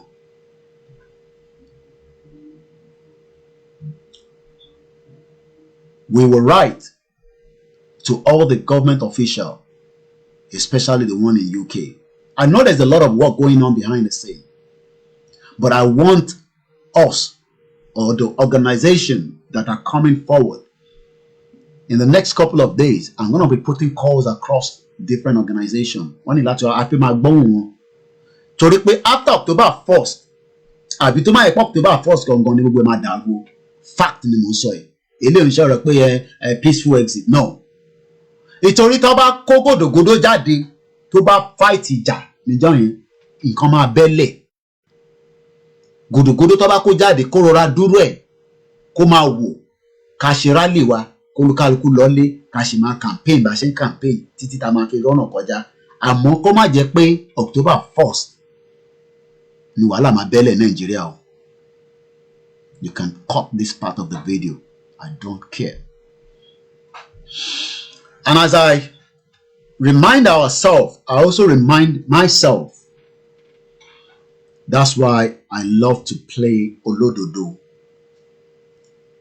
Àtẹ̀yin tẹ́ ń gbọ́ wa, àtàwọn tá ń sọ̀rọ̀, ẹ jẹ́ ká fi òdodo ṣe o. If you look at the topic again, mo tún gbé ti topic ìtànà wá. topic ìtànà sọ pé, let me open it from the screen here. Don't use Oduduwa to defraud. The danger is very, very high. Some people might think it's about the monetary aspect. Àwọn kan máa ti ń ṣògùn tó ní àní lọ tó jọmọ Yorùbá. Àwọn pásítọ̀ kan máa ti gbowó tán ní àwọn máa rẹ gbogbo táwọn láti rẹ tí wọ́n ní rọ́nà kọjá. Àwọn náà máa ń defraud wa nìyẹn. Imam kan máa jókòó nísìn àti àfáà kan tó ní gbogbo tóun mọ̀ nínú Quran lòun máa gbé sílẹ̀ pé ẹ̀ ní rọ́nà kọjá o. Ara àwọn tó fẹ́ defraud wa náà nìyẹn o. Àwọn kọ́ọ̀lù ti wọlé rẹpẹtẹ àdẹ̀fẹ́ gbé tó ìwálẹ̀. Shall squeeze àwọn calls in quickly. Calls ti wọlé. Bàbá Ìbàdàn náà ti pè láti US. Ẹ jẹ́ ká squeeze gbogbo yín. Àmọ́ tó bá kù díẹ̀ mo ní láti lọ prepare ara mi fún radio show ní 11 o'clock. Okay, ẹni tá bá ti pè tó bá ti gbé àlọ́sọ́dọ̀ ẹlòmíì. Ẹjọ́ tí bá ti pè yín ẹ bá wa ṣe ní kánmọ́kánmọ́ ni. Ẹ jẹ́ kọ́kọ́ lọ sí Cambodia, bàbá yẹn ti ń pè látẹ̀ǹkan. Ẹ má jẹ́ kó pẹ́, ṣúkúṣúkú lóbi ọgẹ́ ká lè tètè gbéra ńlẹ̀. Hello. Ẹ gbéra ńlẹ̀. Hello. Ẹ gbéra ńlẹ̀. Ẹ̀lú yẹn ti di mẹ́ta, ẹ gbéra ńlẹ̀. Gẹ́gẹ́ bí ọ̀rọ̀ tẹ́ ń sọ, ṣe rí lórí pé bóyá a máa jà tàbí àníjà. Ṣe rí according to nǹkan tẹ̀mí gbọ́ lẹ́nu àwọn tí wọ́n lọ bá American Senator Olùsí àbíkínà pé ó ní aláti dá wàhálà lẹ̀ dáwọn tó kọ́ mi. So wọ́n ti kàwé Áfíríkà fún ẹni tí ò lórí iṣẹ́ rí kálẹ̀ àwọn Europe ni wọ́n á ṣẹ̀tọ̀ ẹ̀fọ́ àbíkínlẹ̀. Bẹ̀tà wọ́n fẹ́ kí àwa ká ìjà táwọn tó ṣẹ̀ṣẹ̀ wá sáàárín wa. So bet bó bá ṣe lè wò kó rí tó bá jẹ́ pé ìjà náà ló máa result sí ni Olúwa gbé wa. Agbé wa lékè wọn. Nǹkan tí èmi fẹ́ sọ nìyẹn gẹ́gẹ́ bí nǹkan tí èmi gbọ́ lẹ́nu a reliable source pé a lọ dálẹ̀ táwọn tó ṣẹ̀ṣẹ̀ tó wọlé ẹ ṣe púpọ̀. Ok, àmàdálẹ̀ náà ni ìgbà ọ̀la ní dálẹ̀. Ẹ já lọ sí Dublin.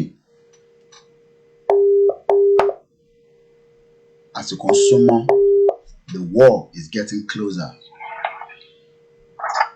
Olóòtú ẹ̀kọ́ ọ̀tọ̀. Ẹ káàbọ̀ sórí ètò mọ́mì.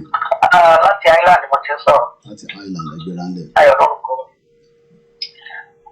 Mo fẹ́ dá sí ètò tí ẹ̀ ń ṣe láàárọ̀. Ẹgbẹ́ra ńlẹ̀ mọ̀. Ẹ ń sọ̀rọ̀ kan kí n tó kúrò lórí line tó padà wá. Lórí bá a ṣe máa gba Odùduwà. Bẹ́ẹ̀ni.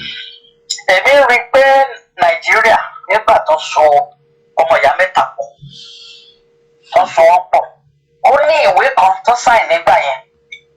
Ó dẹ̀ mọ̀ pé ìwé yẹn dẹ̀ ní òfin, ó dẹ̀ ní ọjọ́, ó dẹ̀ ní àkókò àti ìgbà tá a lè jọ gbé pọ̀. Tí ó bá jẹ́ pé ìgbépọ̀ wa máa ó ṣeé ṣe. Bí ìgbépọ̀ wa ò bá ṣeé ṣe, ó ní ọdún tá a tún lè yára. Fún Yorùbá láti kúrò, fún Igbo láti lọ, èmi ò rò ó jẹ́ nǹkan tó ní agbára tó yẹ kó le nítorí pé Nàìjíríà kò ní jẹ́ number one ìlú tí wọ́n máa separate. We have so many countries tó ti separate láàrin ara wọn. Ó lè jẹ́ kí wọ́n ní time but wọ́n lọ tí ò ní sí wàhálà. Èmi ò rò ó yẹ kó jẹ́ ìjà nígbà tá a jẹ́ pé ìwé ti wà ní àkọsílẹ̀. Nǹkan tó bá ti wà ní àkọsílẹ̀, èmi ò rò ó yẹ kí tó bá jẹ́ pé kò yé wọn kó padà ó gbéwèé ẹ̀ kalẹ̀.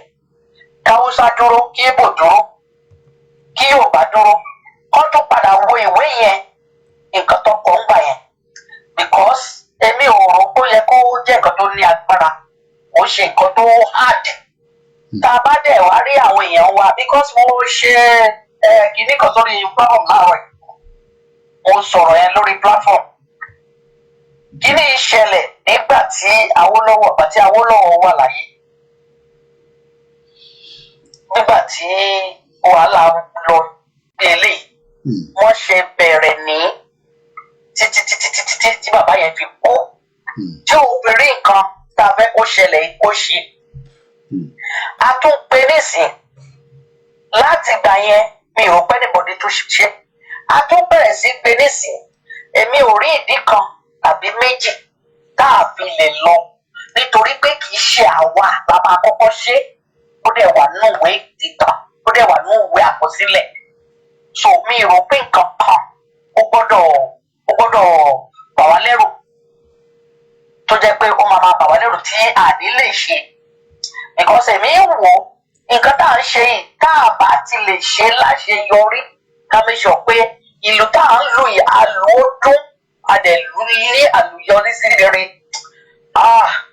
Àti shift ìdààmú yẹn síwájú fún àwọn ọmọ wa. A shift wàhálà yẹn síwájú fún àwọn ọmọ wa. Gbogbo ẹ̀tọ́ wa ẹ wo àwọn ọmọ tó wà ní Libya inú wọn dùn, àwọn tó wà ní Saudi Arabia inú wọn dùn, àwọn tó wà ní Oman inú wọn dùn, àwọn tó wà ní Lebanon inú wọn dùn. Ọmọ 70 years ọmọ 50 years kó lọ máa ṣaṣẹ́wó kó tó máa sọ fún ìyẹ́ ẹ̀ kí ìyẹ́ ẹ̀ máa wà happy pẹ̀lú nǹkan yẹn ó sọ lórí program lálẹ́ àná. So enough is enough. Ẹni bá fẹ́ ẹni oníkálukú kó di ra ẹ̀ oníkálukú lọ́jọ́ ọ̀pọ̀ perfect oníkálukú ẹ má anybody ọ̀gbọ́n ká má rè sí owó ọ̀gá sí wọn bẹ̀tọ́ bá náwó bí wọ́n gbà ká bá tilẹ̀ náwó bí wọ́n gẹ̀ẹ́tì because gbogbo àgbáyé ló ń ṣe protest fẹ́ fi nǹkan tó dùn ẹ́ nínú ọkàn ẹ̀ ó bí hàn. Because tá a bá kíkù tá a pariwo lórí rédíò a lè rí ṣe àbí tá a bá jáde máa jáde náà la lè rí ṣe tí gbogbo ayé máa fi mọ̀ pé yes gbogbo ayé ló máa tẹ̀kì píjọ lọ́jọ́ yẹn gbogbo àgbáyé ló máa wò wá tó máa gbé sí orí net gbogbo ayé máa rí. So kì í ṣe tiwa ló máa jẹ́ first kò dẹ̀ ní jẹ́ last àwọn àìmọye ìlú ti bẹ́ẹ̀ tó bẹ́ẹ̀ yapa. So ẹ jẹ́ ká lọ ká jáde kẹ̀tíkẹ̀tí. Ká dẹ̀ fẹ́ ká fi ẹni bá wá sọ pé ọjọ́ yẹn òun ní ibi kan tó ń fẹ́ sà òun ní àṣàsí kan tó ń fẹ́ sà ọlọ́run ilẹ̀ alanu agbèmí ènìyàn ò ní dọjọ́ yẹn lágbára ọlọ́run lágbára òdùà agbára bàbá àwọn bàbá tó bí wa ó jẹ́ ọ̀rọ̀ tí mo fẹ́ sọ láàárọ̀ yìí. So Nàìjíríà Yorùbá Odùduwà kò ní jẹ́ first àwa kọ́ ni first àwa kọ́ ni last gbogbo ìlú tó bá rí pé ìgbépọ̀ wọn kò easy wọ́n máa separate náà ni. It's not possible kéèyàn máa gbé pẹ̀lú ìnira láìsí àlàáfíà. So ó jẹ́ little advice tèmi lè ìdásí láàárọ̀ yìí. Olùdó àgbẹ̀wà lágbára Kristi Akínú Kúndélé. Mike, America will be a great ally. Trump already called the zookeeper lifeless. I believe Trump doesn't like him at all. Olayomi on YouTube. It is the same thing Mommy said on the platform this morning. Ọ̀rọ̀ ìtàn jẹ́ lálẹ́ yìí. Okay, I hope my Yoruba is good. Let's go straight, push this one more few calls in. We have to bring broadcast into an end so that we'll go and prepare, but we're almost there. And Tabatik Bay, about a sini come Egberanle Baba wa. Koiki, but mo bá ètò yìí lọ. Actually, mo ṣe máa pẹ́ mo ti sọ̀rọ̀ yìí tẹ́lẹ̀. War, we have to start the war. The Hausas, they are prepared. That's why they prepared. Okay. There's no two ways about it. There's no two ways. Look at South Sudan. They are fighting before the United Nations coming. Before all that nation coming. Look at Ethiopia and Eritrea. They have been fighting the war for so long before they separated. They know what they are doing. Okay. The international community wants us to start something before they will come in. They want us to before start the UN itself would make a standard. Yeah, they should divide us. Okay. But the video continues to this year. The Fulani bandits. Yeah. They are protesting on something. Yeah. The army are there facing them. The generals, there are about 4 or 5 of them. Calming them down. These soldiers that they shouldn't shoot. They are not with anything. They are not with arms. Look at what they are doing in the south, in the west. Nobody is holding arms. They are shooting because they understand themselves. They speak the same language. Okay. You a southerner, speak your language to Hausa soldier. Then you remember the day you are born. There's no two ways about it. We're going to fight. October 4th, everything. We're going to start the war October 1st. Okay. All right. Because they are not going to wait. Those Fulani to continue to kill and kill. You know, before I would have said it, Abuja will be a battleground. Abuja is going to be a battleground. They have said it before. And secondly, Obasanjo have said it sometimes ago when he was in power, that every nationality, Yoruba or Igbo, that are in north, if they don't want you to do your business with anything, go back to your state. Bàbá yẹn ní ọgbọ́n, ó ń ṣe ètò tiẹ̀ pẹ̀lú ọgbọ́n ni, kò ṣe gíragíra. Ṣọdí àwọn Abiola, ó tẹ̀lé wọn títí. These people, they are playing through their intelligence. When Abiola back out, they take it down. Anybody that joined them from the beginning, when he back out, they are reading every step they are making. Now with Benny Tinubu,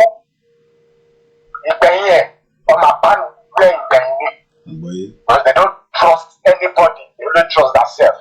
Okay, all right. Toriasiko. They don't care who's going to die. They don't care if their family, if their children die, they don't care. So we must be prepared. So October 1st, everybody must come out. I wish I was in Nigeria, I would come out. Okay. Anything, anybody ban me, bring it out. Let's start it squarely. Because the international community, there was a video I was watching, the House of Lord.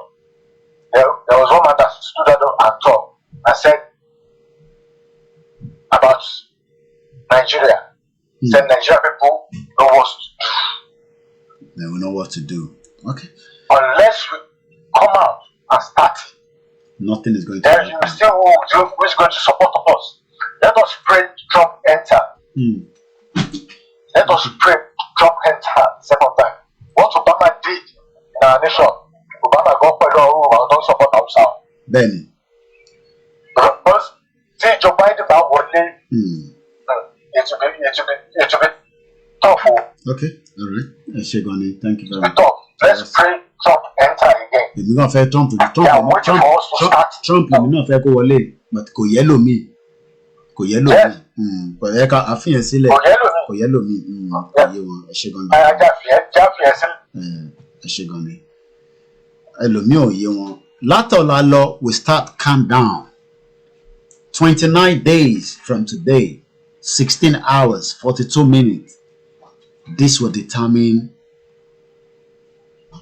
what will be. Ẹ jẹ́ kí n wo bí a mo ṣe lè gẹ́ẹ̀tì bàbá Ìbàdàn ní Amẹ́ríkà tí wọ́n bá ṣì wà ní tòsí láti bá sọ̀rọ̀ orí. Bàbá mi, bàbá Ìbàdàn. Ẹ má bínú, mo mọ̀ pé ó ṣòro lọ́dọ̀ yín, ẹ bá wa dá sí ní kánmọ́kánmọ́. Gbogbo ilé ń gbọ́ yín, ẹ káàárọ̀ sórí ètò, ẹ káàbọ̀. Ẹ jọba, ẹ jẹ́ ká gbáradì dáadáa o, táwọn àyàn wa gbáradì dáadáa because òjijì làwọn tó mọ iye òjijì wọn fẹ́ strike. À ń gbọ́ yín kétékété. Tẹ́gbọ́n. Loud and clear. Ẹ bá wa gbóhùn díẹ̀ sókè mọ̀ pé ilẹ̀ ti ṣú lọ́dọ̀ yín, ẹ sọ pé òjijì ló fẹ́ strike, àbí tí mo gbọ́ kọ́ nìyẹn. Òjijì náà fẹ́ strike bẹ́ẹ̀ òjijì wọn fẹ́ strike. So wọ́n mọ̀ báwọn èèyàn ti dìde wọ́n ti rí gbogbo àwọn àdúgbò ọ̀pọ̀ tí ká ìfowó múra because òjijì náà fẹ́ strike. Táwọn Tinubu bá ti strike báyìí, àwọn àti wọn kọ̀ kájà tí wọ́n kọ̀ kájà káàkiri àwọn lóṣù bẹ̀rẹ̀. Bẹ́ẹ̀ làwọn tí wọ́n ń ṣe báràárọ̀ wọn náà tó wẹ́pọ̀n káàkiri. Àdàpọ̀ wọn wẹ́pọ̀n káàkiri tí wọ́n dẹ̀ mọ́ ọ̀rọ̀ wọ́n ti update strategy wọn báyìí. Gbogbo wọn ti ń hide ọ̀tọ̀ làwọn tí wọ́n bẹ̀rù bò tí wọ́n jẹ́ ISIS àti Boko Haram. Ọ̀tọ̀ làwọn tí àwọn darandaran. Ọ̀tọ̀ làwọn tí wọ́n ń tọrọ báràárọ̀ tí wọ́n ti kó amúnísàn sí ibi òkú sílẹ̀gbẹ́ ọ̀nà tí wọ́n gbé káàkiri tí wọ́n ti sọ́mọ́. Ọ̀tọ̀ làwọn tí wọ́n ń bọ̀ kadà kí tí wọ́n ti háìdì amúnísàn. Ọ̀tọ̀ làwọn tí wọ́n ti lọ háìdì amúnísàn sí sábó ní báràkì wọn àti máìtì gbogbo ilé wọn. So tí wọ́n bá ti gbọ́ kó ṣẹlẹ̀ báyìí káwa náà tètè mú kámúra gidi tó bá ti sùn báyìí. Kọ̀sítà nǹkan tí wọ́n bẹ́ nìkan sọ̀rọ̀ wọ́n sọ pé preparation lọ lábẹ́nú gbàgbọ́ ní kíni gbèsè tá a fi gbé ya kan sọ̀rọ̀ àwọn náà pé wọ́n dẹ́ pé gbèsè lókè wọ́n ti kú àwa ti kóra kankan tó ẹ máa sọ fún wọn kí ká wà tá láti gidi ọ̀pọ̀ báwọn èèyàn ti gbà kálù ti mọ̀ wọ́n ti bá ti mọ̀ lọ́rùn báyìí. So ọlọ́run jẹ́ àrí ọ̀rọ̀ genocide lọ́run jẹ́ kó ṣe é ṣe fún wọn lọ́run gbàgbà lọ́wọ́ wọn.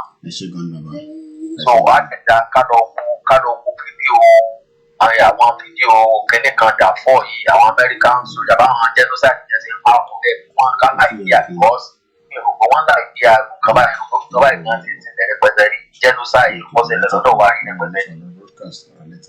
Because ìṣe nǹkan kékeré kí wọ́n destroy everything ní kí wọ́n destroy everything. So ọlọ́run nígbà fún wọn o. All right, ẹ ṣé gan ni bàbá wa Ìbàdàn. Ẹ̀lú ẹ má tó mo fẹ́ bẹ̀rẹ̀ question náà but mo fẹ́ jẹ́ kó jẹ́ wọ́n náà pọ̀. Ok, ẹ máa pè yín tẹ bá jí lọ́dọ̀ yín náà á sọ̀rọ̀ lẹ́yìn ọwọ́ ìrọ̀lẹ́. Ok, ṣé máa pè mí? Máa pè yín máa pè yín. Ok, ẹ pè mí kó ṣe pàtàkì o. All right then. That's it. Ọ̀rọ̀ rẹ o. As we are now saying, I say thank you to all our children that are watching us at this very difficult time. Some of them are confused because they've known Nigeria, music, and this, and now we are telling them we're not one Nigeria. But I'm sure we can explain to them exactly. I'm going to read out some names now. And I want everybody, and I'm going to post that details out as well as I read them. Again, fún màmá wa ní France láyé kí wọ́n kọ̀ bá wa sọ̀rọ̀ ní ṣúkúṣúkú ní kékèké. Ẹgbẹ́ ránlẹ̀ mọ́mì.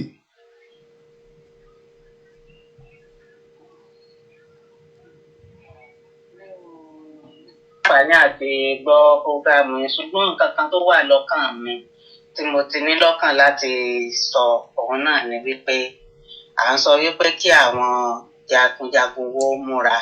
Gbogbo àwa tá à ń pè kí ni ojúṣe wa. Wọ́n ní lọ sójú ogun lásán kí la ní tá a fi ràn wọ́n lọ́wọ́ torí bàbá ń sọ yín dùn lẹ́nu wa ń dùn lẹ́nu wa. Sóyè òkúta ni wọ́n máa mú lọ ni. Ó yẹ kí gbogbo wa náà ká ní ojúṣe tá a máa ṣe. Ó yẹ ká ní nǹkan tá a máa fi ránṣẹ́ sí wọn. Àkàndé sọ wípé tí wọ́n gbà wọn lọ fún wa nígbà tá a fi wọ̀ sóko wọn à ní kí òkúta sínú nǹkan wọn à ní fi òkúta já ewé. Mo rò pé nǹkan tí mò ń try láti sọ ó yé wa. A nílò láti fi nǹkan ránṣẹ́ sí àwọn èèyàn yìí kí àjọ torí Ọlọ́run bó ti wù kó mọ even one euro kéré £1 kéré tá a bá ṣàjọ owó náà sì ni. Àwọn èèyàn yìí nílò ìrànlọ́wọ́ wa wọ́n nílò owó wa. Mo bẹ̀ wá ní ẹ jọ̀ọ́ torí Ọlọ́run gbogbo ọmọ Yorùbá tó bá ń gbọ́ mi ẹ jọ̀ọ́ torí Ọlọ́run Olúwa máa bùkún wa. Ẹ jẹ́ káyé mo gbọ́ fún ọmọ wa kan náà ti sọ the other time wípé gẹ́gẹ́ ká ní ìwọ̀n tá a máa fi ránṣẹ́ anybody kò sí iye tó kéré ẹ jọ̀ọ́ Olúwa ràn wá lọ́wọ́. Ibi tá a ti ń lọ á débẹ̀ láyọ̀ lágbára Ọlọ́run ṣùgbọ́n bá a ṣe lè débẹ̀ náà ni wípé kì í ṣẹnu nìkan la lè fi ṣe o. Ó nílò àfihàn wa ó sì nílò òfin náà àwa nílò òfin kí n là mọ́lẹ̀ a nílò owó Olúwa ràn wá lọ́wọ́. Ẹ ṣé. That will be my last caller.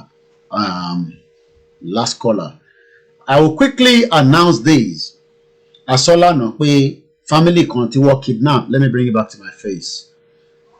No more calls. We won't take any more calls because we've run out of time. A family was kidnapped and they are now demanding 10 million naira. One negotiate 3 million. One want igba. Okay. There's fire on the mountain. Tolani, aka Obama. I believe these are part of either the NURT or those tí wọ́n sọ pé àwọn ló máa da gbogbo rally yẹn rú. I am mentioning your name on a live broadcast. Tolani aka Obama. Gbogbo Ìyànàpá, Zero, Ìlúpéjú, Akeem, No Case Mushin, Taloskibo Oshodi. These are also the list of all the executive members to hold for responsible should anything go wrong on the day of the rally. Alhaji Musiliu Ayinde Akinsoya, MC Oluomo, the state chairman. I repeat his name again. Alhaji Musiliu Ayinde Akinsoya, tí gbogbo yín mọ̀ sí MC Oluomo, òun ni state chairman wọn lÉkòó. Comrade Sulaiman Ojora, state deputy chairman. Comrade Sulaiman Ojara, state deputy chairman. Comrade Ganiu Shitu, state vice chairman. Comrade Ganiu Shitu, state vice chairman. Comrade Ronsue Mukaila, state vice chairman. Comrade Ronsue Mukaila, state vice chairman. Comrade Kende Joseph, state vice chairman. Comrade Kende Joseph, state vice chairman. Comrade Usman O. Teslim, state secretary. Comrade Usman O. Teslim, state secretary. Comrade Yinka Azan, state assistant secretary. Comrade Yinka Azan, state assistant secretary. Comrade Adekunle Musfal Sego, state treasury. Comrade Adekunle Musfal, don't pè ní Sego, òun state. One of our can say Oluomo bí analogy. Ó ṣá lọ Mẹ́kà. Àbí bẹ́ẹ̀ kọ́. Comrade Ganiu Ayinde Zaria, state deputy treasury. Comrade Ganiu Ayinde Zaria, oríṣiríṣi orúkọ lọ fúnra wọn. Ọmọ Yorùbá ní gbogbo àwọn tá à ń sọ yìí o, kò sọmọ Ìgbò láàrin wọn o. Tí wọ́n bá da rally yẹn rú, on the 1st of October will change a lot of things. Comrade Moshood Omojowa, state organizing secretary. Comrade Moshood Omojowa, state organizing secretary. Comrade Ibrahim Yusuf, state financial secretary. Gbogbo àwọn tó ń jẹ mùlá láwọn lẹ́yìn máa jẹ́ o. Comrade Ibrahim Yusuf, state financial secretary.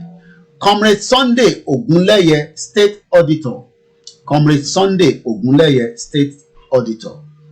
These are area serial killer for Tinubu. Okay. Alhaji Muftar Ismail Aigoro, state assistant auditor. Alhaji Muftar Ismaila Agoro, state assistant auditor. Alhaji Akim Tijani, state assistant organizing secretary. Alhaji Akim Tijani, state assistant organizing secretary. Comrade Mrs. Omolabake Adelakun, state trustee. Comrade Mrs. Omolabake Adelakun. Kazim H. Olanrewaju, water, state trustee. Kazim H. Olanrewaju, water, state trustee. What is comrade about them? They are all serial killers. Hey, what? Please do not call. The broadcast has now ended. Kazim Alhaji Wasiu Omole, state trustee. Alhaji Wasiu Omole, state trustee. Alhaji Mufutau Mutiu, state trustees. These are individuals. All individuals. If anyone have their pictures, I want you to send me the pictures of each and every one of them. I'm not taking any more calls. I'll just say that. Anyone tó bá ní picture wọn lọ́wọ́, ẹ bá wa send it sórí WhatsApp wa +44 75 94 050 979. Also, it is not just about Lagos. And tó bá ní gbogbo details àwọn ti Ọ̀yọ́ state, ẹ bá wa máa send it. I will be putting this out every day. Ọ̀yọ́ NURT, gbogbo wọn pátápátá. Ekiti NURT, gbogbo ẹni tó bá ẹ̀dẹ̀, ẹni tó bá tèkó lọ send sí mi. I expect people to start sending me to Ondo, ṣáwà ní Kwara àti Kogi, tó bá wà ẹ send sí mi. Ní Ọ̀ṣun state, ní Ogun state, ní Ọ̀yọ́ state. I need all those details as quickly as possible. On that note, we are now bringing this broadcast to an end. Before I go, just to push one more point, we will be writing to number 10 Downing Street. There's a lot of letters that will be handed over to them on the 1st of October. I'm also reminding everybody, we must not allow parasite to overrun us again. Example of them, United Kingdom, the colonial masters. We must end the last empire, which is Nigeria, whether they like it or not, whether by fire, by force, whether it's going to be war or not, whether it's going to be peaceful or not, whether some people will die or not, whether some people will survive, yes, they will, whether we will be free, yes, we will. We will stop the colonial empire. The last empire, that is Nigeria, will be stopped. And the beginning and the countdown start. We are given 20 individuals that are watching us from Nigeria. You will not put your details here. You will get back to me. I will know whether you have been following us, you have been watching us. 1,000 naira each on your credit. 20 individuals. Do not put any of your bank details online. I will not even watch it or read it. But if you send me a message with your name, I will then look you up on Facebook. I will not look at the broadcast of today. I will look at the broadcast of maybe last week. And I will determine whether you are entitled to 1,000 naira credit of any of your network, which will be credited to you. It's not just for those today alone. Somebody might be listening later on a repeat broadcast. But we will run it for the next maybe 24 hours. My name is Olayomi Koiki. My job is to not just educate ourselves, but to prepare our mind as against whatever is coming out there. Thank you very much once again. My name has not changed. A very proud Yoruba man. There will be a lot of different media that will be talking later on. I'm not the only one talking. I'm sure we can enjoy them as well. And you know the right thing. As soon as I play the anthem, it then indicates that we have ended today's broadcast. Even though I am running behind schedule with this radio station, I'll catch up with them. Thank you once again to all our fathers, our mothers, some politicians that are watching. You have time now to come back home. Don't plan ahead for 2023. Nigeria will not exist before 2023. We are stopping Nigeria.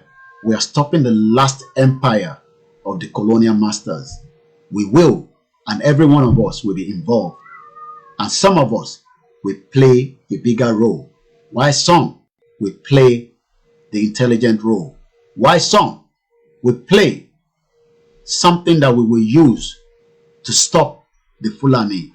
If you have anyone that is strong, communicate with them, whether from the tradition, whether they are pastor, whether they are imam. Ejeki abereshe kunkushi tabani nile ati resele ta mo bi ta fe lo si eje ká máa mú sílẹ̀, eje ká máa gbáradì torí pé in tó ń bọ̀ yìí á yàbọ̀ níjọ́ kan. Mo ń fẹ́ lọ́wọ́ ni, à ń fẹ́ lọ́wọ́ ni, àmọ́ fífẹ́ yẹn kò tí penetrate dáadáa. Tó bá débi tó yẹ kó dé, bóyá 1st of October ni gbogbo àkókò ṣe kéne àlànà lẹ́ǹkan. Have a very good morning, and this is the anthem just to finish it.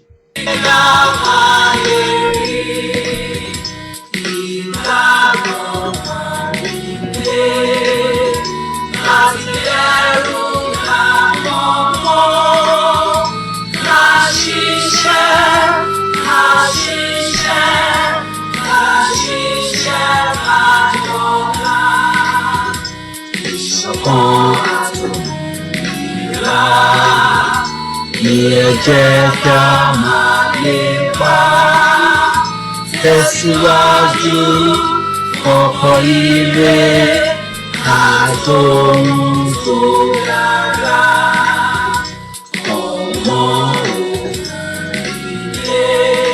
Oh yes.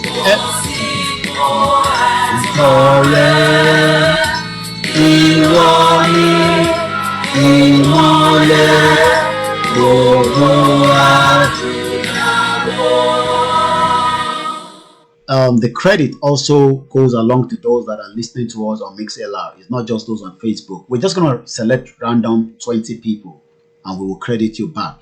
It's not going to be often, but we will do it when we get a bit support that enables us to do so as well. Have a very good morning. Bye for now.